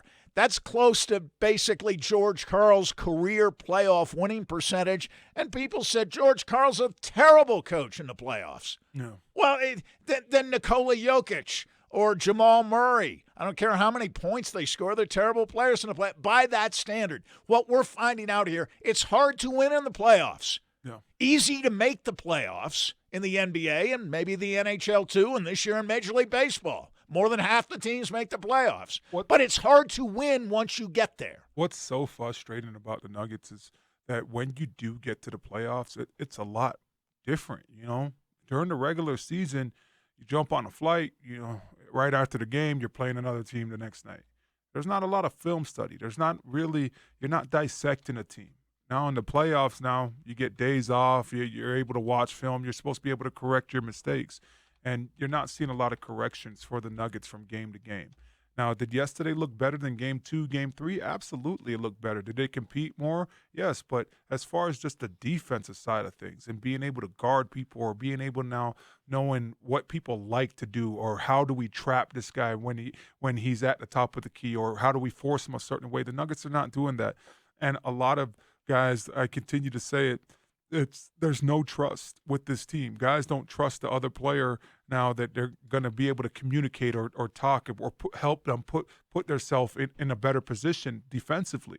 I'm watching yesterday, I'm watching Michael Porter Jr. I'm just like, what in the world is going on when he is on Donovan Mitchell and he's outside of that 3-point line? He's looking around. Talk about the all-time Mitchell. He's looking around and help me. Yeah, he's looking around like help me, like or he's almost saying like, the screen. Hopefully, the screen comes so I could switch off of this guy. That's right. Switch off. I'm looking for who I'm defensive supposed player to. begging to be screened. Yeah, begging for the screen to be able to switch off instead of being like, you know what, if he drives or I'm going to play tight defense and try to get a hand in his face if he tries to shoot it. But if he drives now, I'm going to rely that my team is going to collapse that pocket and now collapse the lane and be able to help me that way. It's exactly what we're saying. He's at the top, and he's looking like, I hope the screen comes. But Utah's looking at Michael Porter Jr. and saying, oh, you're at the top? We're taking it to you right here. We're going to expose you right here. You're not getting no help. We don't need no You can run, screens. but you can't hide. Yeah. We're going to find you. We don't need no We're going to screens find right you. here. Yeah. We don't need screens. We're going right at you. Yeah. And, and listen, in fairness, and I know you get a lot of texts now, why do you pick on Porter? The other guys don't defend either. We've made that clear that you have your top three players who really aren't very good defenders. And it brings me quickly, and I don't want to get into the feud because these guys despise each other, and they have for the better part of the last 7 years. But Mark Jackson's doing commentary late last week on Portland Lakers. And in the first few minutes of the game, he starts talking about how everybody was wrong. Carmelo Anthony is a great defensive player and would have been earlier in his career had he had proper training, right? So George Karl, who has coached Carmelo Anthony more as an NBA player and as a player, period, than any other coach ever has, somewhat naturally takes offense to that. Yep. Believes Jackson's talking about him mostly. I mean, he was drafted here with George Karl, Yeah, absolutely. Yeah, well, he had Jeff here. Bzdelik at first, but not for very long. George Karl came in very young in his career. And had him for 6.5 years, okay? I heard at Mark Jackson 13 is taking shots at my defensive coaching during tonight's broadcast. Remind me, how many All-Star games did you coach, Mark? How many Defensive Players of the Year did you have? How many finals appearances? How many of my teams, this is the kicker, became dynasties right after I left? Mark Jackson wasn't even thinking of you. Well, who are you thinking of? Jim Boeheim, his college coach? Yeah. I mean, come on. By the way, I never lost to you in the playoffs as a player or as a coach, which is true. God bless you and yours, which is basically F you. So he's saying that it's up to coaches. And by the way, to his credit, Jeff Van Gundy basically said to him on the air, what are you talking about? You're blaming the coaches for a guy not wishing to play defense. But Mark Jackson, a former coach, though not one for very long, says that if you're a bad defensive player, a coach can make you a good one. I don't believe that.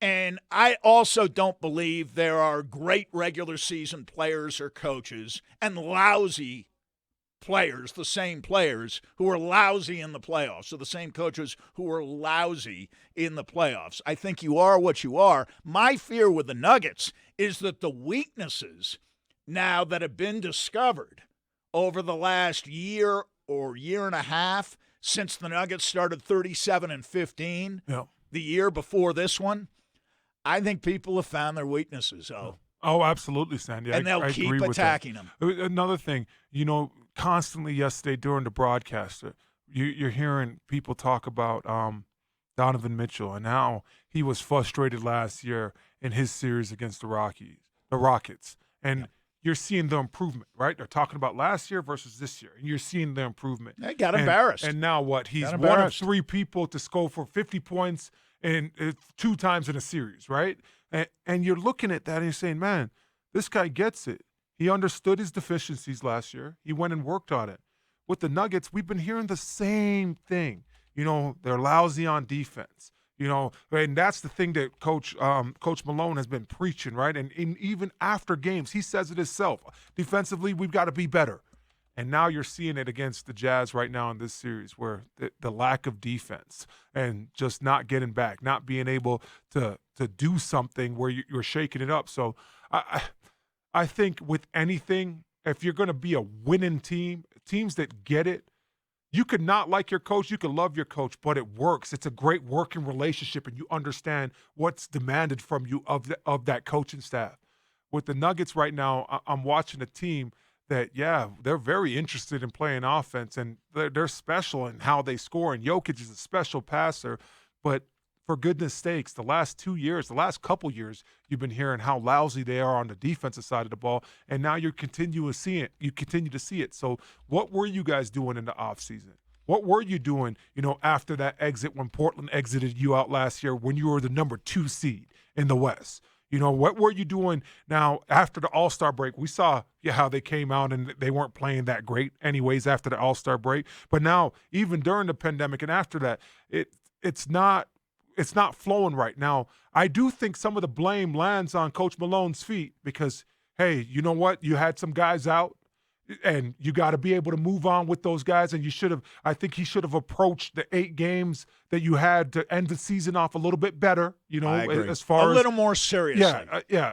exactly what you're saying. So I think there is some blame, but you got to look at the players as well and say, man, when are you guys going to get it? Your coach has been saying this over the last couple of years to the national media, and basically even when people are saying, when you're hearing Charles Barkley, you're hearing all these big-time national analysts saying, oh, the Nuggets could go, they could win this thing.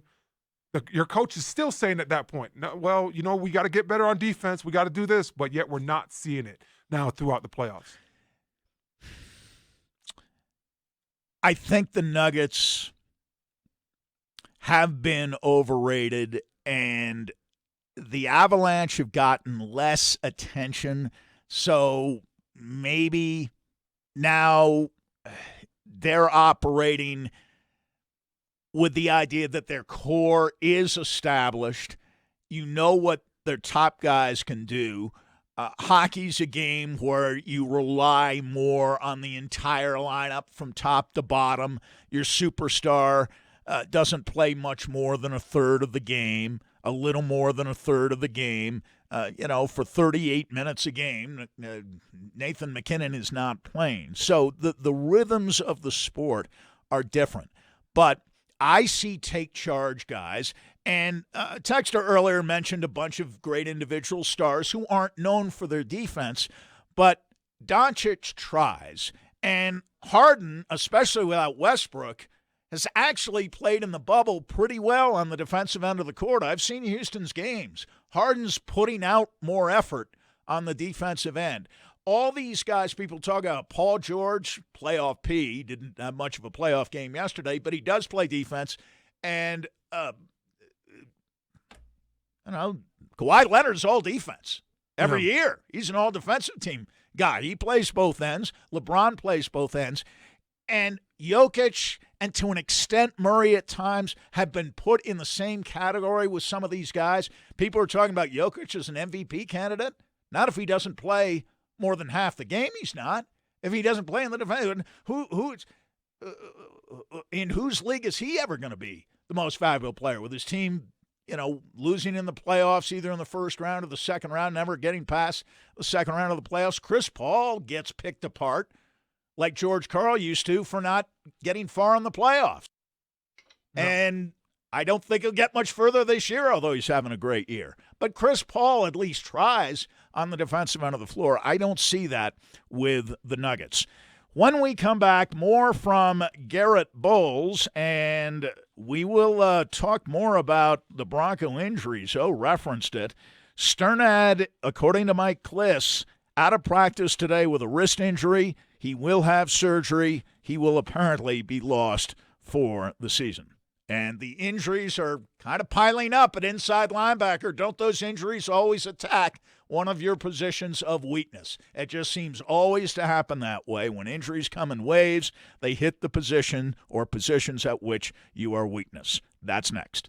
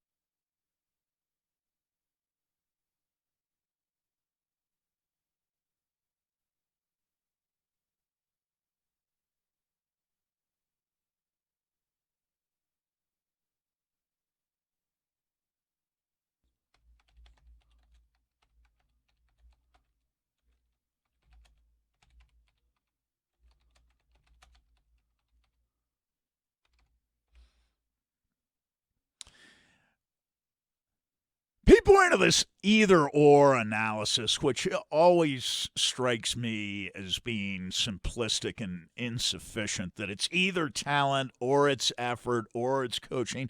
It's all of these things. It's all part of the package. And what I liked about Jared Bednar the other night was he said, we as coaches didn't have our guys primed to play.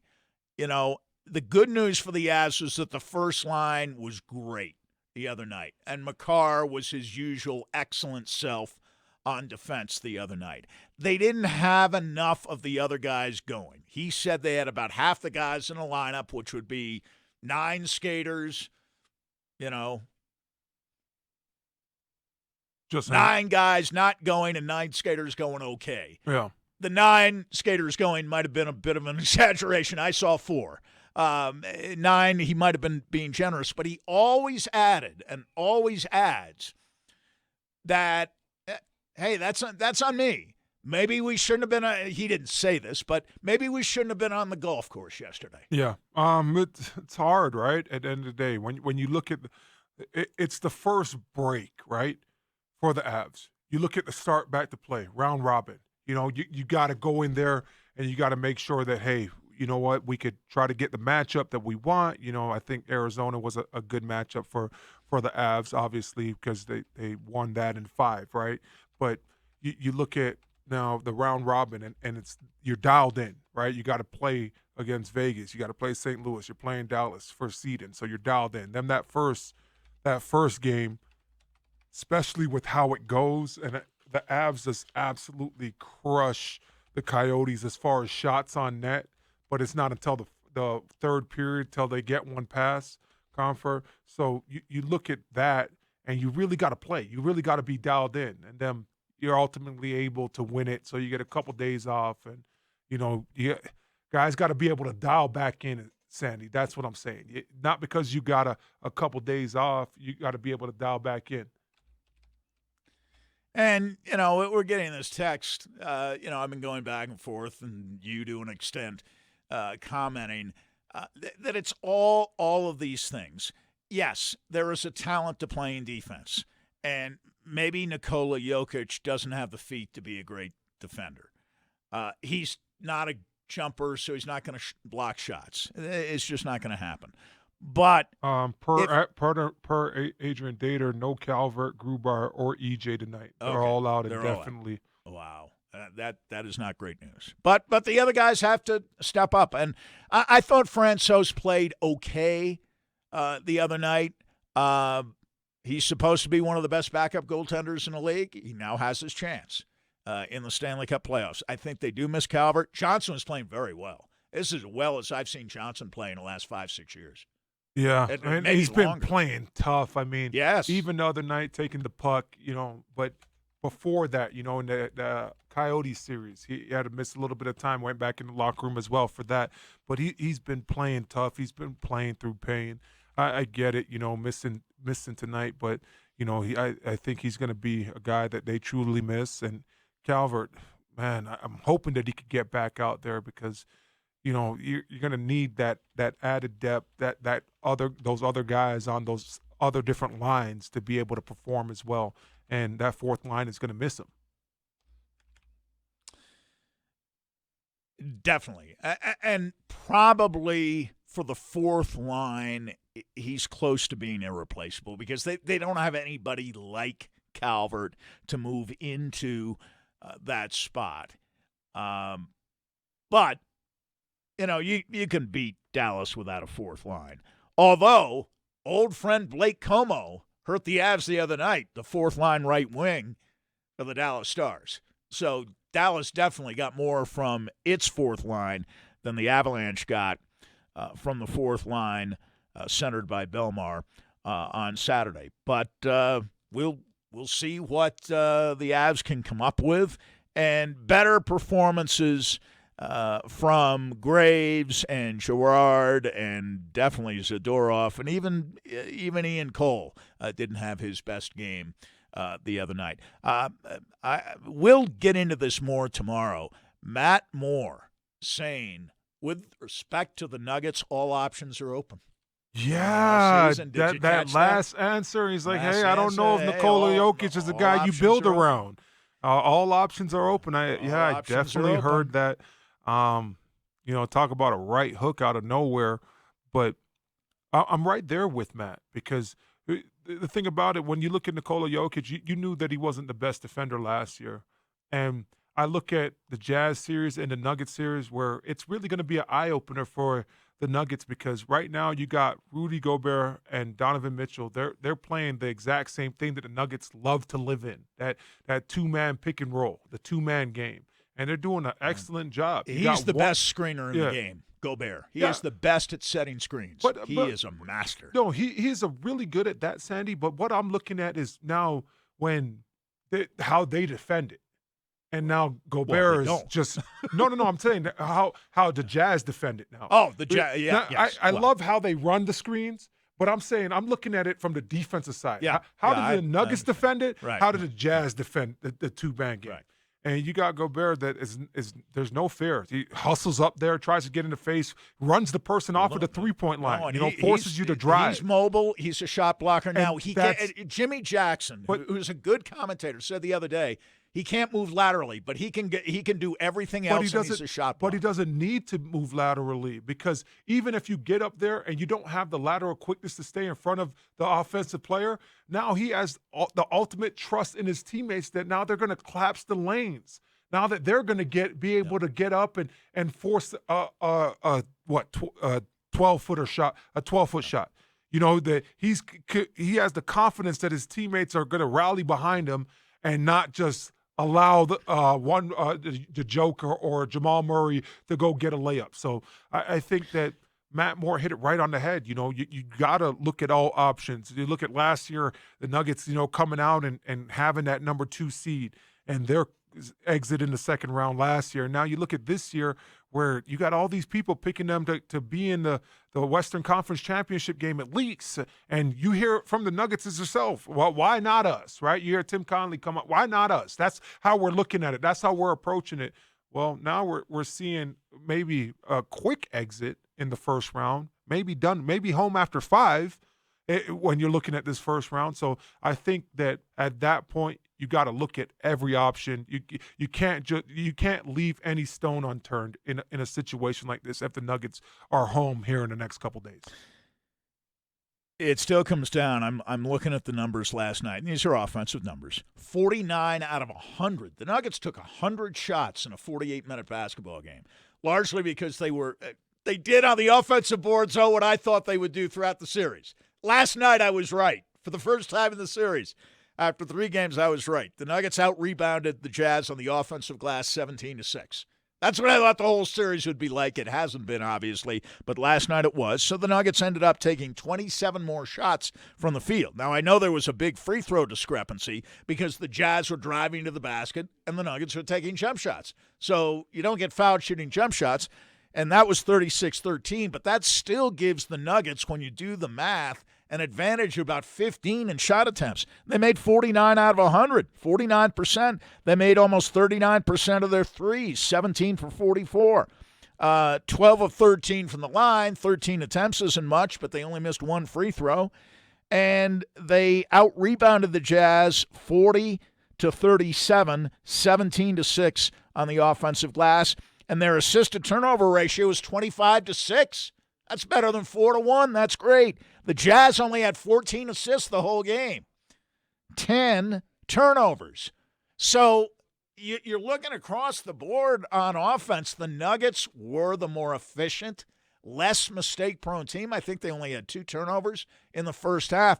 The bad news was that they were only 1 point ahead with just 2 turnovers and a bunch of assists in the first half. The ball was moving. George Karl was saying last week, key to playoff basketball is passing and defense. Well, the passing was better. The defense continued to be non-existent. Yeah. And it was all one-on-one stuff. It wasn't like the Jazz had a bunch of assists and they're moving the ball around. They're running pick and roll. But a lot of it is one-on-one, just beating guys off the dribble and pushing the pace. The Nuggets run for a while, and then they get tired of running, and they're walking the ball up. And, they had a hot shooting game last night. Murray was out of this world on offense, but it just shows you they plug up one weakness, right? They don't give up second chance points last night. And they right? expose two others. But two others get even more exposed than they were getting before. And I guess it's an improvement because they were giving up all three. 3-pointers, basket area conversions, and second chance points. They were 0 for 3. Last night, they were 1 for 3. So maybe in the next game, get this, maybe in the next game they could go 2 for 3. Who knows? Yeah, but that's where those eight games to return to play should have been treated like real games instead of treated like an exhibition game or scrimmages. Where you're actually really working on things. Where you're looking at, everybody's talking about during those 8 games, bowl, and I got Stokley tweeting about it yesterday. I had to tell Stoke, I sent a threat to Stoke. I said, man, you tweet about bowl one more time, Stoke, you're going to lose a follower in me. Okay, stop, just stop. Because he's all sold on the hype that we've seen in those 8 games where Bobo should have been on the bench. You should have been working these guys and working with knowing that, hey, you know what, we're getting ready to play meaningful basketball here. Bobo's we got to get better to he's defend. He's about 7'2", 140 pounds. I weigh more than he does. No, I'm sorry, and I'm too big. He's like, but 230? I weigh more than Bobo. Yeah, no, Sandy. He's under 200. No, he's 220. He's 220. He's 220, Sandy. You believe that? You've seen him. He's you believe 7'4". He's 220? Yes, I believe him. He's over he's 7 so feet. tall. I would hope so. As a rail. Does he eat? Yeah, exactly. Or if he does, what does he eat? He doesn't eat as much as you, but heck, Sandy, I don't eat. I never used to eat as much as you. Well, now you know why I'm big. Bigger than I should be. Not tall, but big. But I mean, that's the thing, though. Those games should have been looked at like, hey, you know what? Let's get better. Let's take our deficiencies. Let's work on some of these things. You knew that there was a possibility of getting Dallas. You knew that there was a possibility of getting the Jazz. And both of those teams were going to work heavily in that 2-man pick-and-roll game. So Jamal Murray, I know that Matt Moore came on earlier and he says that Jamal Murray just cannot get over the screen. That's why they miss like a Will Barton. But at the same time, that's something with Jamal Murray that you got to recognize that this is where I'm deficient at, and you need to be able to work at it. Nikola Jokic, as far as I get that, and he looks so much more athletic, so that's why I'm really scratching my head because earlier in the game you see him, get to the baseline, 2-hand jam. You're like, oh, man, normally I just see 1-hand dunks out of him, but he's going up with 2 hands. He's flushing that thing. It looks great, but now when Donovan Mitchell and Rudy Gobert, they're running a 2-man game, and you're looking at the Joker, he's behind the the free throw line. Like, he's not even going up there. He's just saying, hey, you could have it if you're going to hit that 3. He's not contesting those things. And a lot of that just proves that, to me, that he doesn't believe that if I do go out here and this guy does blow past me, he doesn't believe in his teammates now helping out and being able to now rotate the defense in order to get in front of the guy that's driving to the lane. So I think there's a lot of trust issues with the Nuggets. Guys don't believe in each other, and guys don't believe in themselves as well, especially with, Jamal Murray at the end of that game. And he was sensational in the leading up into towards the end of the third quarter and the fourth quarter. But you look at him driving around, you look at him making all those shots, but I just look at how inactive everybody else is, and guys just standing at the perimeter, standing on the baseline, not cutting, not anything.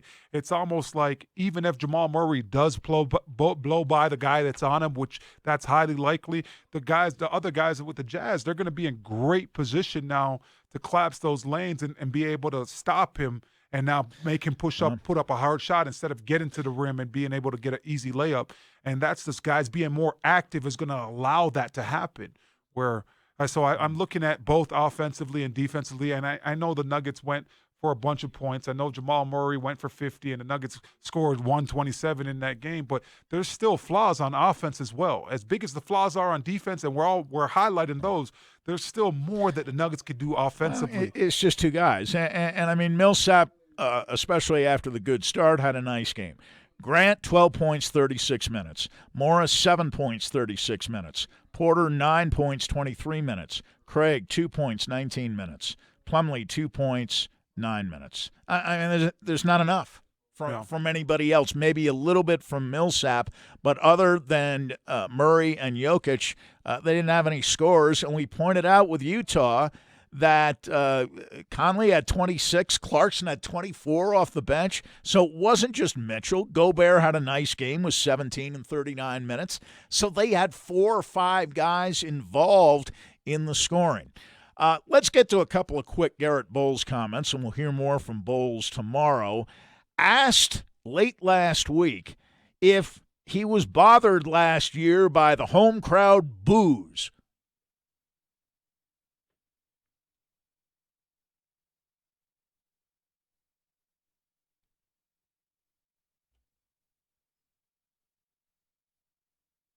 Was apparently so stunned by the question that he just hit it with dead silence. Yeah, he didn't want to answer that.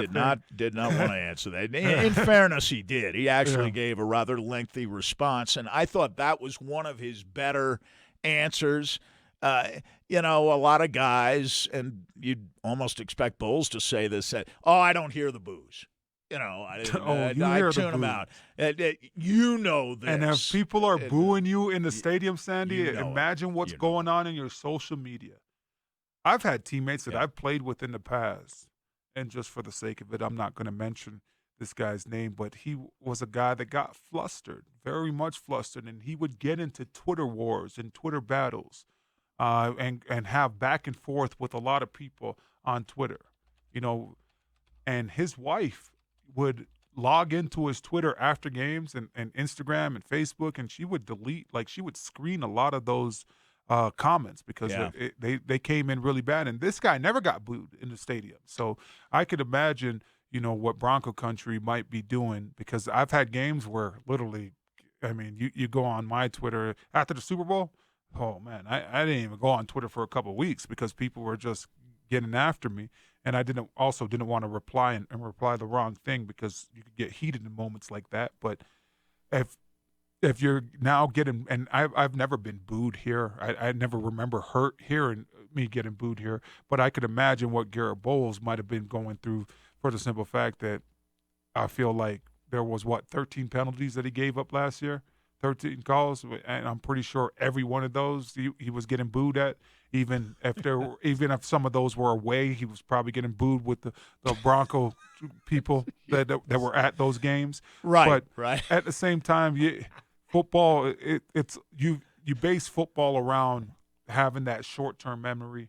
Even any professional sport, right? At the end of the day, you got to be able to have that short-term memory. You can't get caught up too much in people's perception or what people are saying or people booing you, because you still got to go and block this guy on the next play. So hopefully he has that. Hopefully he's able to well, we know he has that, because if he didn't have that, I don't think that we would see the holding calls continue to happen as much as they do.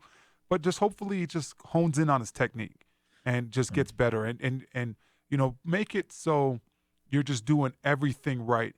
And take advantage of when the Broncos do call some chip help or when they are sliding the protection your way. Really take advantage and throw some cut blocks in there as well, and implement that in your game, because that's going to slow down some defenders as well. And now it's going to make your job just a lot more easier. Yeah. All right. We do have the Bulls' reaction to the home crowd boos. Here it is. Listen, our fans are some of the best fans in the country. They deserve, the best football here in Denver. We have a tradition of winning. And it's unacceptable for the way that I played, and I take full responsibility of that.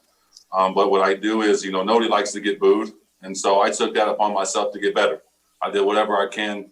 I took sets. I worked out hard. I put on, 20 extra pounds. I did whatever I can to make myself better, the best version of me moving forward, because I know this is a very important season, not just for me, but my family. This organization is counting on me to be the best version of myself. And I know whatever I had to do this offseason to get myself ready, I did it. Well, we're fixing to find out here in a couple weeks. So hopefully that's exactly what we see. But I think what's really going to help Garrett Bowles, Sandy, is just there's 3 things. Dalton Reisner, having another year with him. Yep. So having another year with a guy that how he communicates. Dalton Reisner came out a week and a half ago, and said, I was a mentor to Garrett Bowles.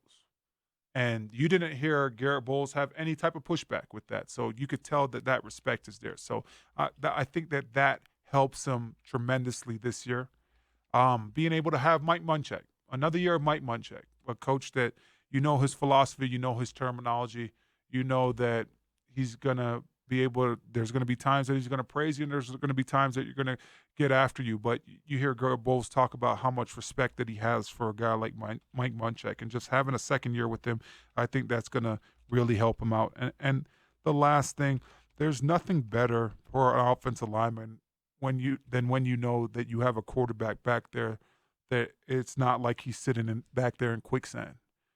He's going to be able to escape some pressure because it just allows you to do different things. It allows you to change up your sets, use your hands a little bit differently. So I think that going into this season, and if Drew Lock's able to stay healthy, that's going to help out Garrett Bowles tremendously. But he still has to go out there and prove to himself, because we have 3 years of, not liking the product that he's put out there on the field and thinking that he needs to get better, and also thinking that, hey, they should show him the door already. So now he has 16 games. And the thing that he should be thinking about, that this is a job interview each and every week. It's right now, the Broncos didn't take up your fifth-year option. So you could go out there, play really well, and the Broncos re-sign you, or you could go out there and play really well and you still don't end up here. But if you go out there and play horribly, you might be out of the NFL. So he needs to be able to think about those things as well. So hopefully he's able to put it together. Hopefully he's able to turn it around. But it's all up to him. And he's saying all the right things right now, but we're going to find out here in a couple weeks if he has changed and if he has been working on those things. Well, we'll have more tomorrow from Garrett Bowles, and we'll have more on the Avs tomorrow. One game could be an aberration. We know, as Adrian reported earlier in the hour, there will be no Grubauer tonight. There will be no Matt Calvert tonight. There will be no Eric Johnson tonight. Interesting to see, do they put Timmons into his first playoff game tonight? That would be my choice, and I guess I would forecast that. I think it might very well be Connor Timmons. Worked well for McCarr last year on very little notice, getting thrown into the playoffs. I'm not saying Timmons is McCarr, but I think Timmons is one of the 6 best defensemen they have in the organization. And now possible that he gets his chance to play. Oh, great job. Terrific to have you back. Good to be back. I wish I had known about the golf thing, because I would have intervened. Yeah, I definitely got punked out, but it's all good. You did get punked out. Yeah, it's all good. We'll get out there. We'll get out there soon, and we will be. I've been playing a lot more golf lately too. I played Glenmore last week. I played Cherry Creek this weekend. Well, you're playing these private clubs. You don't need me to get you on anywhere. I Private club. No, I got invited. Can't say no. I got invited. I got to go get me. So I'm not feeling sorry for you now. If you're playing Glenmore, and you probably play Inverness this week. Sandy, I just hopped the Cherry fence. Hills. I hopped the fence to get to Glenmore. Hop the fence to get to Glenmore. Yeah, I know that fence. Hop the fence. That's more than just a fence, too. All right, we'll see you tomorrow at 9. Stokley and Zach are next on Sports Radio 104.3 The Fan.